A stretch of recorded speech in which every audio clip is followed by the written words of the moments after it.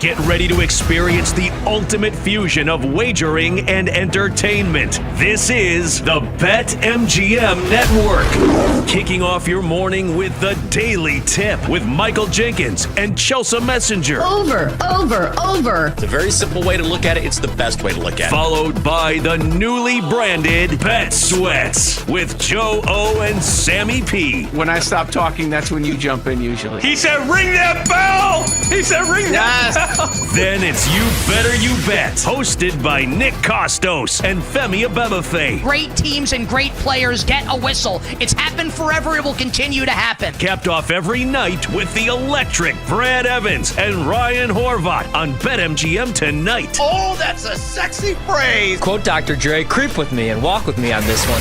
Welcome to a new era of Wagertainment. This is the BetMGM Network. Please gamble responsibly.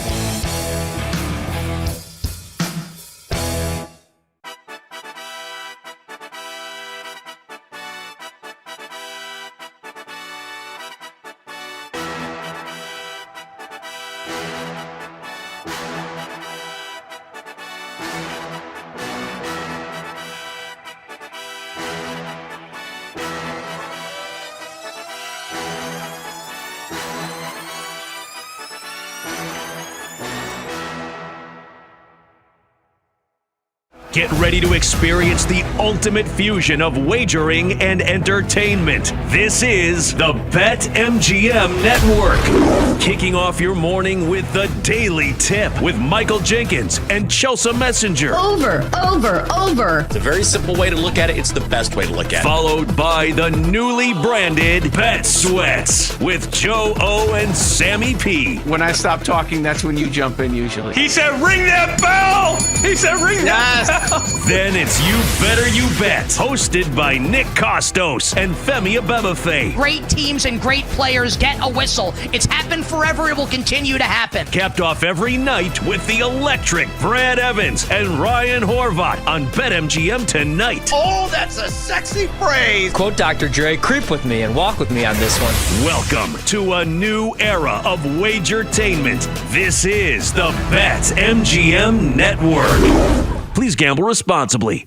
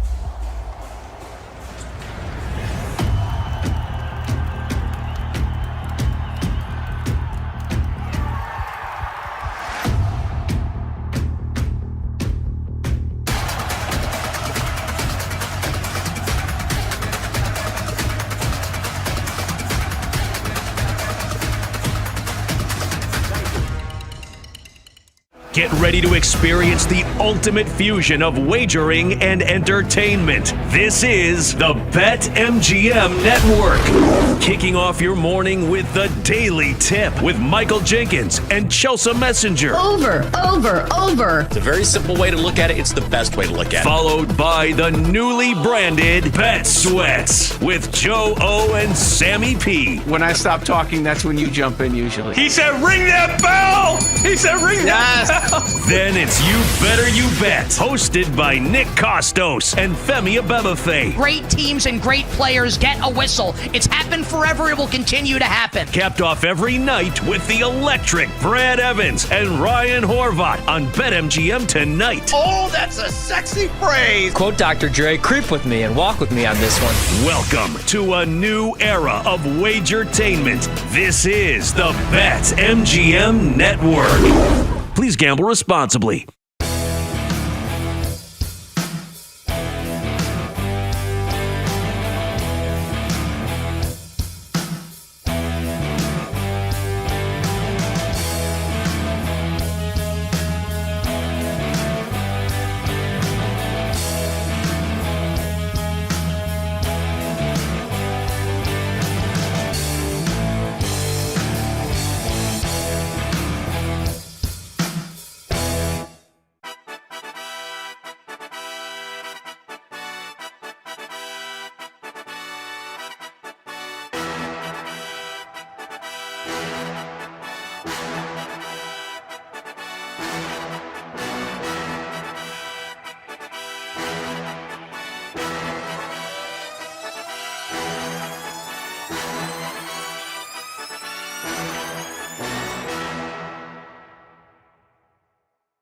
Get ready to experience the ultimate fusion of wagering and entertainment. This is the BetMGM Network. Kicking off your morning with the Daily Tip with Michael Jenkins and Chelsea Messenger. Over.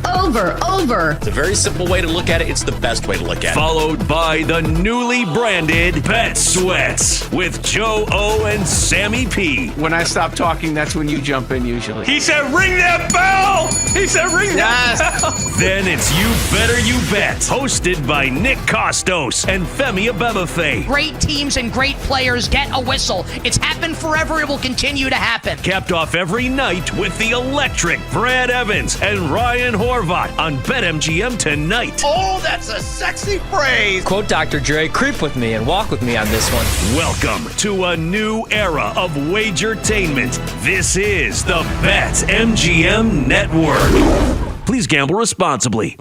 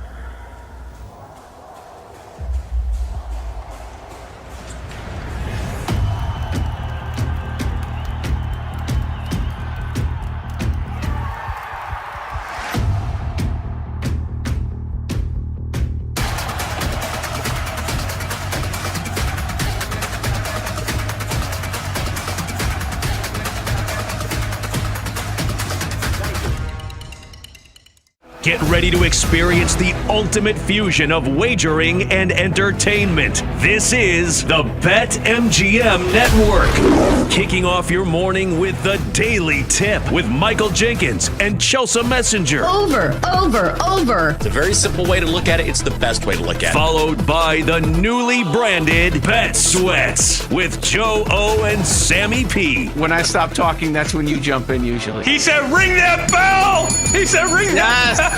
Then it's You Better You Bet, hosted by Nick Costos and Femi Abebefe. Great teams and great players get a whistle. It's happened forever. It will continue to happen. Capped off every night with the electric Brad Evans and Ryan Horvat on BetMGM tonight. Oh, that's a sexy phrase. Quote Dr. Dre, creep with me and walk with me on this one. Welcome to a new era of Wagertainment. This is the BetMGM Network. Please gamble responsibly.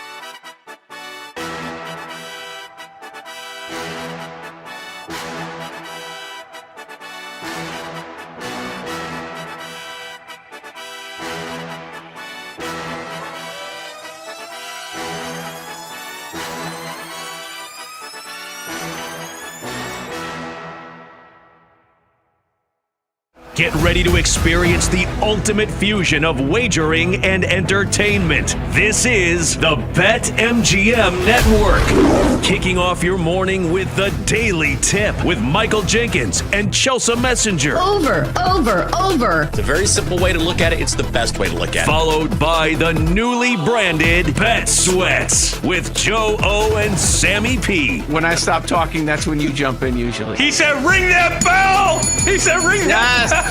Then it's You Better You Bet, hosted by Nick Costos and Femi Abebefe. Great teams and great players get a whistle. It's happened forever. It will continue to happen. Capped off every night with the electric Brad Evans and Ryan Horvat on BetMGM tonight. Oh, that's a sexy phrase. Quote Dr. Dre, creep with me and walk with me on this one. Welcome to a new era of Wagertainment. This is the BetMGM Network. Please gamble responsibly.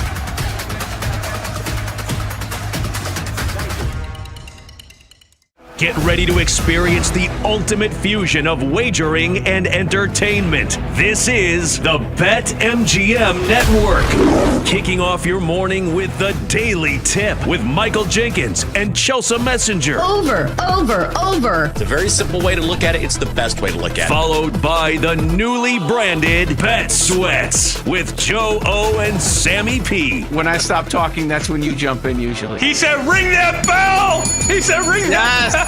Then it's You Better You Bet, hosted by Nick Costos and Femi Abebefe. Great teams and great players get a whistle. It's happened forever. It will continue to happen. Capped off every night with the electric Brad Evans and Ryan Horvat on BetMGM tonight. Oh, that's a sexy phrase. Quote Dr. Dre, creep with me and walk with me on this one. Welcome to a new era of Wagertainment. This is the BetMGM Network. Please gamble responsibly.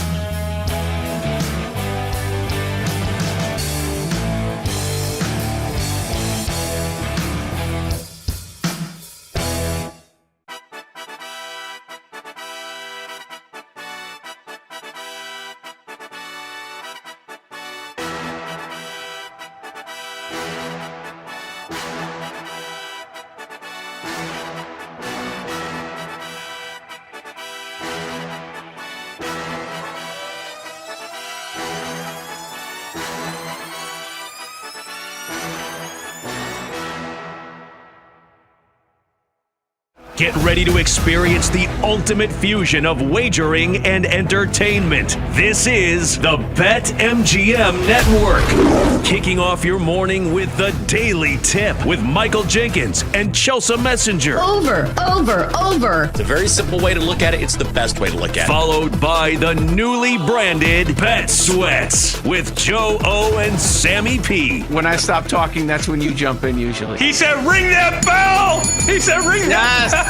Then it's You Better You Bet, hosted by Nick Costos and Femi Abebefe. Great teams and great players get a whistle. It's happened forever. It will continue to happen. Capped off every night with the electric Brad Evans and Ryan Horvat on BetMGM tonight. Oh, that's a sexy phrase. Quote Dr. Dre, creep with me and walk with me on this one. Welcome to a new era of For the next 3 meals. So I am excited for leftovers this morning for breakfast. That sounds awesome. All right, let's talk bets, and then we got to get into last night's brawl in Kansas City. All right. So best bet for both of us was a winner. Baseball has been saving our bacon lately. Had the Tigers Mariners first 7 under 4.5. This was back on Friday. I'm not going to go into it too much, but it was a low scoring affair, tied 1-1 after 7 innings. That was a win. But usually my props are pretty right on the nose. This week was not the case. Maybe it was because of game script. Stephon Diggs did not have a big game. He went back-to-back over the century mark in the games prior to this. But here's the problem about having a good quarterback. I had him over 16.5 receiving yards. Sometimes when you have a great quarterbacks are good at spreading the ball around. And that's exactly what Drake May did in a win over the Saints. Diggs only finished with 28 yards. Also had J.K. Dobbins over 64.5 rush yards. That game was terrible. The Broncos and the Jets, what was the final score? 13-10, something crazy like that. So neither team really got going, and that included J.K. Dobbins. Needed him over 64.5, so a couple L's on my props. Was not a great weekend in that regard. That happens. No biggie. I was also on Tigers Mariners, first 5 under 3.5, like you talked about.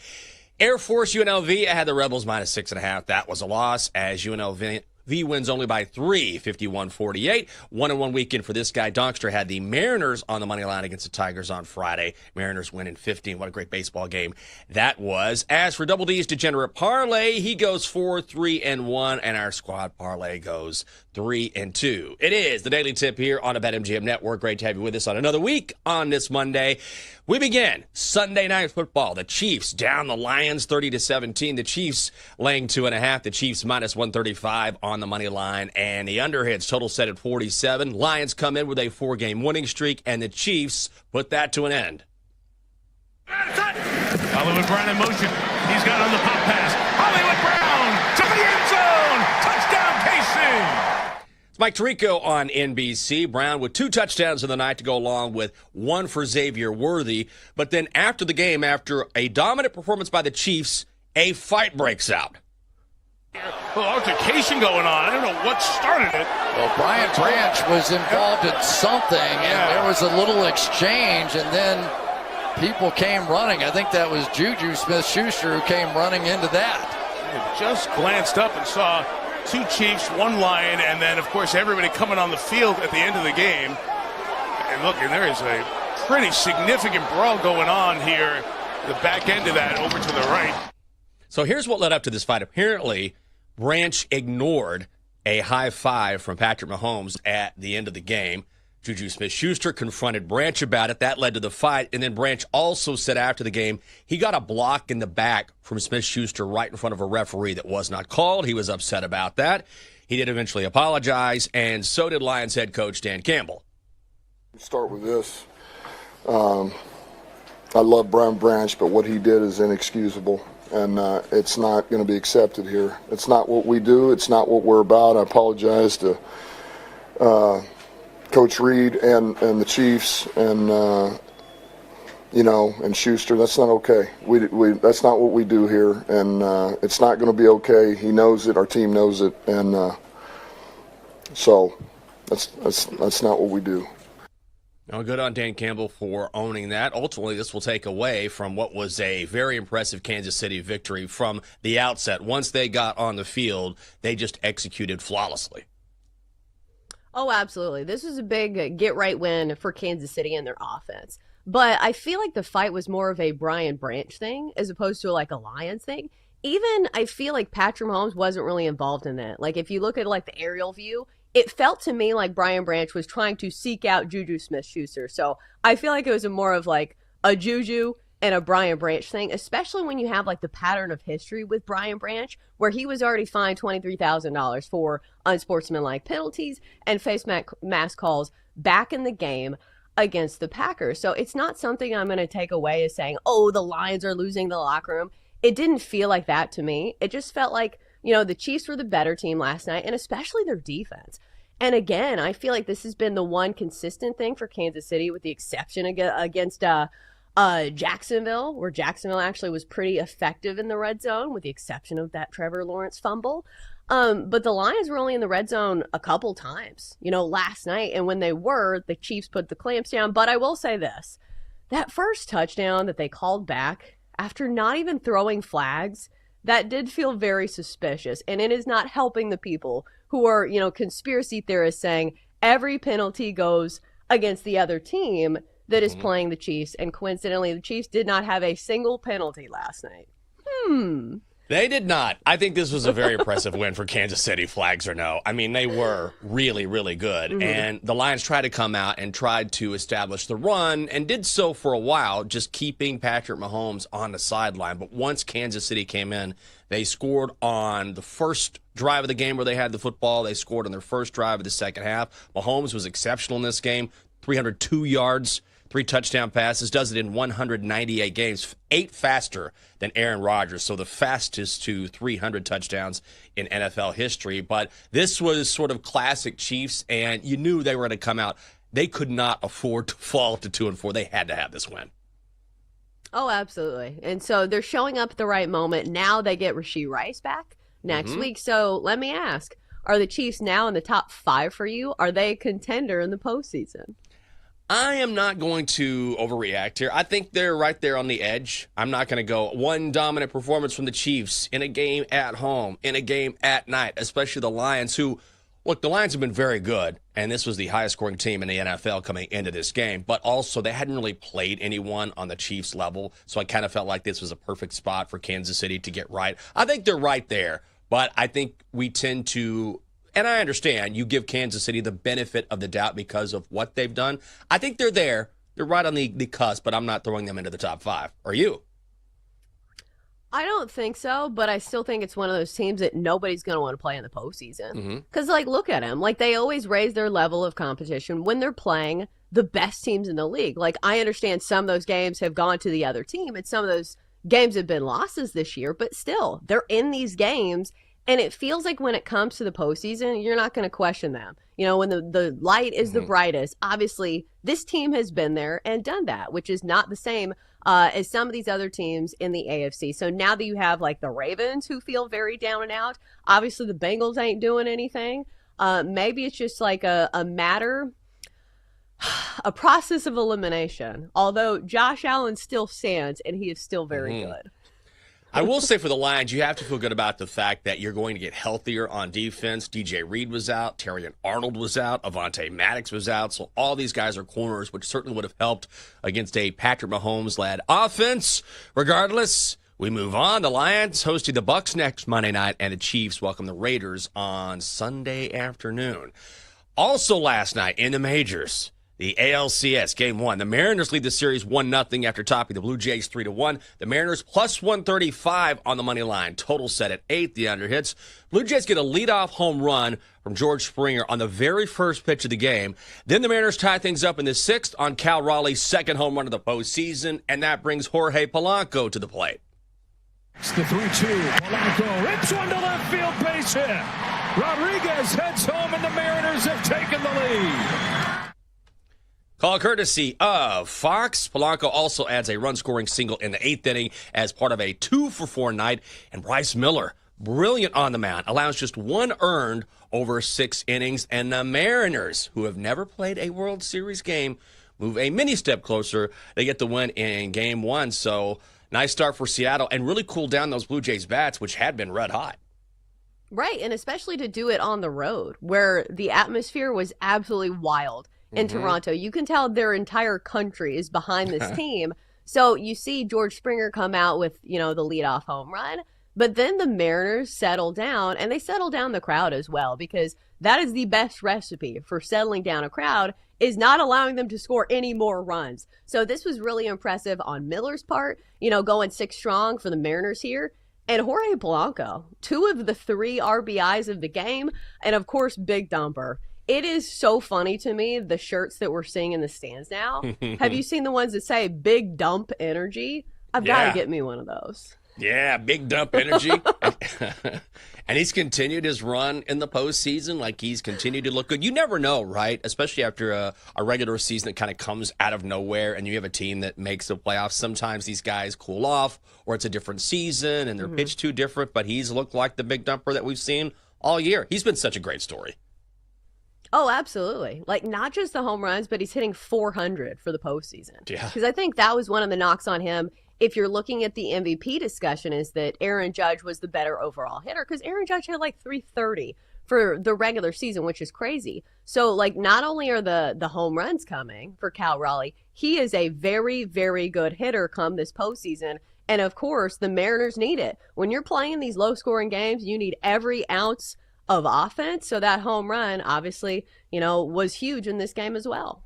And you can't say enough about Bryce Miller. This is a guy who, during the regular season, had gone 6 innings only once.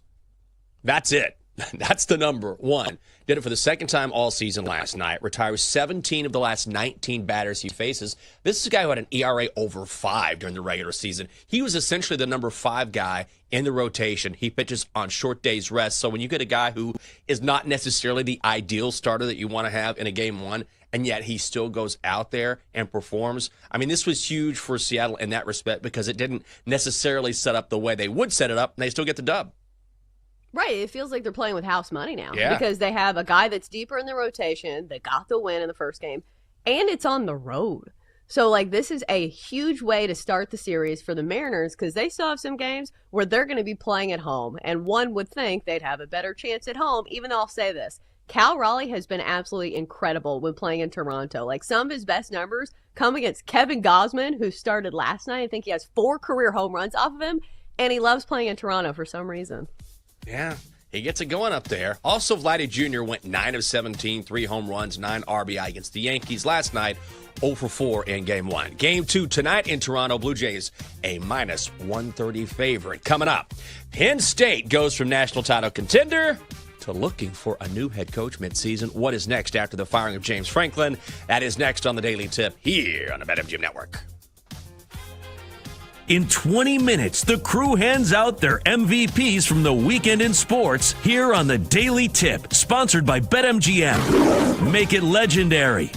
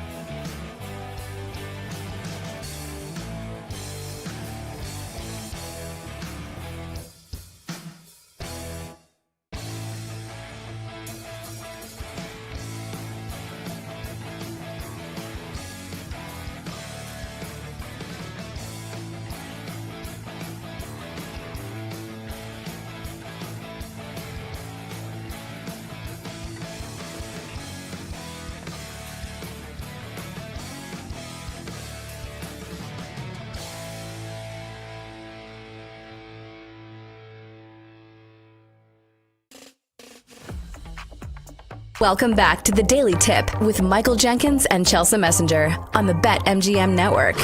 Make it legendary. Download the app today. Please gamble responsibly. And we're back on a Monday. Appreciate you waking up with us. She's Chelsea Messenger. I'm Michael Jenkins. Coming up on the show, the Nittany Lions watch their season go from bad to worse, and James Franklin pays the price for it. Almost wrote the ultimate price. I was like, well, he didn't die, so we'll put that at the ultimate price. They killed him. He paid the ultimate price. The ultimate price. Man, I almost paid the ultimate price on Saturday. I told you I had a big college football weekend coming up. 8 hours at the sports bar. Whew. Made it.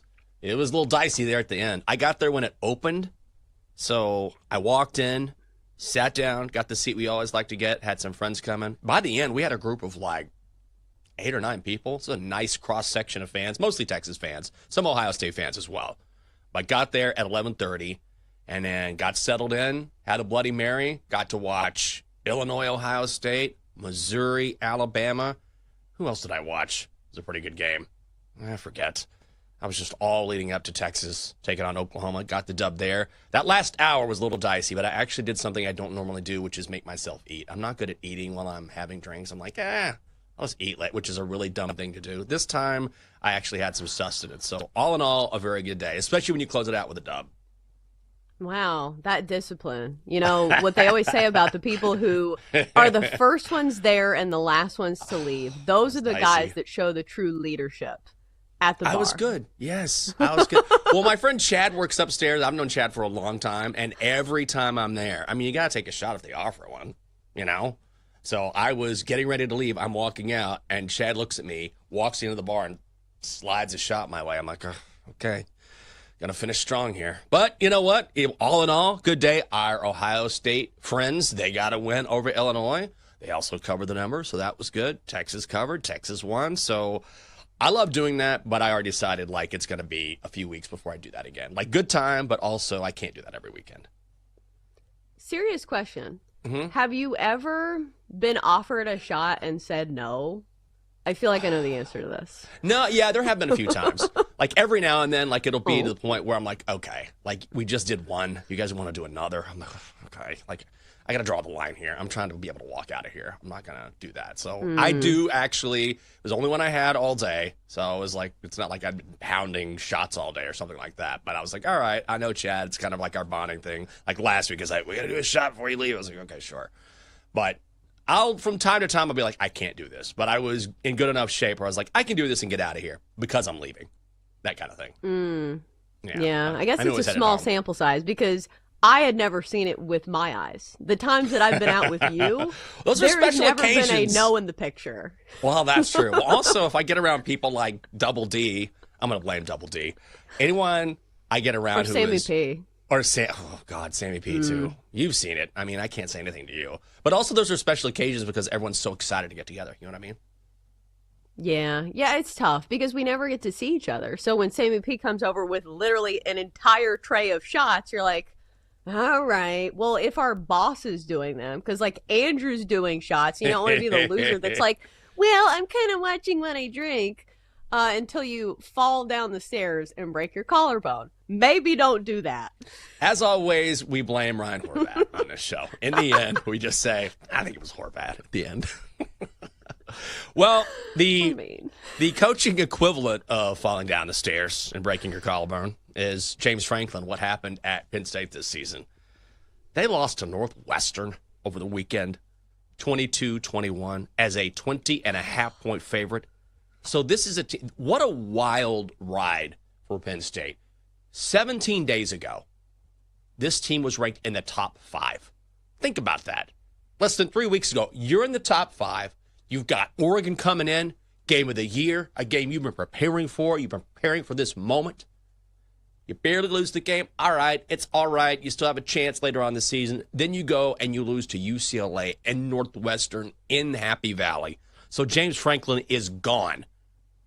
Went 104-45 across 12 seasons. This is really what did him in. Against AP top 10 teams, 4-21. He went 1-18 against AP top 10 teams in the Big Ten. I'll tell you what, James Franklin losing his job midseason was not something I would have ever predicted. What I thought, okay, maybe they don't win those big games because he doesn't win big games. But this just, once they lost to Oregon, it feels like he just lost the locker room. Yeah, absolutely. Even though it did feel like you could lose that type of game and still come back from it, right? Like, that is your job as a head coach, is to right the ship when things go wrong, especially when you only lose in overtime. So this was one of those things where my first thought was, where's the New York Times article on James Franklin and calling him the biggest, failure in college football? Because they did this to Arch Manning, but yet this was the team that was supposed to have the most talent of any team in the country. Jenks, the preseason rankings, it was all Penn State. They were saying, all these guys came back and declined the NFL draft because they knew they were going to be playing for a championship. And now Drew Aller's out for the season as well. It just feels like the worst possible scenario. Like, how could this have gone worse? Like, maybe losing some of their first games of the season? I feel like this is the worst possible ending to what started as a great story for Penn State. It was supposed to be their year. I'm just speechless. To go from this is the best team in James Franklin's tenure, this is the year when he possibly wins a national title, to James Franklin is out of a job, is remarkable. It just goes to show that Penn State was sort of on the edge of, hey, fine, you've been great for us to a point, but you better get it done this year. And the one thing you cannot do, you cannot drop a game to UCLA and come home and lose to Northwestern. Like, I get it. And I feel like, a change had to be made here. I'm not someone who generally gets on board with firing a coach midseason, but it just feels like James Franklin took them as far as he could take them. Didn't put this in the chat, which is Curt Cignetti has more top 10 wins in a month than James Franklin has had in 11 and a half years at Penn State. I'm kind of speechless. And this is a lost season now. So you've got an interim head coach in Terry Smith. Drew Aller is out for the year. And, oh, by the way, the buyout for James Franklin is a little more than $48 million. So Penn State is moving in a new direction where they're going to pay for it. Oh, absolutely. And also it's the trickle-down effect, because I will say this, like, James Franklin is at least a good recruiter, but all those recruits that were committed to Penn State, it feels like they are leaving in a mass exodus, because that's what happens when coaches are fired, because usually the commits are based on the head coach. So not only is Penn State losing this year, it feels like it's going to hurt them for the next few years as well. The one thing they could do is, they will be able to re-recruit some of these guys once they bring in a new head coach. At least they'll try. They certainly will. Coach. Yeah.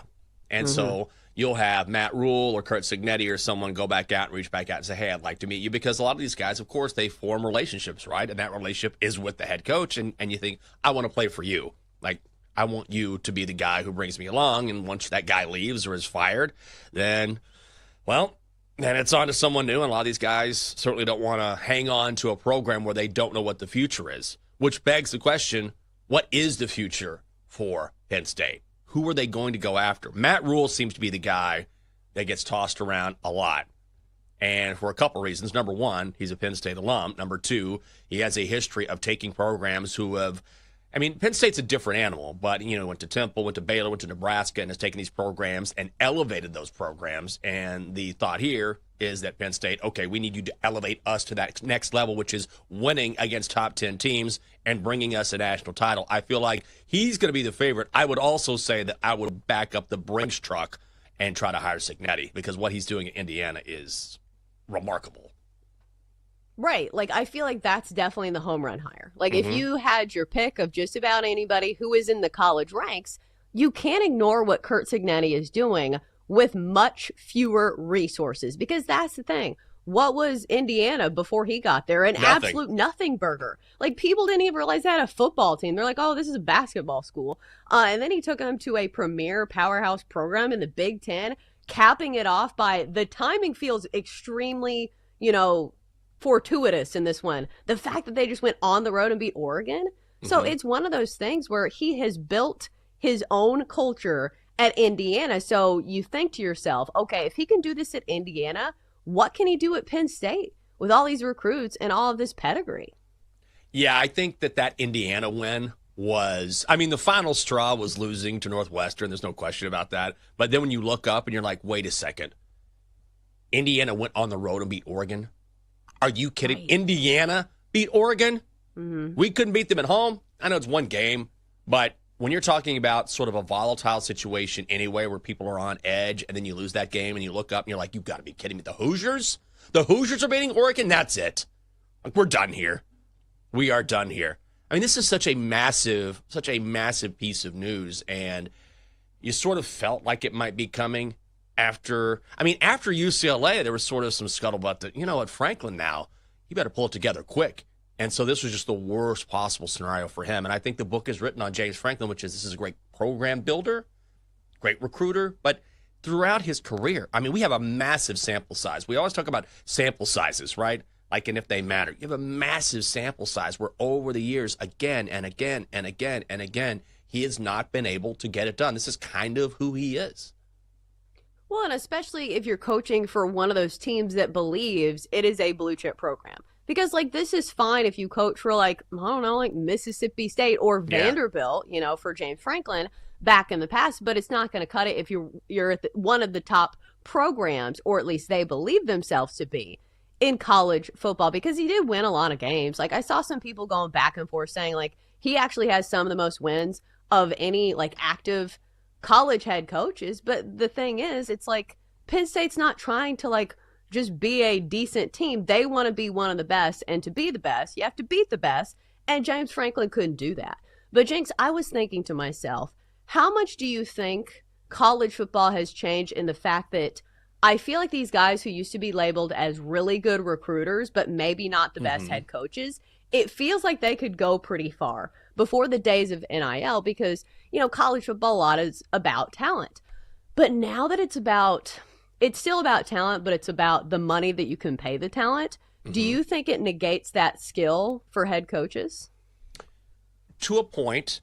Recruiting is still recruiting. You still have to bring a guy in on a visit. You have to show him a good time. You have to make sure that you say the right things, right? This is how we're going to deploy you in our scheme. This is where we see you fitting in our program, and a recruit has to like you. All of those things still matter, but let's not kid ourselves. At the end of the day, this is about money. But also it goes into, okay, how, as a coach, you can recruit well, but can you manage the portal? Can you manage the roster? Which means, okay, we have a finite amount of dollars here. There's this idea there's just infinite amounts of money.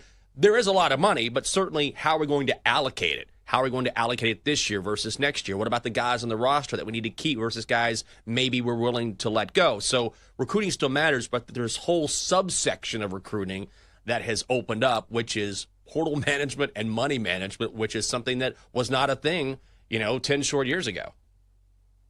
Right. And then my next question would be, what type of job do you think Penn State is to, potential candidates? Do you think it is a top tier job? Yes.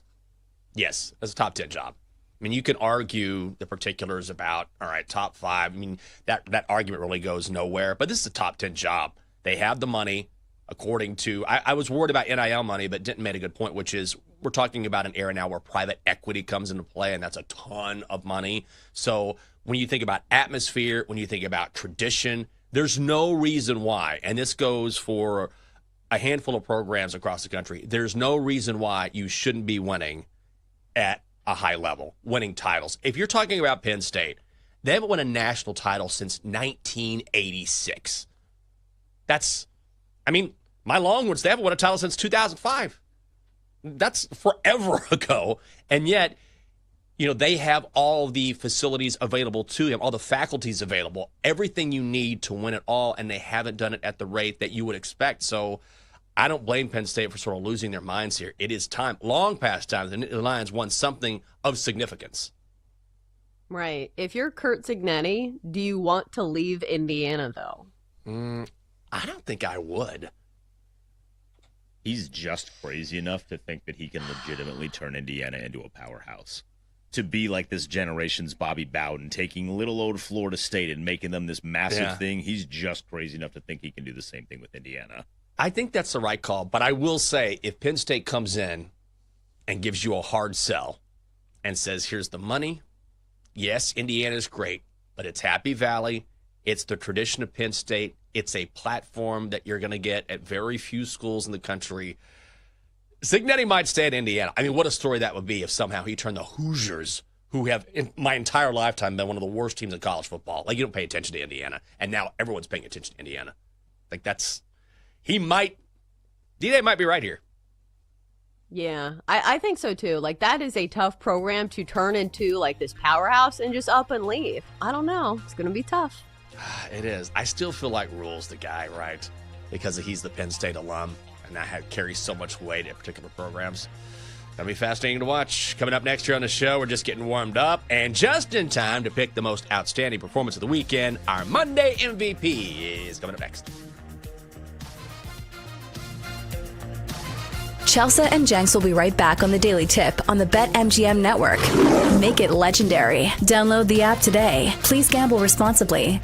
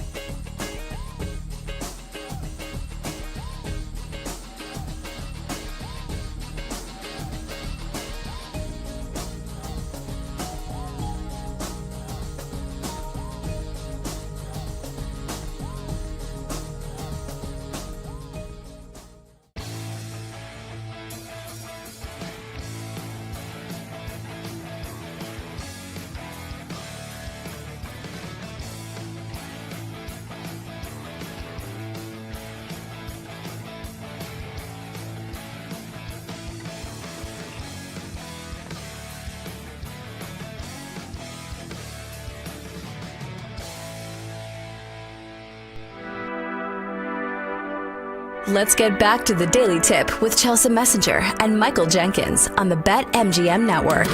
Make it legendary. Download the app today. Please gamble responsibly. It is a Monday here on the Daily Tip. Hope you're having a great morning. Get another week started off for you. I'm Jink. She's Chelsea. Whole crew back and ready to go. Coming up here in a couple minutes, everyone gets a chance to speak up and make their case for the winner of the weekend. It is our Monday MVP. Here's who will not win MVP. Justin Fields. Whew, this poor guy. Did you wake up early to watch Jets Broncos in London town? I listened to it on the radio on our way to church. It was not entertaining. It was not. You missed nothing. I did not watch this game. I slept in, and I made the right call. So Justin Fields had the worst passing performance in Jets history. -10 net passing yards. He went 9 of 17 for 45 yards, but lost 55 yards on 9 sacks. So Aaron Glenn was frustrated after the game. Someone asked him, will you make a change at quarterback? Will you think about it? And he was like, what kind of question is that? Guys have bad games. That doesn't mean you bench them. But the crazy thing to watch was, and then Garrett Wilson lost his mind. Just before halftime, the Jets had the football. And you talk about having no confidence in your team. They were going down the field, and they were trailing the Broncos 10-6, and they just took their time going down the field. No inclination at all to try and score, to try and get on the board. They were letting the clock run down, taking their time, and Garrett Wilson was like, what the hell are we doing? And so Aaron Glenn explained after the game, yeah, I didn't want the Broncos to get the ball back, and I knew we were getting the football at the start of the second half, which is all well and fine, but they didn't even try to score just before halftime. And so as they're going to the locker room, you saw Garrett Wilson like get in Aaron Glenn's face a little bit and say, what are we doing here? Like, why aren't we going? Show a sense of urgency. Didn't do it. Jets are now 0-6 for the third time in franchise history. Their longest play, Chelsea, was 11 yards. 11 yards. God. I'm rooting for Aaron Glenn. This was a bad look, and man, I am so glad I didn't watch this game. I was reading about it. I watched some highlights, and I was like, oh, whatever this was, no thanks. Watching this film this week, going back and saying, here's what we can improve upon. A lot of teachable moments. Like, I'm wondering what the highlights were. Like, I was listening to this game, and it was terrible. Because as bad as the Jets were, like, this was very much a ball game. Like, the final score was 13-11. Justin Fields got sacked 9 times. That's enough for, like, 5 games for some quarterbacks. Yeah. 9 times. And I understand he is a scrambling quarterback, but that's a lot. But, like, listen, like, the defensive matchup was really tough. We knew that this was going to be tough for the Jets to get things going against this Broncos defense, but I did expect more from the Broncos offense. Like, what a slog. Like, this was not a game worth waking up for. I'm sorry that I listened to even some of it on the radio. It was terrible. So bad. Man, are the Jets going to go winless this season? They got to pick up a... They were still close. Here's the thing, is that it's one thing when you're losing games. It's just another when you start to see dysfunction take hold. Last week, I was talking about how rot can take hold, and then you start to learn how to lose. You forget how to win. You get in these bad habits, and those bad habits take hold. And now when you see your star receiver, and it was, I don't want to dramatize it too much, but certainly you could tell that Garrett Wilson was like, what are we doing here? And there's nothing worse than playing not to win. If you're a competitor in the National Football League, you might not be good, but you want to play to win the game. And when you see a coach sort of scared to try and win the game because he knows we're not any good, like that's an insult to a competitor who's like, let's go, let's win this game.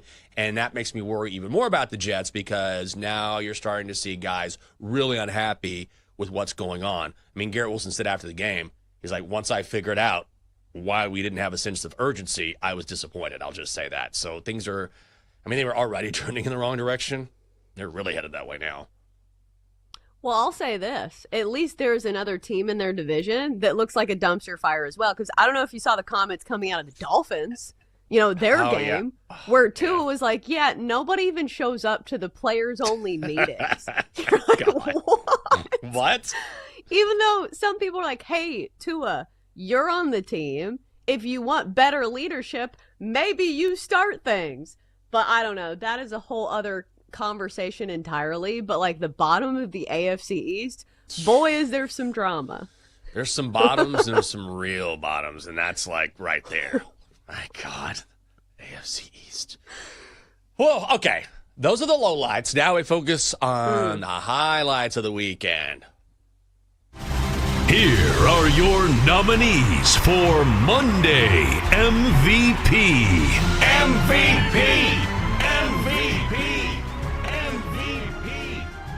Unbelievable what he's doing. Curt Cignetti, the head coach in Indiana. For Mendoza. Here comes the pressure. Throws to the corner. Touchdown, Surratt. I cannot tell you how incredible it is to watch Indiana win like this. Like, one season of winning for Indiana is one thing. Consecutive seasons where you see someone building a program at Indiana. Like, most everyone's life has grown up with Indiana being terrible. And so here they are. They beat Oregon 30-20. Indiana gets a win over a top 5 team for the first time since 1967. They snap Oregon's 18-game winning streak. The Hoosiers now rank number 3 in both polls for the first time ever. Highest ranking ever.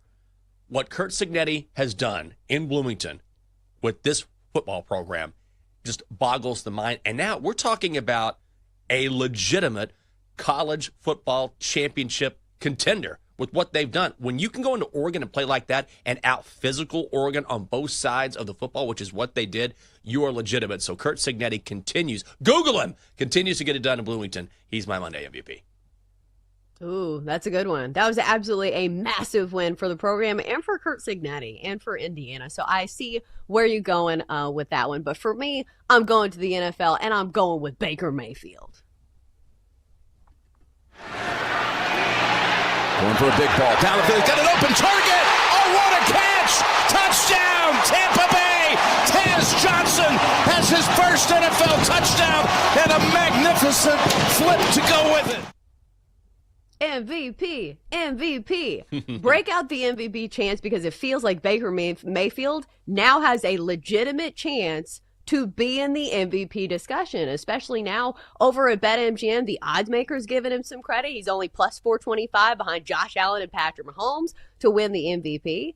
And here's the thing, the way that he's doing it in Tampa Bay, in this game, he was down Mike Evans, Chris Godwin, Jalen McMillan, and Emeka Egbuka left this game in the second half. He was down his top 4 receivers. So what does he do? He uses Tez Johnson for a 45-yard massive play in a very close game against a very physical Niners team. And here's the cherry on top of the cake, or the icing, or whatever. When you saw this play of him scramble on 3rd and 14, where it looks like everything you'd expect from Baker Mayfield, do yourself a favor and watch this play. Like, my goodness, he scrambles past, it feels like, at least 4 Niners players. Every time you thought this play was dead, it wasn't. And somehow Baker feels like Houdini in this play and somehow manages to get a first down. It felt like his MVP moment. If it was later in the season, it probably would be. But my MVP of the weekend is Baker Mayfield and what he's done with Tampa Bay this season. All right. All right. I'm giving it to Cameron Dickey, running back, Texas Tech. When the music starts, you got to hold your ground. They got to protect the quarterback. And that's the thing. The music starts fast. Cameron Dickey right down the zipper of the defense to strike up the band. 71 yards. Cameron Dickey runs for a career-high 263 yards on 21 carries, 2 touchdown runs of 71 yards and 55 yards as Texas Tech dominates Kansas 42-17. All right, Double D. D-Day. I'm going back to the well for the second week in a row. I'm giving it to Rico Dowdle, running back for the Carolina Panthers. Fake it to Dowdle. Young's got a shuffle. Steps up, throws. Wide open man is Dowdle. And he's going to take it to the end zone against his former team. Touchdown, Carolina, and the Panthers lead. I need to check the logs, but I believe Rico Dowdle became the first athlete in the Daily Tip history since Scotty Scheffler to be Monday MVP in back-to-back weeks. So he joins a very elite class. He had another 200 yards from scrimmage this week, and he did it against his former team. So there's two things that I like. It's the Dallas Cowboys losing and it's revenge game. So he combined both of those two to lead the Carolina Panthers over the Dallas Cowboys 27-24. He had 183 yards rushing despite his longest run being only 15 yards. So it's not like that was heavily swayed by one monster run. It was just constant play after play after play, running it down the throat of the Cowboys. He added another 56 yards and a touchdown in the receiving game. So Rico Dowdle's my nominee for Monday MVP. That's a good one. Jerry Jones has taken so many L's this season. Oh, it's so great. That was another big one. Rico was talking smack after the game, saying they weren't strapped in, they weren't buckled up, ready for this one. He was ready for this one. And when he broke Christian McCaffrey's team record for all-purpose yards over 2 games, and then if you look at his overall performance relative to NFL history, he's in the same, at least over these past 2 games, he's in the same breath as like Jim Brown, Ricky Williams, guys who just went nuts over a couple game span. He's been nice awesome. Graphic to be a part of. Yeah, unbelievable. Okay, sorry to be the Debbie Downer, but can we remember this was against the Cowboys? Like, for narration standpoint, for storytelling purposes, it was a great game for Rico Dowdle to do it against. But remember that game when Russell Wilson threw for like 500 yards against the Cowboys? And everyone's like, oh, Russell Wilson's back. No, it just feels like the Cowboys defense is a get-right spot for a lot of people. It's true, but also this is over a 2-game span too, right? I mean, Dolphins-Cowboys isn't the greatest thing, but when you do this in the National Football League, I mean, it's one thing to go off.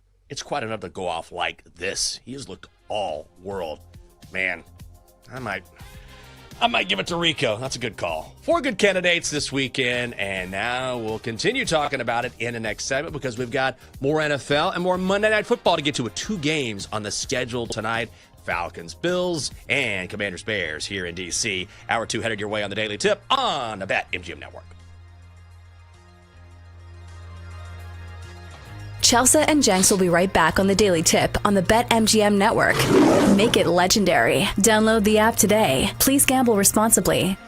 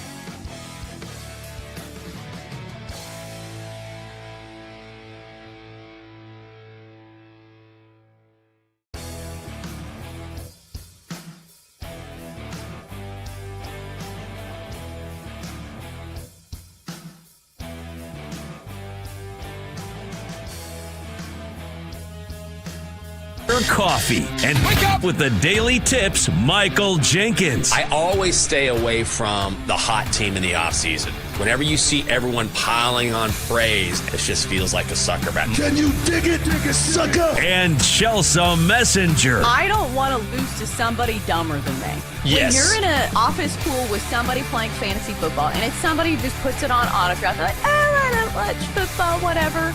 I don't want to lose to those people. The her. For the best wagertainment here on the BetMGM Network. Hey, Dad, don't forget about me, the Dogster. Sponsored by BetMGM. Make it legend. Wait for it. Dairy. Download the app today. Please gamble responsibly. Rise and shine, people. It's the best time of year. I'm not talking about Christmas. I'm talking about 2 games for Monday Night Football and 2 games in the MLB postseason. We'll talk about it all. We'll give you our props for Bills and Falcons and maybe a gameplay in Bears Commanders. Then we'll go on to the 2 games in the ALDS or the ALCS and the NLCS. We got game 1 of the Dodgers and Brewers popping off and game 2 of the Mariners and Blue Jays all coming up next here on the Daily Tip presented by BetMGM. All right, Jenks. So I was just telling Denton this, that I was feeling extremely lazy over the weekend because there was a girl that I swam with in college in our class. So there was like 8 of us in, the class of 2010 or whatever. And she did an Ironman. An Ironman race over the weekend, which if you're not aware of what this is, I think it's like, 2.5 miles swimming, 116 miles on a bike. And if that's not enough, you finish it off with a full marathon at the end. 26.2 miles running. And you do this all in one sitting. She did this over the weekend. Meanwhile, I'm ordering the family feast at Texas Roadhouse. Well, I drank for 8 straight hours watching college football. God.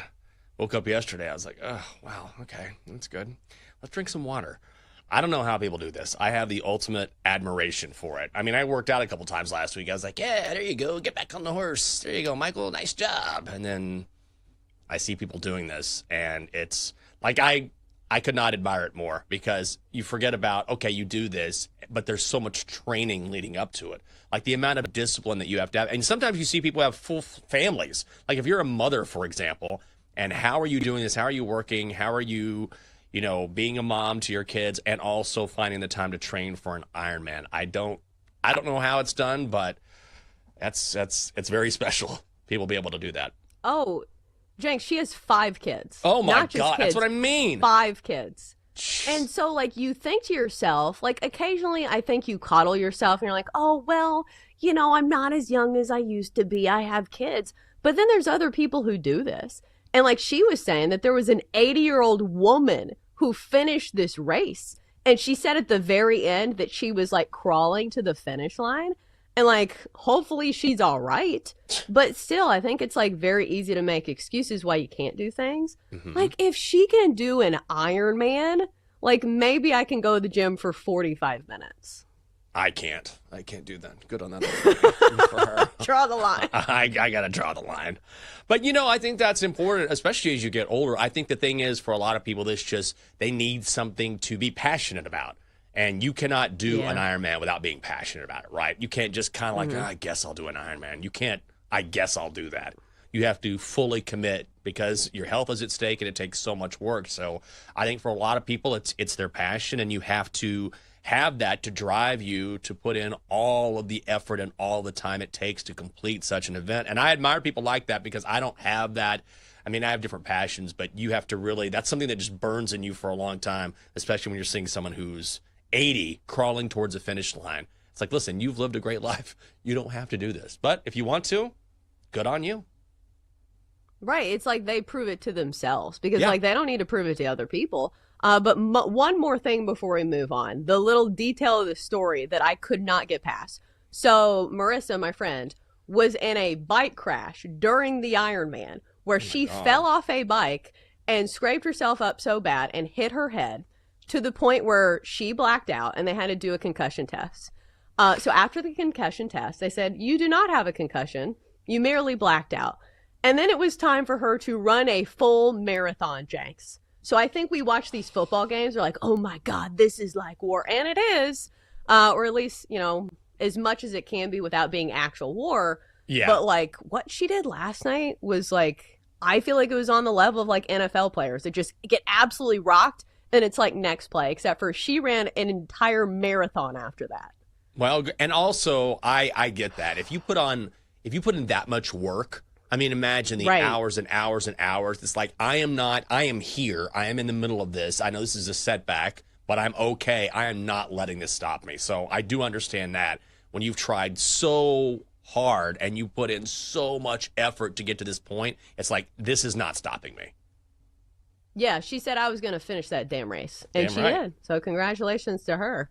All right, so we will be sitting on the couch and watching Monday Night Football tonight as we have 2 games on the slate today. No running required. So we'll start with the Bills and the Falcons. Bills laying 4 on the road here, total of 50. Jenks, I think that's where my attention went first because I do think we see a lot of scoring in this game. But the Bills look like one of the premier teams in the NFL. And I will say this, the Falcons do have some things to like about them, especially when you look at their defense. As far as yards are concerned, this is one of the best pass defenses in the NFL. But I'll say this as well. The Falcons are not great. That defense is not as good when it comes to the red zone. So I do have my questions there. So do you believe in the Falcons enough to say they can keep it a close game with the Bills here? I don't know. I'm not crazy about the numbers, and also they've moved a lot. I would lean towards the Bills here. I want to see how the Falcons can perform against a really good team. Like they do have right now currently the number 1 pass defense in the NFL. Mm-hmm. But also they let Baker Mayfield throw for 3 touchdowns in week 1, and who have they faced since then? J.J. McCarthy, Marcus Mariota, and Marcus has been fantastic here in D.C., but he's not Jaden Daniels. So now you have Josh Allen coming in. And also the Bills coming off a loss. I don't feel great about this game. I would lean towards the Bills, and we'll see how the Falcons can perform against one of the elite quarterbacks and currently the reigning NFL MVP. So what about a total in this one? Because I'm not huge on a side either, but I do think both these teams can score some points. Maybe the only sabotage factor is that the Falcons, their offense has not been good in the red zone. Like they have all these yards in between the 20s, but then they just kind of stall out. And sometimes you're just like, hey, give the ball to Bijan Robinson. It's really not that hard. But matchup-wise, this should be a good matchup for Bijan Robinson because the Bills have had a bit of a leaky run defense. And Bijan Robinson is one of the best in the NFL at making defenders miss. If you look at those type of stats, he's one of the best in the NFL. So I think he could be in store for a big night. His number is pretty high in this one. His game logs in the past 3 have been 75, 72, and 143 yards on the ground. I think if you're looking at props, maybe that's the way to go, but 75.5 is a touch high. Maybe what you do, and I was thinking about doing this, a same game teaser where you kind of dumb down the total to 42.5, and then you do Bijan Robinson like 60 plus rush yards. I feel like that's a way to play this game. I think you can do that. I like the under if you're talking about the overall total, which is 50 instead of, and this is just kind of a lean. But I would say that if you look, I think James Cook is going to have a big game for Buffalo. And if I'm Buffalo, take advantage of the Falcons' weakness on the ground, which that's weakness relative to their secondary, which is exceptional. And also, when you talk about Bijan Robinson, that's a good way to attack the Bills. So if we see both running backs having a good game or chewing up yardage and chewing up time on the ground, I think maybe it lends itself to an under here. But then if you're teasing it down, then yeah, you can do that. I still think we're going to see a lot of points. Like, I'm nervous about the Falcons, but I just feel like this Bills offense can score in an absolute hurry. And so that's why it's hard for me to look at the Falcons' like defensive numbers and be like, oh, well, they're going to slow down the Bills. I feel like nobody slows down the Bills. And here's the thing about the Bills defense. They have let some bad teams kind of stay close and hang around and score some points. Like we saw it with the Dolphins. We saw it with the Saints. So maybe there is an avenue in which the Falcons can at least score some points here. But I think Bijan Robinson is my number 1 play in this game. I think, he's the player that has the best matchup on paper. Other than that, it's just tough for like anytime touchdowns because Josh Allen just kind of vultures away a lot of them from guys like James Cook. But James Cook's been very good this year. So I think all those guys on that Bills offense can feast. And it should be noted that the Falcons are going to have their hands full defending tight ends. The Bills tight ends have racked up the most receiving yards of any team in the NFL as a unit. So we'll see if the Falcons can defend the tight end position well tonight. If they can't, it's going to be a tough night, it feels like, for the Falcons. All right, Jenks, I know you want to talk about this game, so let's get to it. Bears at Commanders. Commanders laying 5.5, total of 50. So last year, this was the game that kind of broke the Bears, in which it was down to the final minute. The Commanders had this come-from-behind win, and it just stunned the Bears, and then it set off a chain reaction where the Bears lost, 7 or 8 games in a row. Yeah. So it feels like this is not really the same scenario, but the Commanders seem to be getting healthier. Jaden Daniels is supposed to be playing. But how do you feel about 5.5? Well, this opened at 3.5, and I like the Commanders at 3.5, but I don't like them at 5.5. This feels like a game you could maybe middle if you got the Commanders early and you can take the Bears late here. Like, it feels around like a 4-point game, something like that. I think more than anything, so that's going to help me lean away from the spread. I think we're going to see a lot of points in this game. I would definitely lean towards the over. Total set at 49 and a hook. The reason why I lean towards the Commanders initially is one thing that is not being talked about is the revenge factor. And I know people say, oh, it's revenge for the Bears because of that Hail Mary that sort of sent their season in a tailspin. The Commanders were able to reel off wins. People forget that Ben Johnson was number 1 on the Commanders' head coaching list. It was not Dan Quinn. It was Ben Johnson. And the Commanders were in the air, like flying to see him in Chicago, and he wouldn't pick up the phone. He's like, nah, I'm gonna go ahead and stay here before going on to take the Detroit job. Commanders have not forgotten that. I think that's a revenge factor on their side. And also, when you talk about points, this is going to be strength versus weakness, at least as far as the Commanders are concerned. They average more yards per carry than any team in the National Football League. Guess which unit is the worst in the NFL at stopping the run? It is the Bears. The Bears allow around 6 yards per carry a game. And we saw Bill Krosky-Merritt come alive last week. He is really starting to establish himself in the NFL. It is technically running back by committee here in D.C., but Bill is that dude. And I think as the season goes on, he's going to get more and more carries. I think he's going to have a big game tonight. I think he's going to run all over that Bears defense. And then conversely, the Commanders do have some weak spots in the secondary. And I think Caleb Williams can have success. I think we're going to go back and forth, so I'm going to go over. I saw this matchup on paper, and I think the odds makers kind of laid out the same game plan as you did, because the number's pretty high for Ja'Cory Krosky-Merritt at 70.5 for somebody who has not been getting a ton of carries. And this is the sabotage factor for somebody who has only had double-digit carries twice this season. And I understand, he is the lead back now, but he only had 14 carries last game. He had 111 yards, but it just feels unsustainable to average 7.9 yards per carry. Maybe he breaks off one of those big runs, and it should be a great matchup for him tonight. But Jenks, would you play the over on Bills total tonight? I'm going to try and get creative with it. You talk about people jumping all over this prop. This prop opened at 63.5. It has gone up 7 yards. For a rushing prop, that is stupid. For any prop, that's stupid. He could probably get it. So I think what I'm going to do is I still think the Commanders win this game. It's at home. Jaden Daniels is back, and I think they're going to run over the Bears enough. I don't know if they cover the number, but I think they win this game. I think it's going to come down to maybe a final possession, something like that. It's going to be a great game. But I like the Commanders to win outright, and then if you play Bills rushing prop down to 60 and a hook, that plus a Commanders win is plus 120. So I think I may play that. Interesting. It feels like that's the way to go for both these games, because I'm not super sure on some of these totals and spreads, but I do think that the lines are pretty sharp on some of these player props. And listen, as somebody who has lost many a prop on the hook, maybe you dumb it down a little bit and you say, hey, the odds makers are right, but just to be safe, let's combine it with something else. Jenks, what do you expect from Jaden Daniels tonight? He's 100%, right? Should he be running all over the Bears tonight? I don't know if he'll run all over them. The good thing about Jaden is he does a really nice job of only taking off when he needs to. I mean, he is a pocket passer. He just has that ability to take off, if the play breaks down. Yeah, he's very shifty. He's very elusive. And we might see, especially when you're talking about a Bears defense that can't stop the run, it wouldn't surprise me to see a couple of designed runs in this game. I mean, he's wearing that bulky brace, but it really didn't affect him at all. It took him about a quarter to kind of get in the groove last week against the Chargers, and then he looked like the JD5 that we all know and love, the JD5 that was the Offensive Rookie of the Year last year, and certain players tend to come to play when it's prime time, and he is one of those guys, right? Like, you know how some players just elevate their level of play when the lights are brightest, and he's certainly one of those guys. I think we're going to see a nice night from him, too. I think we're going to see a ton of points this game. That's just a gut feeling, but both offenses can attack the opposing team's weakness.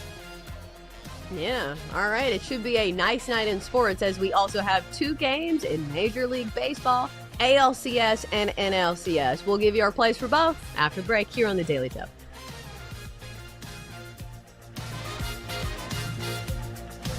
Chelsea and Jenks will be right back on the Daily Tip on the BetMGM network. Make it legendary. Download the app today. Please gamble responsibly.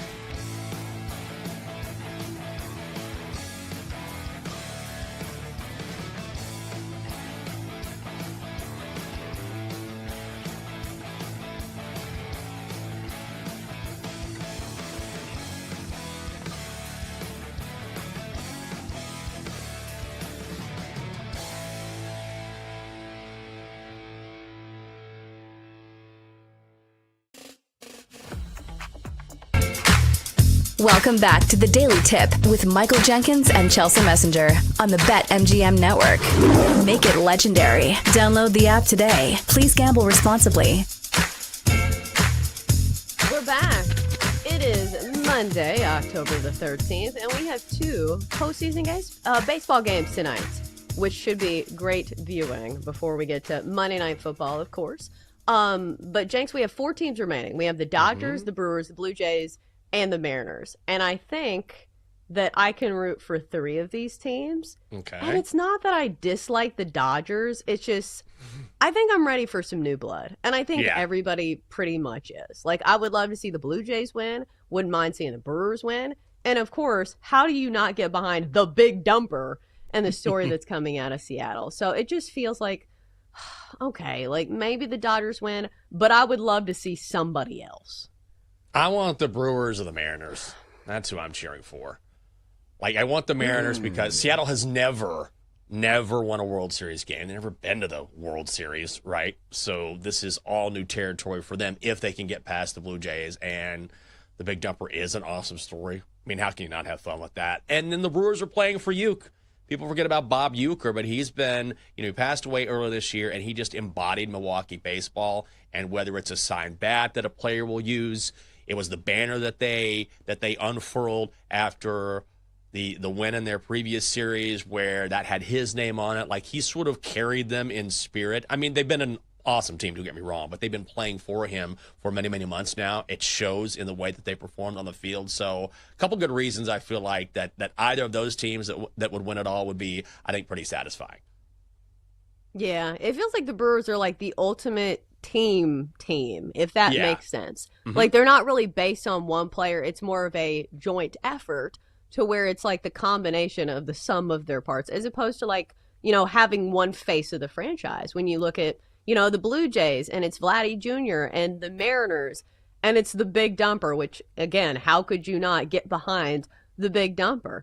And especially the year he's having, and especially the postseason that he's having. And obviously that's going to be one of the storylines to watch in Game 2 of the ALCS. Mariners and Blue Jays. The Mariners take Game 1 last night behind some heroics from the big dumper. Hit a home run in that game. Jorge Polanco had the other 2 RBI. But I'll say this, Game 1 lined up really well for Cal Raleigh. He was coming into this game 5 for 12 against Kevin Gausman with 3 home runs. So clearly he had Gausman's number. But Jenks, here's the other thing about Cal Raleigh. He has been absolutely fantastic in games at the Rogers Center. For some reason, he loves Toronto. 9 home runs in 14 career games in Toronto. So I don't know if this trend continues, but I'll say this. The Blue Jays have one of their young guns pitching tonight, Trey Savage, who is 1-0 with a 0 ERA this postseason. He's only 22 years old, but has some wipeout, strikeout stuff. So this is going to be an interesting one. Of course, the Mariners feel like they have the momentum, and, they look like maybe the better hitting team. But the Blue Jays, this postseason, last night was not a great indicator of what their offense had been, because they had been one of the hottest hitting teams in all of baseball this postseason. And they are favored tonight at -140. Seattle +115, total of 7.5 runs. Logan Gilbert goes for Seattle. Jenks, is there anything worth playing in tonight's game? Ooh, I think I'm going to go with an under here is what I'm going to do. I think that's what I'm going to do. I like the under. So you can get a first 5 under 4 and a hook for -140. I couldn't believe that. I thought this would sit at 3.5. So when you look at Trey Savage, maybe he's the factor here that you worry about just because, he's a young guy. But his stuff has been unbelievable. We saw him against the Yankees. You know what I mean? That splitter is just nasty. He had those guys confused all game long, and clearly he's not bothered by a playoff atmosphere. I mean, that game was in New York, wasn't it, where he went to Yankee Stadium and pitched in that way? So as crazy as that Rogers Center crowd will be, we saw that last night, I don't think he's going to be intimidated by the atmosphere. And then conversely, when you look at Logan Gilbert, he's pitched 7 straight games where he's given up 2 runs or less. You can get a first 5 under 4 -105. You want to do a first 5 under 4.5, it's -140. I'm going to go there. Yeah, first 5 under 4 is -102. Very close to even money over at BetMGM. And it just feels to me that I understand that both of these offenses on paper in the regular season were two of the best offenses, especially when you're talking about the Mariners. But I don't know, these games feel like they're playing so close to the vest, and we've seen that, throughout the postseason, is that we have seen a lot of unders. I understand the Blue Jays had that hit parade in the last round against the Yankees, but Logan Gilbert has really locked it in the postseason as well. His alter ego, Walt, which he also had no backstory on. I was eager to hear more, but apparently it's somebody who just slices and dices the competition by striking them out. I don't know. I wanted more from that backstory. But I think of the pitching matchups, this is probably one of the best ones we're going to get in this series. Yeah. Oh, I totally agree. Every now and then we'll get that number that seems like, during the regular season, we'll get a 4.5 or 5 in what looks to be a great pitching matchup. And you're like, oh, what's going on here? But here I just feel like it's a bad number, to be honest with you. And also, when you look at these two teams, we saw an under game in game one, and last night was a night where, I hate to use one game, but last night was a perfect night, at least in theory, for the Blue Jays to step up and hit the ball because Bryce Miller has not been good this season, ERA over 5, and they went cold. Vladdy Jr. went 0-4. So if those bats have cooled down a little bit, makes me like this first 5 play even more. So, yeah, play it at under 4. Make yourself some even money here. I think it's a great play. I also think that I don't want to fade Trey Yesavage because he's been really good, but it's wild to me all the things that kind of went in the opposite direction for the Mariners, and they still won game one. Like, even the fact that they played a, 15-inning game, like 48 hours before this game. Remember the way that they had to get to the ALCS is they had to defeat the Tigers in 15 innings. And then they had, a starter going last night, and Bryce Miller, who's not one of their top guys. And they were on the road, and they still won that game. So maybe the urgency doesn't feel like it's quite there as much. And it would be wild if the Mariners keep winning games on the road. But still, it feels like this matchup might be even better for them now that, they get a little sleep and they have a better starter on the hill. Yeah, I feel like they sort of stole one last night. Right. And everything's set up for the Jays to win that game. You got a team that just mashed the ball against the Yankees. And then, I just can't say enough about Bryce Miller. I mean, on a short rest to give arguably his best performance of the postseason. After the game, he said, look, I know I've disappointed this year, but I felt great out there, and it was huge to come out and perform well. And I needed that. I know this team needed that. So I wanted to raise my level of play.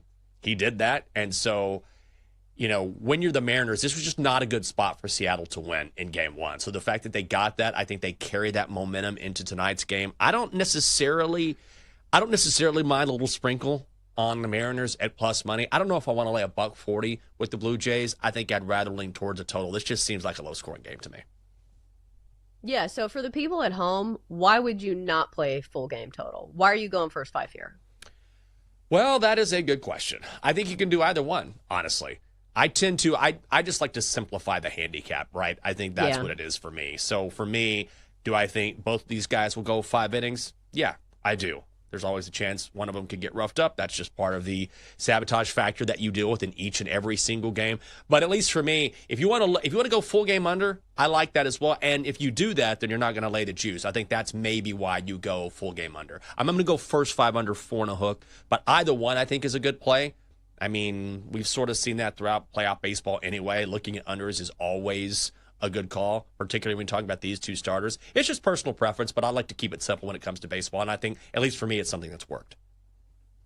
I think I just have trouble trusting the relievers as much, just because it feels like there's more volatility. Yeah. And I think this was creeping in the back of my mind as well. If this game goes to extra innings, a lot of these games have been super tight, and, do you really want to go to extra innings sitting on a total of 7.5?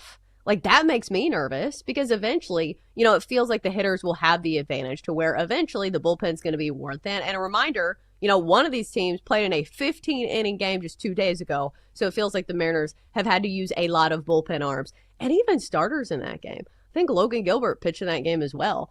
So it just feels like they have had a lot of wear and tear on, their bullpen to the point where I don't really want to play a full game. And plus, we can go to bed earlier if we only play the first 5 innings. And then finally, I think if you're into props, Cal Raleigh has been on absolute fire. If you want to play his hits plus runs plus RBI over 1.5, it's -110. Cal Raleigh is hitting 400 for the postseason. Also, I don't know if you've noticed, but he's having a career season. Also, he has great numbers in Toronto. As I mentioned before, 9 home runs in 14 career games at the Rogers Center. So I think that one's worth a look-see as well. All right, let's head out. I was going to say out west, but this game is actually in the Central or Eastern time zone. I need to check in Milwaukee. Brewers hosting the Dodgers in Game 1 of the NLCS. We've got the Dodgers -150 favorites. Brewers +125. Total of 7.5 runs. Blake Snell facing TBD.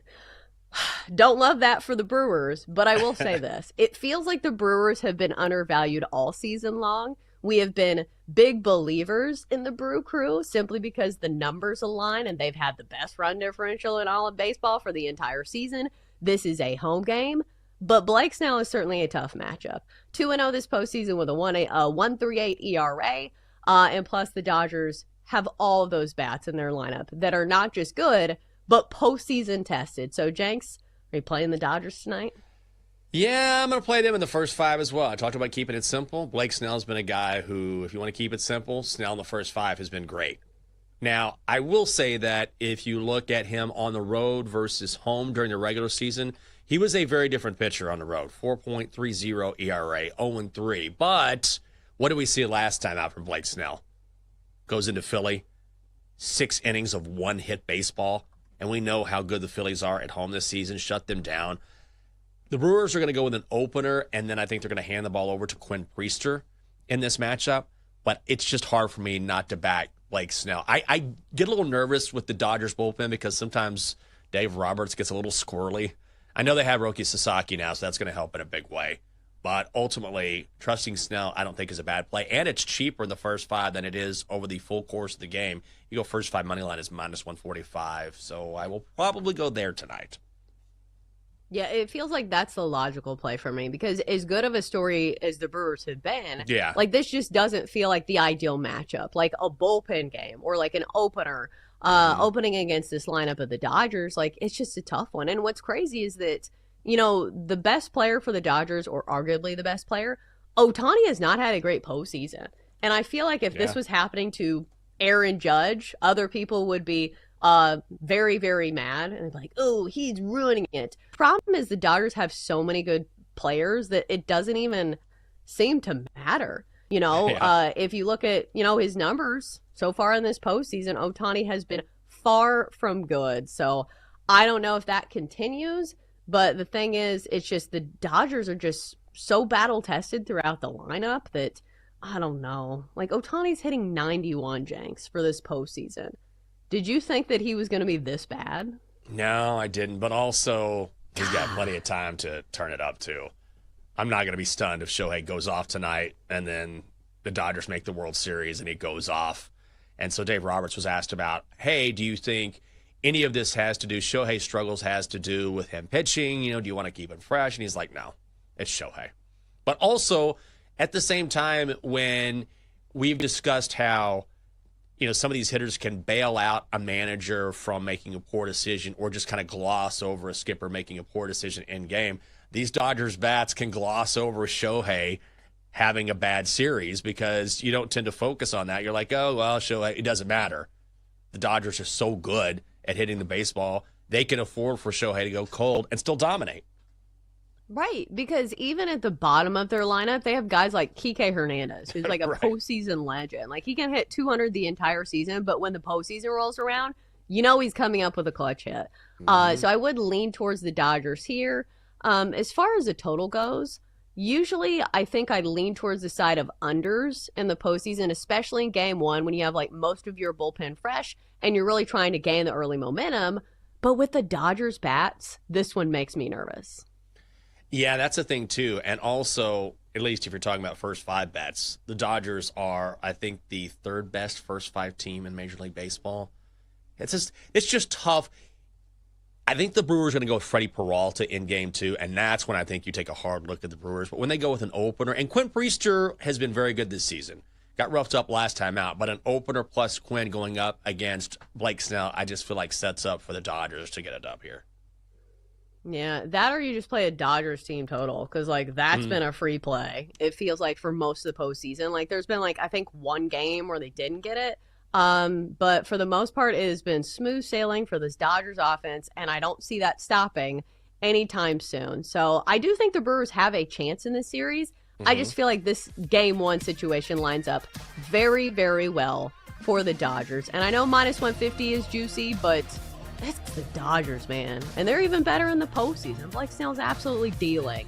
All right, so coming up next, we'll go back to the NFL and revisit some of the biggest games of the weekend. And should Baker Mayfield be the front runner for MVP? We'll talk about it next here on the Daily Tip. Chelsea and Jenks will be right back on the Daily Tip on the BetMGM network. Make it legendary. Download the app today. Please gamble responsibly.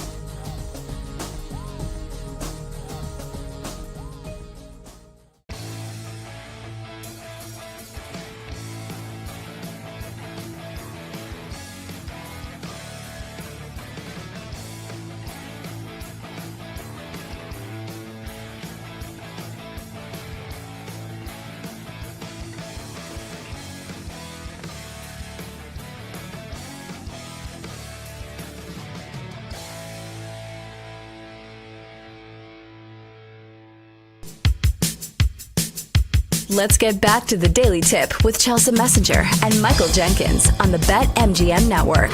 Make it legendary. Download the app today. Please gamble responsibly. Welcome back. Thanks for tuning in. It feels like this show is interrupting my same game parlay crafting because I'm still in the process, James, of trying to make this alt leg parlay with some legs for the Bills and the Falcons and the Commanders and the Bears. And of course, we will get to some of those plays later here on the show. And if you ever miss anything, just download the podcast. Just search the Daily Tip wherever you get your podcasts. But I was going to ask you something, and it pertains to our next soundbite. Have you ever saw somebody waving and you thought that person was waving at you and you're like, oh, hey, only to find out they were waving at somebody behind you? Oh, that happens to me, I think, on a regular basis. It's always embarrassing. Really? Oh, yeah. I'm like, hey, because I'm like always trying to be friends with everybody. I'm like, hey, and I'm like, oh, that's not for you, Michael. You just need to mind your own business. I feel like at least, every once a month at least, I'm in a situation because we're always out and about or whatever, and I'll see somebody waving and I wave, and I'm like, Michael, not for you. Not for you.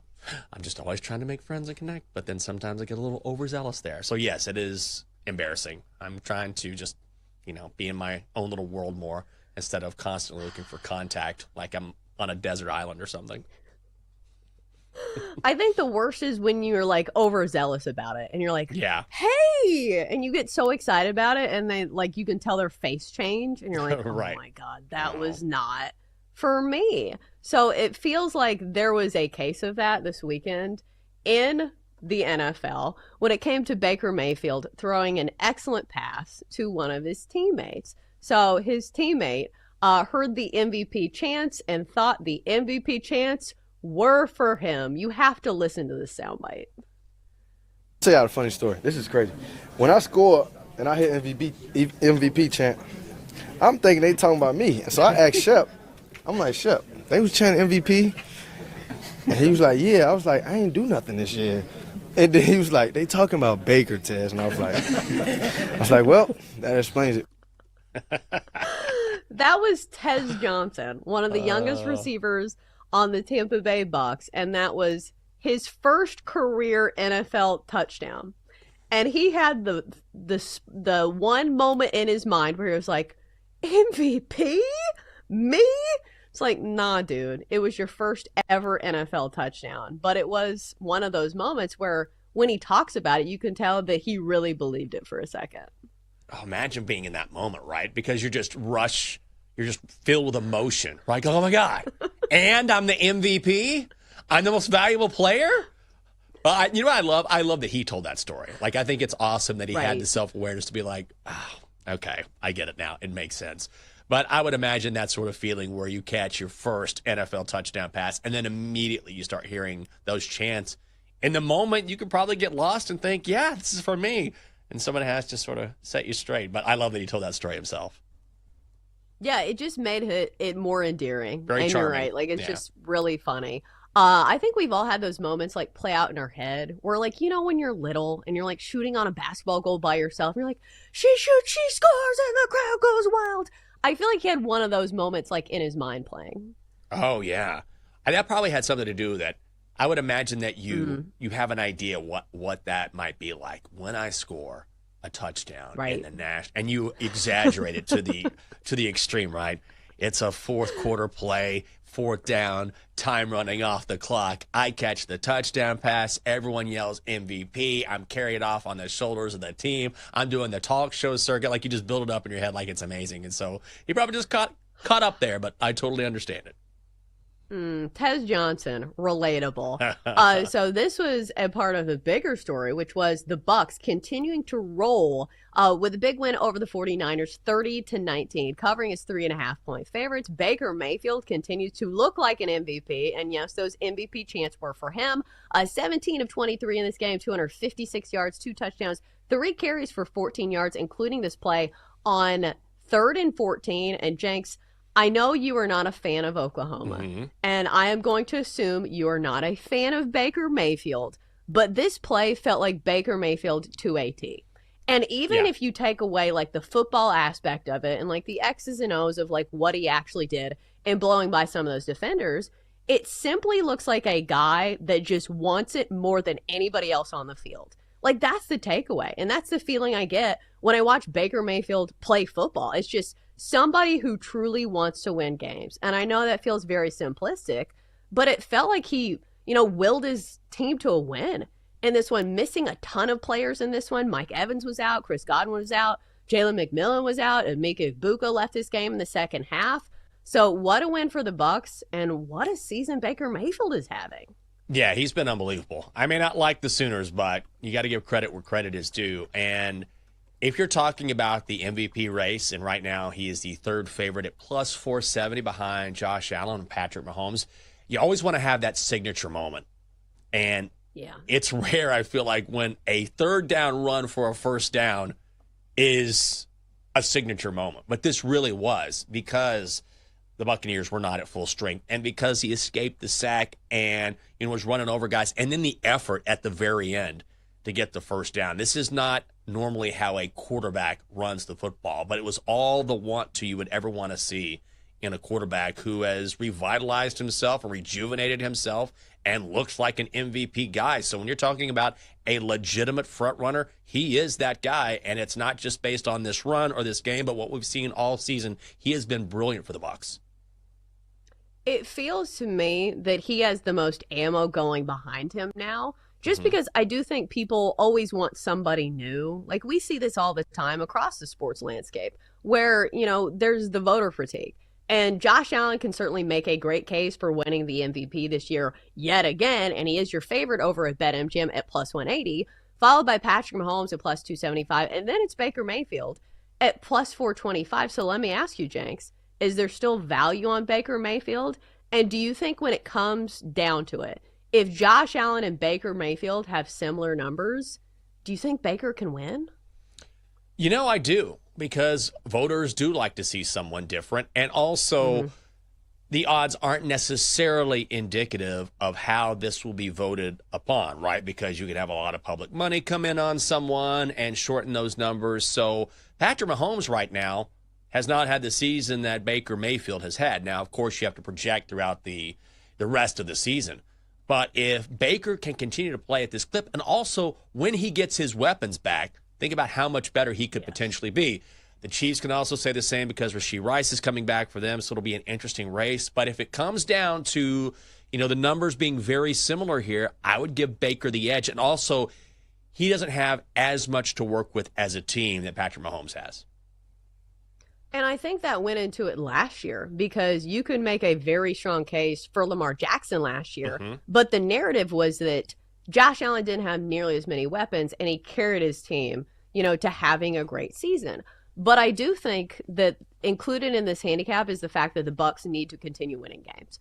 So right now the Bucs stand at 5-1 and look like one of the more impressive teams in the NFC. But the injuries are starting to pile up. So Jenks, I think these kind of go hand in hand. Do you think the Bucs will be still standing as one of the top teams in the NFC, or do you think it doesn't matter when it comes to the MVP race?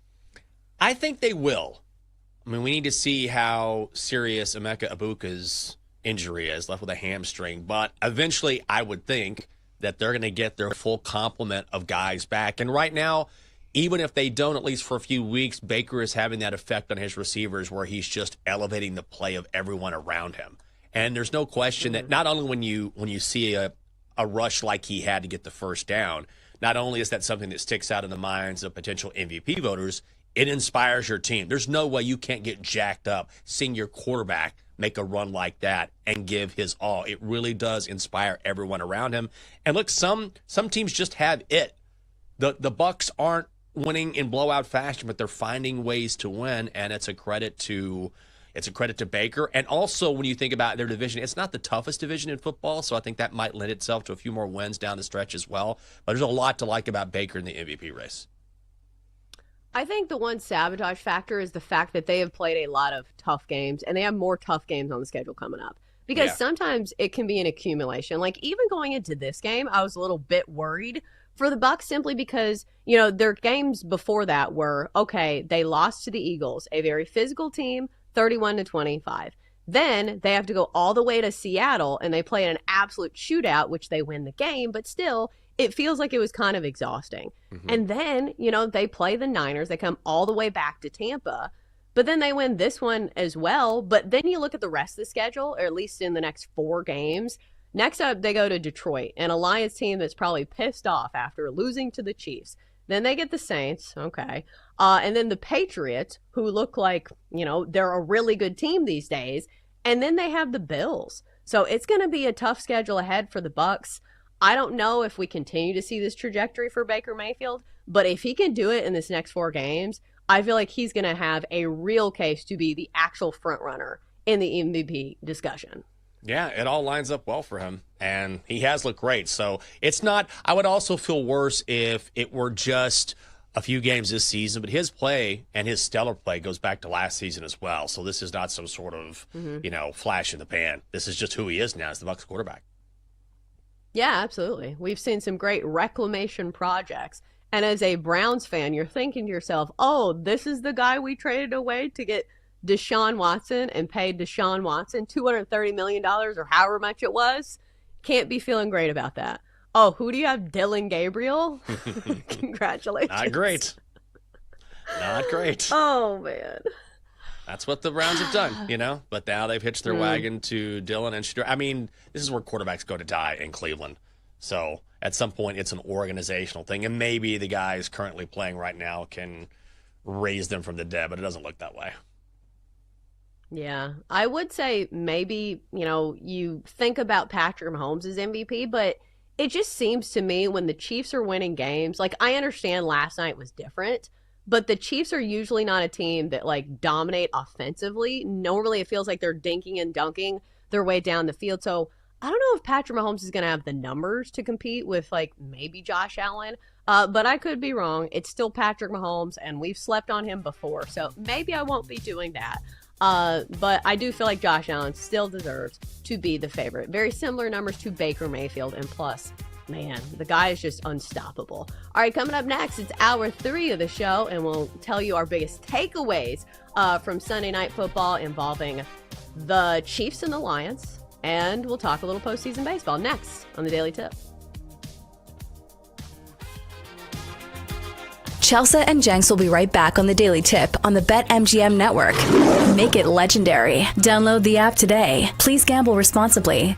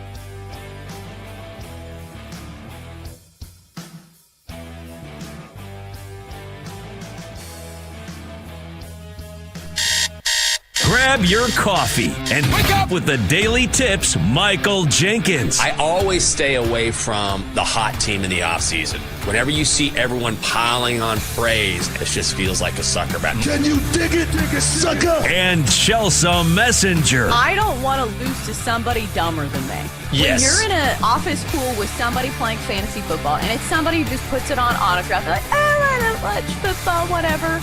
I don't want to lose to those people. The who? The her. For the best wagertainment here on the BetMGM Network. Hey, Dad, don't forget about me, the dogster. Sponsored by BetMGM. Make it legend. Wait for it. Dairy. Download the app today. Please gamble responsibly. Monday morning edition of the Daily Tip on the BetMGM Network. Appreciate you waking up with us and starting your week here. Coming up, we'll get you updated on Sunday Night Football and the clash between the Lions and the Chiefs in Kansas City and Game 1 of the ALCS last night in Toronto. In 20 minutes, we get 2 Monday Night Football games to talk about on the schedule, including the sides, the totals, and the props that we like. And finally, our best bets come your way at 8:40. I'm Michael Jenkins. She is Chelsea Messenger. Welcome to our audience on Stadium. We always stream our final hour, and you can do so by downloading the Bally Sports Live app or going to ballysportslive.com. Also streaming our final hour on X as well. And we have a ton to get to in this hour. So let's start in Kansas City. The Chiefs down in the Lions 30-17 last night at Arrowhead. The Chiefs laying 2.5. The Chiefs minus 135 on the money line. And the under hits with the total set at 47. Lions come in on a 4-game winning streak, but the Chiefs put that to an end. Hollywood Brown in motion. He's got it on the pump pass. Hollywood Brown to the end zone. Touchdown, KC. Mike Tirico with the call on NBC. Mahomes throws for 257 yards and 3 touchdowns. Brown with 2 touchdowns on the night to go along with 1 for Xavier Worthy. But after the game, and this is what will dominate the headlines today, a fight breaks out. A little altercation going on. I don't know what started it. Well, Brian Branch was involved in something, and there was a little exchange, and then people came running. I think that was Juju Smith-Schuster who came running into that. He just glanced up and saw 2 Chiefs, 1 Lion, and then, of course, everybody coming on the field at the end of the game. And look, and there is a pretty significant brawl going on here. The back end of that over to the right. So what caused this melee? Apparently, Brian Branch at the end of the game ignored a high five from Patrick Mahomes. Juju Smith-Schuster saw this, confronted Branch about it, and that led to Branch smacking Smith-Schuster in the face mask. Branch also said after the game he was upset because Smith-Schuster blocked him in the back right in front of a referee. It wasn't called. He apologized, and so did Lions head coach Dan Campbell. Start with this.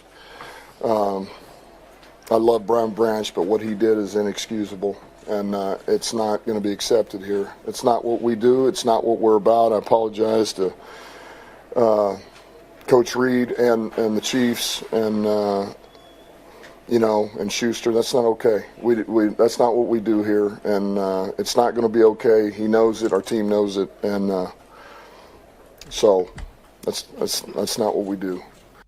That's from the Woodward Sports Network. So sort of lost in all of this is that the Chiefs were pretty dominant in this game, but Brian Branch just kind of lost his mind. And we've kind of seen this before, too. Yeah, so it feels more like a Brian Branch problem as opposed to a Lions problem, because I don't think anybody is looking at Detroit and saying, hey, this team has a culture problem. No team with Dan Campbell as a head coach is going to have a culture problem. And I do think it was the right thing for him to come out and be against this, and say, hey, this is not something that goes on our team. We are sorry. But it does feel like tensions kind of boil over when teams play the Chiefs. And I understand there's going to be a lot of teams and a lot of conspiracy theorists that watch this game and say, the Chiefs get away with everything yet again, because for Brian Branch, it was Juju Smith-Schuster and that block that, knocked him over and the refs didn't do anything about it. Or even on the first drive of this game, where the Lions score a touchdown, no flags were thrown, and then they decide to call it back on some ticky-tack thing with Jared Goff. So Jenks, do you think people have a right to be angry, or at least a right to throw this around? Because I will say at the end of the day, the Chiefs had 0 penalties in this game. I mean, look, it was a very clean game for the Chiefs. No penalties, no turnovers. But ultimately, I understand this adds fuel to the fire, but I also think the Chiefs just outplayed the Lions. So I get the frustration, and I think that if you're Brian Branch and if you're the Lions, if you play into that and you let that frustration get to you and then you act out, then it weakens you, right? That's exactly what the Chiefs want. So if you want to argue the Chiefs get the calls and it kind of feels like they do, okay, fine, fair enough. But the minute you give that to them and then they get in your heads, then they've kind of got you, right? If you're the Lions and you're Dan Campbell did the right thing, which is saying this is unacceptable. This is not who we are. Go out there and make it about football because, look, as many calls as the Chiefs may or may not get, at the end of the day, they got their butts whipped in the Super Bowl. They've been beaten a few times this season. So it's not like they've been getting by on pure smoke and mirrors and calls from the NFL. If you can beat the Chiefs on the football field, you can win. Detroit just didn't do that last night. Yeah, the Chiefs still scored 30 points. So I understand why people are mad, but like if you're in the league and you're a team facing the Chiefs, you have to control what you can control, and you can't control the referees, and you can't let this become part of your mindset because it's just not going to be helpful. But once again, I feel like the Chiefs' defense was really good. That feels like the more consistent thing. Like we're seeing the offense for the Chiefs start to perk up, and just in time, because now it feels like they should be back to full strength. Rashee Rice returning to the squad next week. And like we knew this from Patrick Mahomes. Like obviously he's the face of the league and he is a great quarterback. So it was only a matter of time before he has, back-to-back really good games.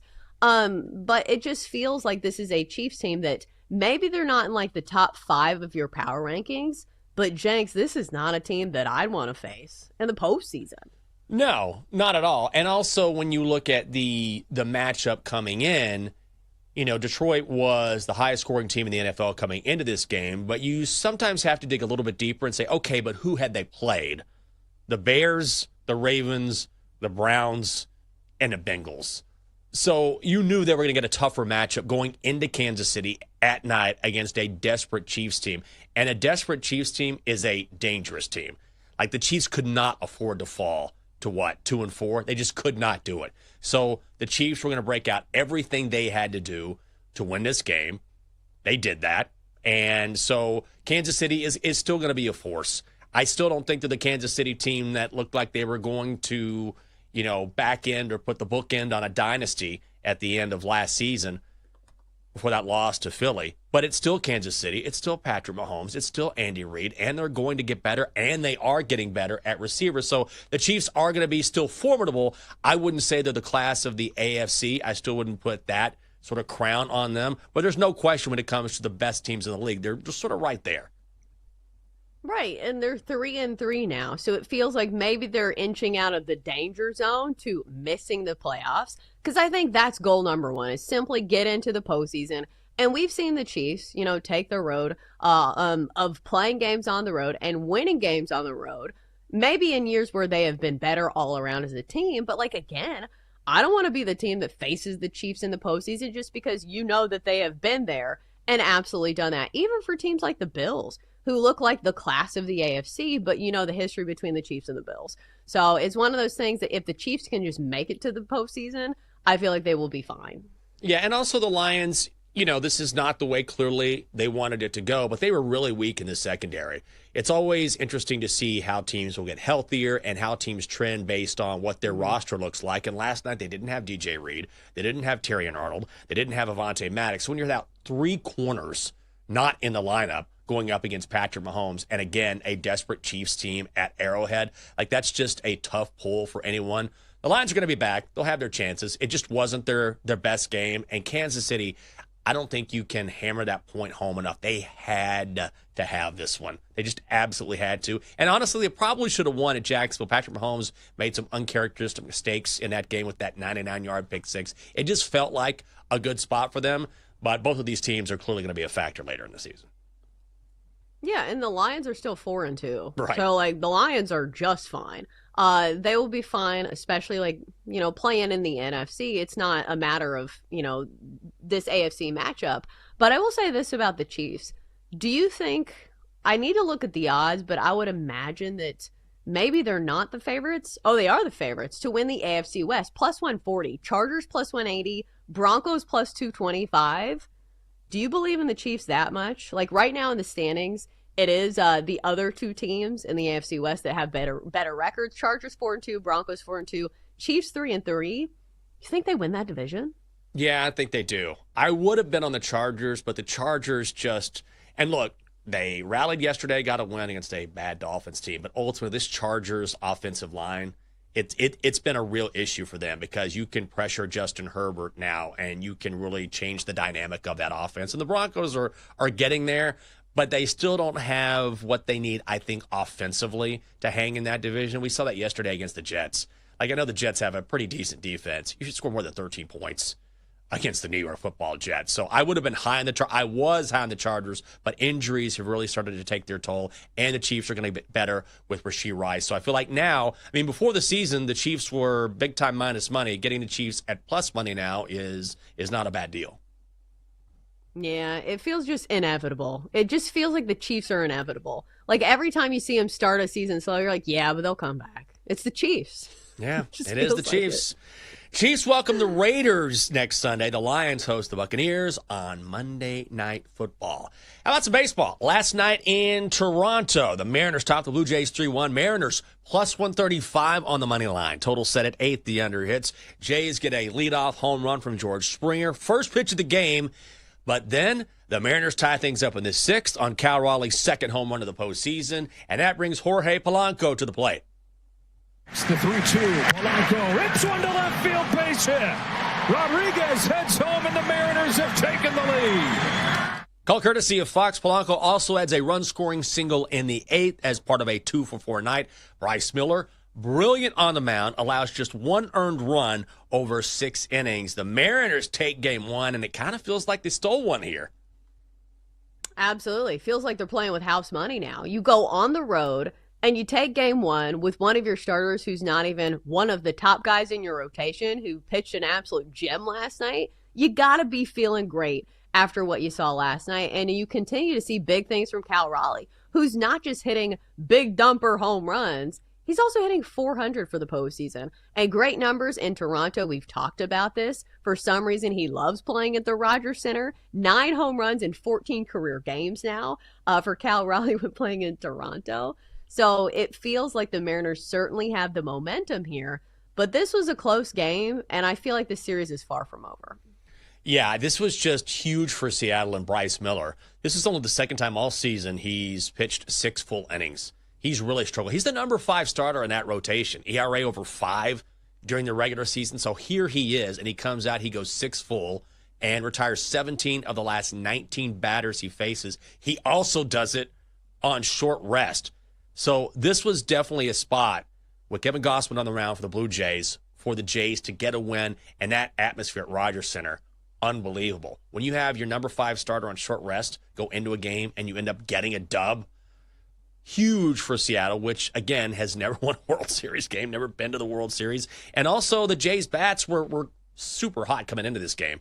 Vladdy Jr., 9 of 17, 3 home runs, 9 RBI against the Yankees, went 0 for 4 last night. So everything just kind of tends to fall Seattle's way, and that's what we saw last night. This was massive for them. Right, and it does feel like eventually we'll see Toronto kind of break out when it comes to their offense, just because their offense has been so good. And you could say that for both of these offenses, because Seattle came in with the final month of the regular season being the best offense across the board in just about every single metric. So I don't know if we see like a hit parade tonight, because the starting pitcher matchup is actually better tonight with Trey Savage and Logan Gilbert going. But I don't know. It feels like it's going to be a great series. And I like both of these teams. Like you mentioned, it's very easy to root for the Mariners, who have never won a World Series, and also the Blue Jays, because you can tell the entire country is behind Toronto. I have a couple of friends who are Canadians, and let me tell you, they are just as passionate as we are. They love their teams. I also think it's remarkable that Cal Raleigh is continuing the pace that we saw during a regular season. Because if you're a pitcher, you certainly understand that by the end of the year, your arm can get worn out, right? And if you're a batter, it's not necessarily the same, except that Cal Raleigh is a catcher. So that's what makes his home run barrage during the regular season like, oh my God, how are you doing this and also catching? And you would think if it was going to catch up with him, maybe it would be during the postseason. We just haven't seen that. He's batting .400. Right, and he's a good overall hitter because like that was one of the knocks on him before is that he can hit the long ball, but like what's his batting average? His batting average is .400 for the postseason, not just hitting the long ball, but also getting on base. He's been awesome. Coming up next on the show. Okay, we're going to go back to football. Last time the Bears and Commanders played in D.C., it was a walk-off win for Washington on a Hail Mary.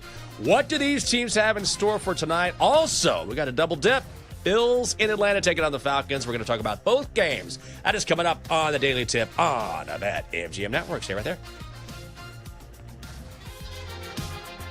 Chelsea and Jenks will be right back on the Daily Tip on the BetMGM Network. Make it legendary. Download the app today. Please gamble responsibly.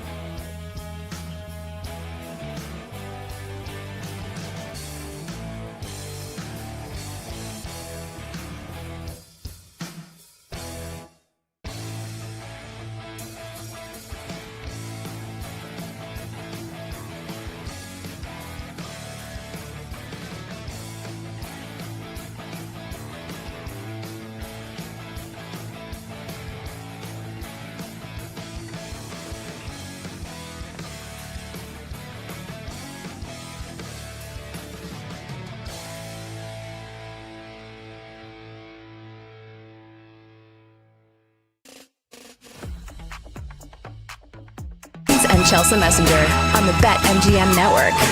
Make it legendary. Download the app today. Please gamble responsibly. Oh, we're back on a Monday. Guess who's here? Double D.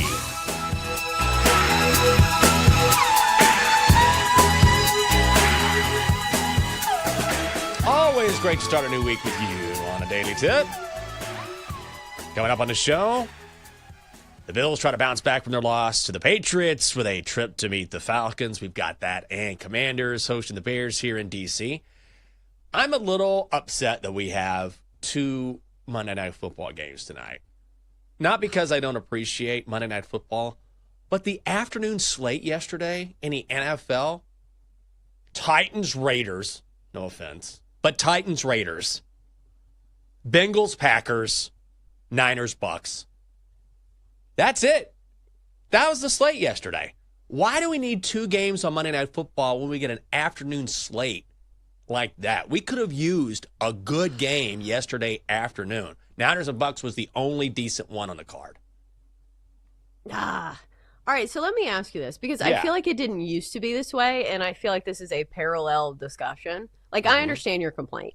Yeah. But for me, the fact that I could only watch one game during the early slate on normal TV, like we got Steelers-Browns, and that was it. There were so many games going on. I feel like it used to be where it was like CBS had AFC and Fox had NFC, and you would at least get 2 options in the early window, and now you only get 1? Like, what's going on? Do you have to get Sunday ticket to fully enjoy the NFL? I guess so, and I'm not going to do it. I am not going to pay that. It's expensive. That's very expensive. Right. Yeah. I'd rather use that money to buy some grub or something or anything. But it's sort of ridiculous where at some point it becomes such a money grab. Like if you have a full card of games on Sunday, okay, fine. You want to have an extra game on Monday Night Football. But yesterday was a perfect example of the NFL just spreading things thin for no real reason. Like you got games all day and then one decent matchup in the afternoon that you may or may not be interested in. But then we get 2 games tonight. I'd rather have one of those games on Sunday and then focus on Monday Night Football, one game that we can all watch together. All of us. Yeah, I get that. Like, here was my viewing schedule yesterday. Okay. We had Steelers-Browns in the early window and then Titans-Raiders. And you're like, could you give us any worse offensive football to watch? Like, what was there, like, combined, like, 40 points in both of those games? Ugh. My goodness. Like, I'm trying my hardest to be an NFL fan, but they're like, we're going to stick you with the worst games. And you're right about the stuff on Monday night. Like, I think part of the fun in primetime games is that it is a standalone game. And we can all watch it as a country and react, as opposed to splitting it down the middle. So, like, maybe just have one so we all can, like, focus on that one. Like, that's what you expect from primetime games. Yeah, and listen, I know you're having trouble with finances, NFL. You'll be okay.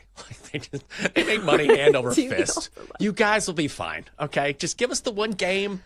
Let us, because even if you're following it, online or on X or whatever, you have like a mishmash of thoughts as opposed to everyone being aligned. Maybe I sound like an old man here, but I appreciate that one night, kind of like Thursday Night Football, where everyone's sort of tuned in and sort of captivated by the one matchup on the schedule.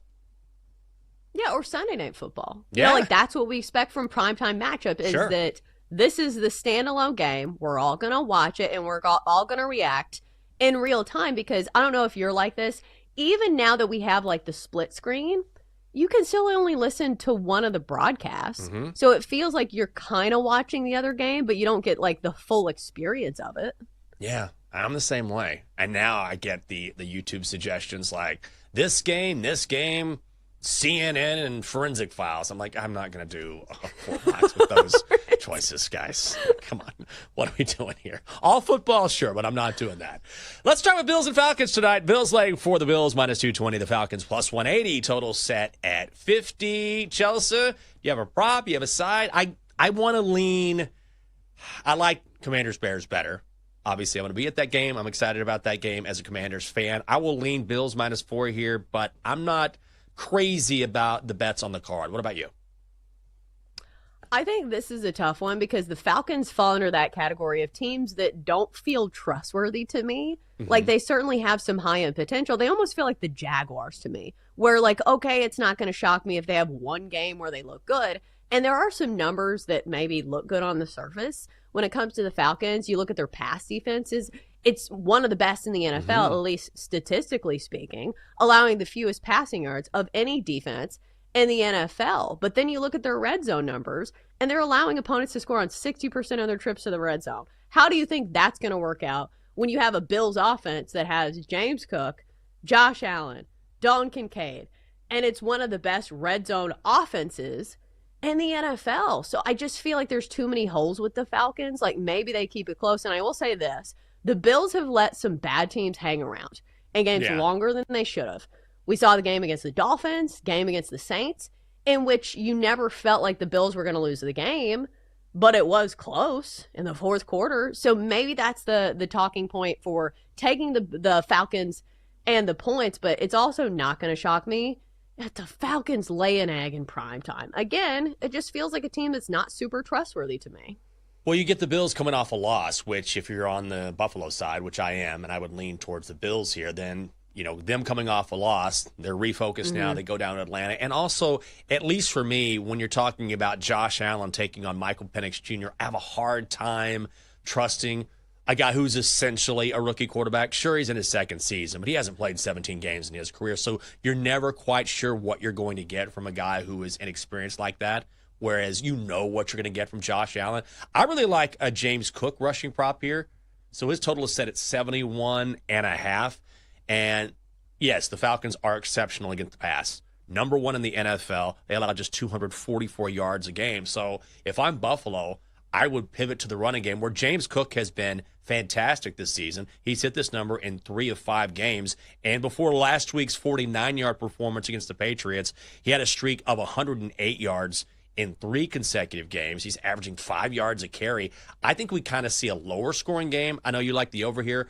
I would lean towards the under. I feel like the Falcons are going to feed Bijan Robinson, and I feel like the Bills might just end up feeding James Cook here. So I'm going to go over 71 and a hook for James Cook.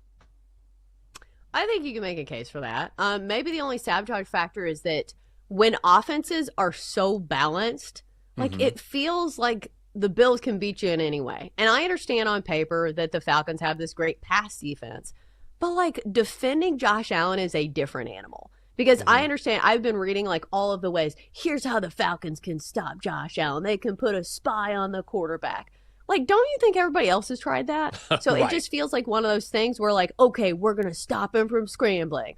Oh, you're going to let him throw it? Because we know Josh Allen can't do that, right? No, he's the reigning MVP. So it's just tough, like when it's that type of offense. But I will say this, if there is a window for the Falcons to stay in this game, we have seen this with the Bills defense that, they've given up some points. Because I have no questions about the Bills offense. I feel like no matter who they face, like they are fully capable of scoring 30 points about just about anybody if they don't have some of those self-inflicted wounds that we saw against the Patriots. Because the Bills' rush defense is still giving up 5.6 yards per carry. So then you look at Bijan Robinson, you say, hey, maybe Bijan Robinson has a big night in this one. The only sabotage factor that goes against that is game script, because sometimes I'm not a huge fan of playing running back props if it's what I think is the losing side.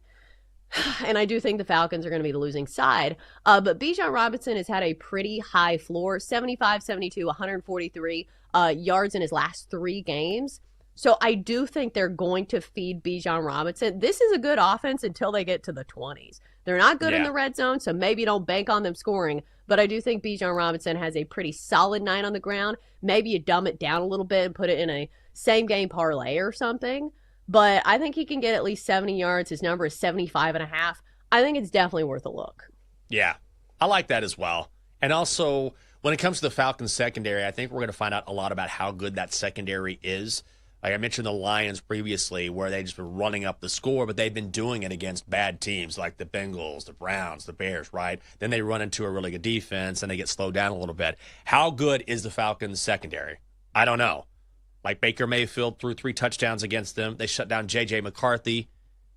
They didn't really slow down Bryce Young. They got shut out 30-0 in Carolina, and then Marcus Mariota had some sort of success against them in Atlanta. So Josh Allen is clearly a cut above when it comes to the quarterbacks they have faced thus far. It makes me wonder about how good that defense is. We're going to find out. We're also going to find out if the Bears can get some revenge on the Commanders after what happened last year. The old Hail Noah, the Hail Mary here in D.C., where the Commanders walked off with a win. Commanders laying 5.5. That is up from 3 and a hook at BetMGM. Commanders minus 250. Bears 2-1 on the money line. Total set at 50.5. I like the Commanders at 3.5. I don't know how I feel about them at 5.5, Chelsea. What say you? I think it's going to be tough for the Bears if the Commanders can establish the run.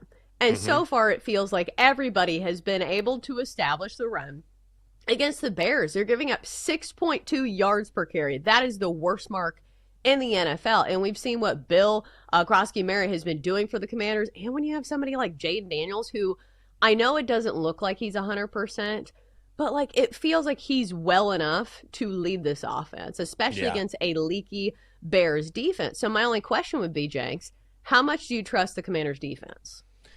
Well, that is the big question, right? I think this is going to be a high-scoring game. I really do. And the thing about the Commanders' defense is that while the secondary has shown signs of improvement, they have also shown the ability to give up the big play. Like, you can score on the Commanders, particularly in one-on-one situations. Can Caleb Williams take advantage of that? I don't know. The one thing that Washington did very good last week is that the Chargers would drive on them, and then they would get critical turnovers, inside the red zone, and that really saved them. I think they can do that tonight. And also, even against this Commanders secondary, I'm not quite so sure how much I trust Caleb Williams yet. He took a huge step forward against the Cowboys a couple weeks ago, and the Bears have had an extra week off, but also that Cowboys secondary is trash. Ben Johnson calling plays, Caleb Williams against the secondary, he will have success. But throughout the course of a game, I also feel like Caleb Williams could make an error or two, even if it's unforced, that ends up being the difference. Okay, so I'm building my same game parlay because it's a primetime game. I want a same game parlay. So, first leg, and I think we both like this, 50-plus rushing yards for Ja'Cory Krosky-Merritt. And then you combine it with either, I'm going to give you two options, Commanders money line, or we go with a dumbed-down total. So which do you feel more confident in? The fact that, maybe we'll see a lot of points in this one, or the fact that the Commanders win? That's a good question. I just feel like the Commanders are going to win this game. They're at home. They got a huge win against the Chargers, and JD5 is back.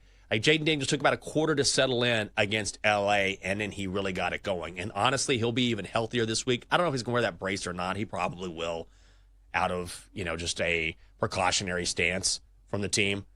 But the Bears are showing improvement in fits and starts. I just think the Commanders are a better overall team. And honestly, if you like the Commanders on the money line, the money is moving in their direction, right?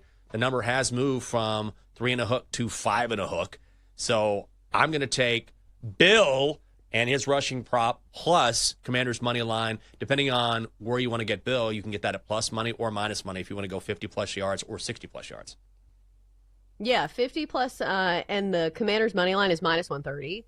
So at the same price, you could get Bill Krosky-Merritt 50-plus or over 42.5. That's minus 130 as well. Or you could combine them all, Jenks, for plus 132. So if you want to thread the needle, I feel like that's a solid play. Chelsea, do it. I mean, you're the parlay queen on this show. You going to put that in? Stir the pot. Do it. But that's part of the fun of primetime games, Jenks, is I feel like I can really hone in on one game, which we're just kind of throwing the other game away. But I love same game parlays. Why would you not craft one? Because I know we talk about making sharp bets in the plus EV money moves, but sometimes it's just fun to have parlay. So I'm going to have one. Yeah, as long as you have the right expectation, which is this is probably not going to hit most of the time, but there are times when it does. Always feels good. And also, isn't it fun to have multiple bets during a primetime game? You can keep up with them all the while one game is going on. That's half the fun. I asked this the other day to somebody, I forget who. Who do you think is the most miserable to watch a game with? Somebody who's betting on the under or somebody who has a player prop? who's simply rooting for like one player. Like that can be pretty obnoxious as well. That's true. Like, why are you throwing to Roma Dunze? Throw it to, he's open. It's like, dude, that was a running play. It's a first down, okay? They got 5 yards. They're trying to win a game here. I was going to say the under, but you might be right. Because sometimes you can get a defensive battle and it's still good football. You don't necessarily have to have offense for it to be a great game, but just yelling for one guy to get all the touches at the expense of everyone else. I think you may be right about that. Well, which one of these bets is going to make the card for us? Maybe multiple. We got baseball as well. New week of wagers ready to go. And the Dongster. What's going on with him after the weekend? Chelsea Messenger, I'm Michael Jenkins. Best bets coming up next on the Daily Tip. Great to have you with us on a Monday. Stay right there.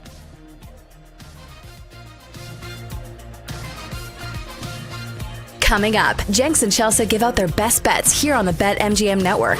Make it legendary. Download the app today. Please gamble responsibly.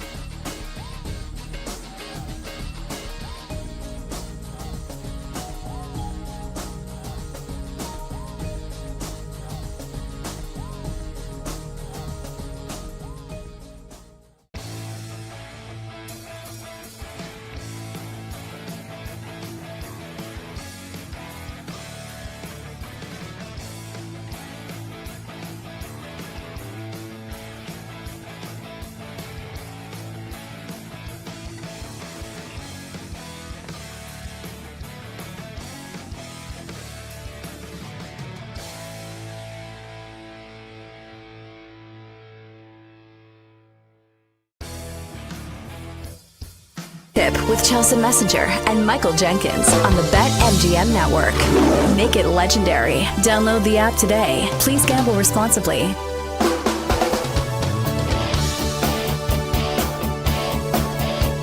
Here we go. Back on a Monday.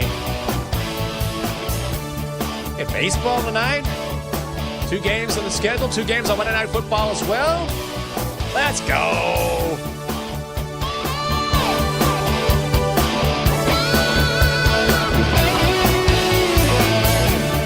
Appreciate you waking up with us. We are live across the country Monday through Friday, 6 a.m. to 9 a.m. in the East. I'm Jake. She's Chelsea. That's what's coming up. Doctor as well. Chelsea, you got a big morning ahead. Texas Roadhouse from last night on the docket, locked and loaded. Yes. This is my only activity for the day, is that we had the family feast from Texas Roadhouse, which we have mentioned many a time on the show already.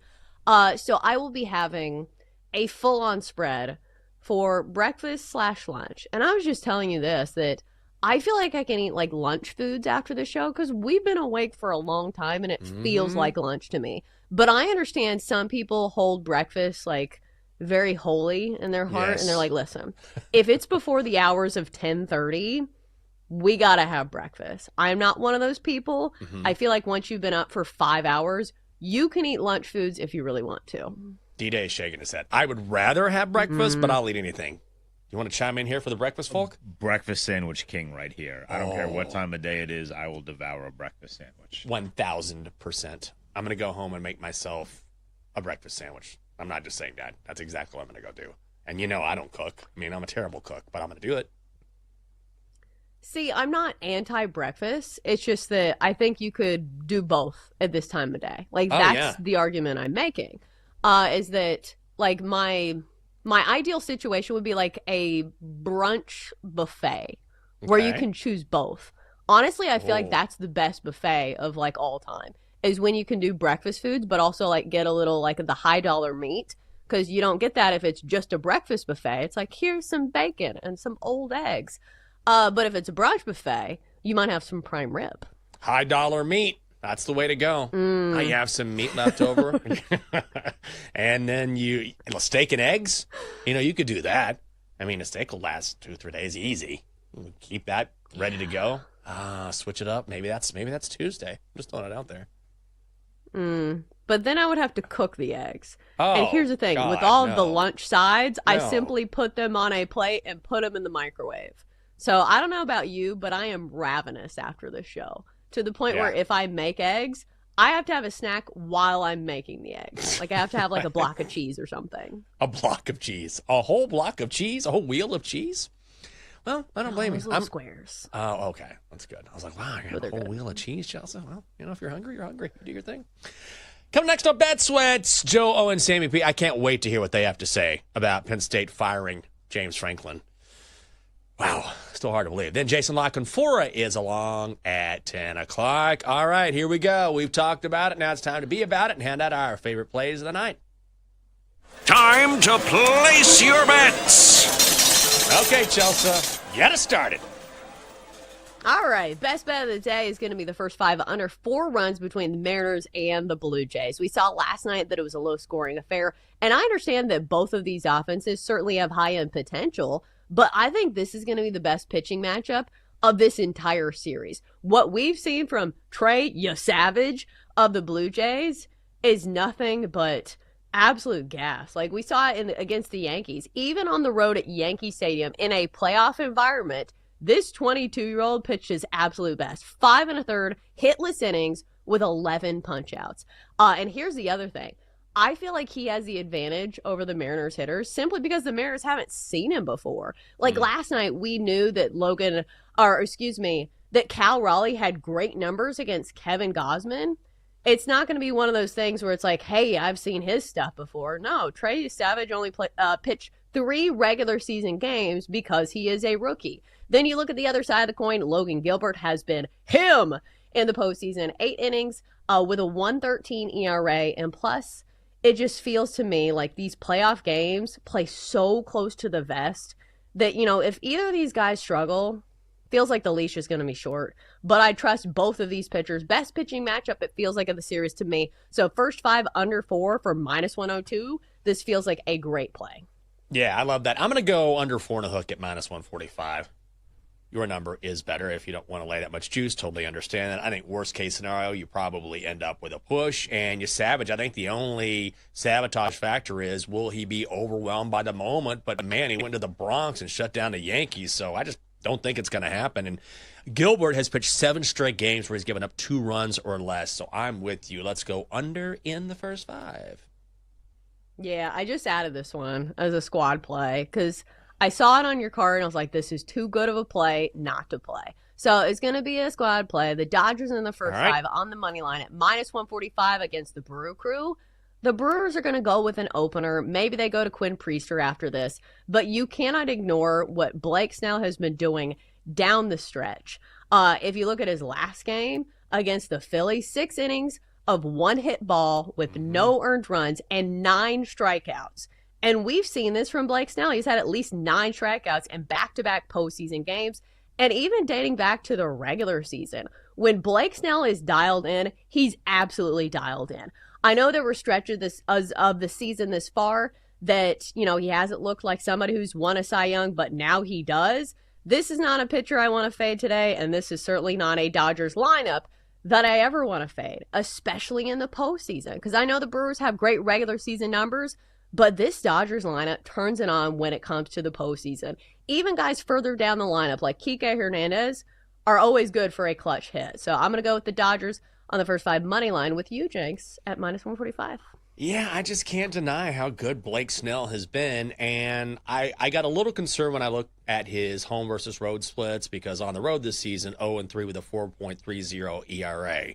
However, that doesn't include what he did against the Phillies in the NLCS, where he just shut them down. And also, if you look at him, you know, he was injured for much of the season. And sometimes it takes a pitcher a little bit to sort of round into form. Now he's rounding into form, which is why he's been so good. ERA of under 2, 1.38 in the postseason. I can't ignore what he did against Philly, and I think we see more of the same tonight. So I'm with you. Dodgers first 5 money line, -145. And the Dodgers are, going back to the regular season, the 3rd best first 5 team in all of baseball, so they tend to generate runs early. I think that happens tonight. I do have a bet on Monday Night Football. Let's do this. Bill Krosky Merritt, 50-plus rushing yards plus Commanders money line is -130. If you want to go Bill, 60-plus yards and Commanders money line, that is +120 if you want some plus money there.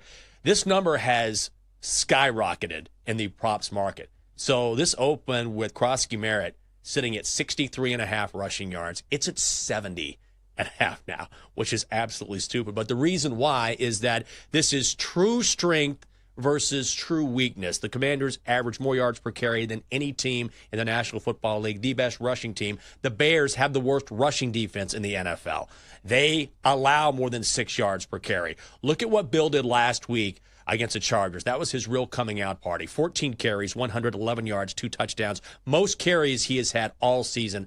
I think he's going to be fed even more tonight. He will be the key for the Commanders. And even though Washington likes to talk about running back by committee, they've also said if a guy gets hot or we go throughout the season, we will keep feeding the guy who gives us the best chance to win. Bill is that guy. As for the Commanders on the money line, this number opened at Commanders -3. Liked it there, don't like it at Commanders -5.5, which is where it sits now. So money coming in on Washington. Ultimately, I think the Commanders can take advantage of the Bears on the ground. I'm not quite sure I trust Caleb Williams just yet, despite that really good performance against Dallas. And this is a revenge spot for the Commanders. Make no mistake.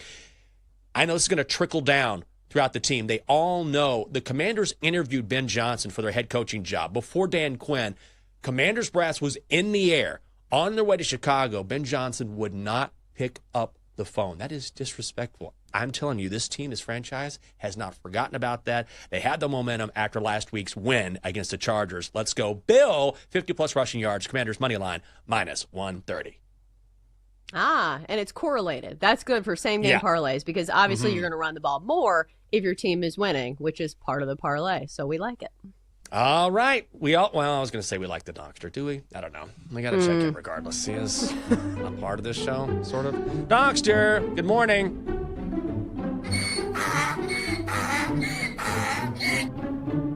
want to apologize for hitting Dylan. That's not who we are. You hit Dylan? Well, I wanted to, and I definitely thought about it. Well, why would you think about doing that?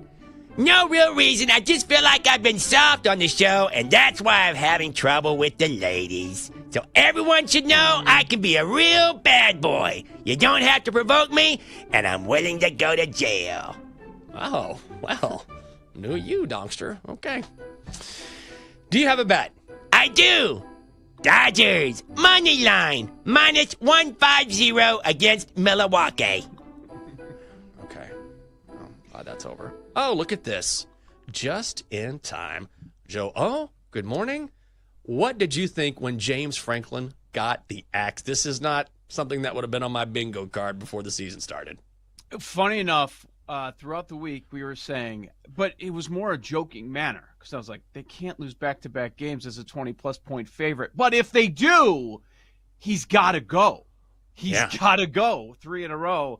And it finally happened. I think there were enough people fed up with the lack of performance against top 5, top 10 teams. So I was watching the end of that game. I couldn't believe it because I've seen enough Northwestern to know that is not. Those are two brutal teams to go back to back. He had to go, but $50 million. Okay, right. You better make an upgrade. Good luck, man. So yeah, shocked by that. How much faith do you have in the Bears tonight? And that defense is giving up 6.2 yards per carry to opposing running backs. I have been torn on this game all week, and I'm at a point where I don't know why this line is moving. Like it went up a full point yesterday to 5.5. 5.5? I think that's a bit much. It feels like we're getting into that territory. I am not a Bears backer by any means. You guys know that. We're getting healthier. I want to see what Ben Johnson has after preparing for 2 weeks. I think the game's kind of close. Yeah, I agree. Early, I leaned Washington, but now it's too many points. Joe, have a great show. Good to see you as always. And we're out of time for this edition of the Daily Tip on the BetMGM Network. For the entire crew and Chelsea Messenger, I'm Michael Jenkins. Good luck on your bets. Have a great Monday. You've been listening to the Daily Tip on the BetMGM Network. Make it legendary. Download the app today. Please gamble responsibly. If you missed any of the show, listen back anytime on the new and improved Odyssey.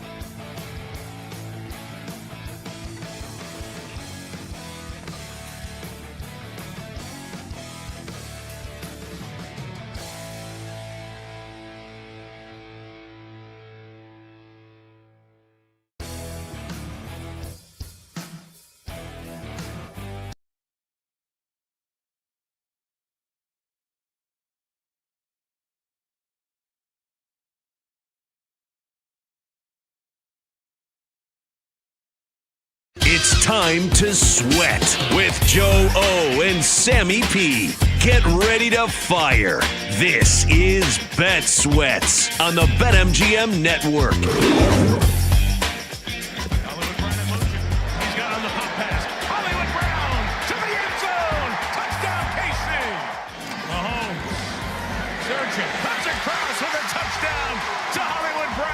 Second time in the second half.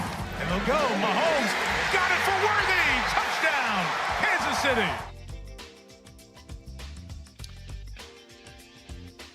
Welcome into Bet Sweats on the BetMGM Network. It's Joe Ostrowski, Sam Panayotovich with you weekdays 9 a.m. to noon Eastern Time. BetMGMNetwork.com, the BetMGM Network YouTube and Twitch pages as well. Monday Night Football breakdown in 20 minutes.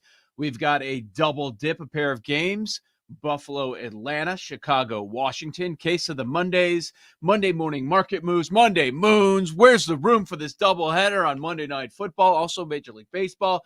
Jason Lockenfor will drop by as well. Well, Sam, that seems like a good starting point. Game of the day. Chiefs, Lions, two Super Bowl contenders. A bit of a scuffle after the game. And you were in the observation chair. How was it? I felt good. I made two big bets yesterday. One was on Seattle, one was on Detroit. And our social team decided an hour before kickoff to tweet out who's on what side. Yeah. And there's Joe and all his friends. Costos, Femi, Horvat, PJ, Jenks. And then on the other side is me on the Lions, the only one. And I thought, oh, definitely going to win this one because now everybody's on the Chiefs. And the injury report wasn't as bad as everybody thought. I had heard in the morning that the Lions were going to miss every defensive back player. And no, they didn't. Branch played. Joseph played.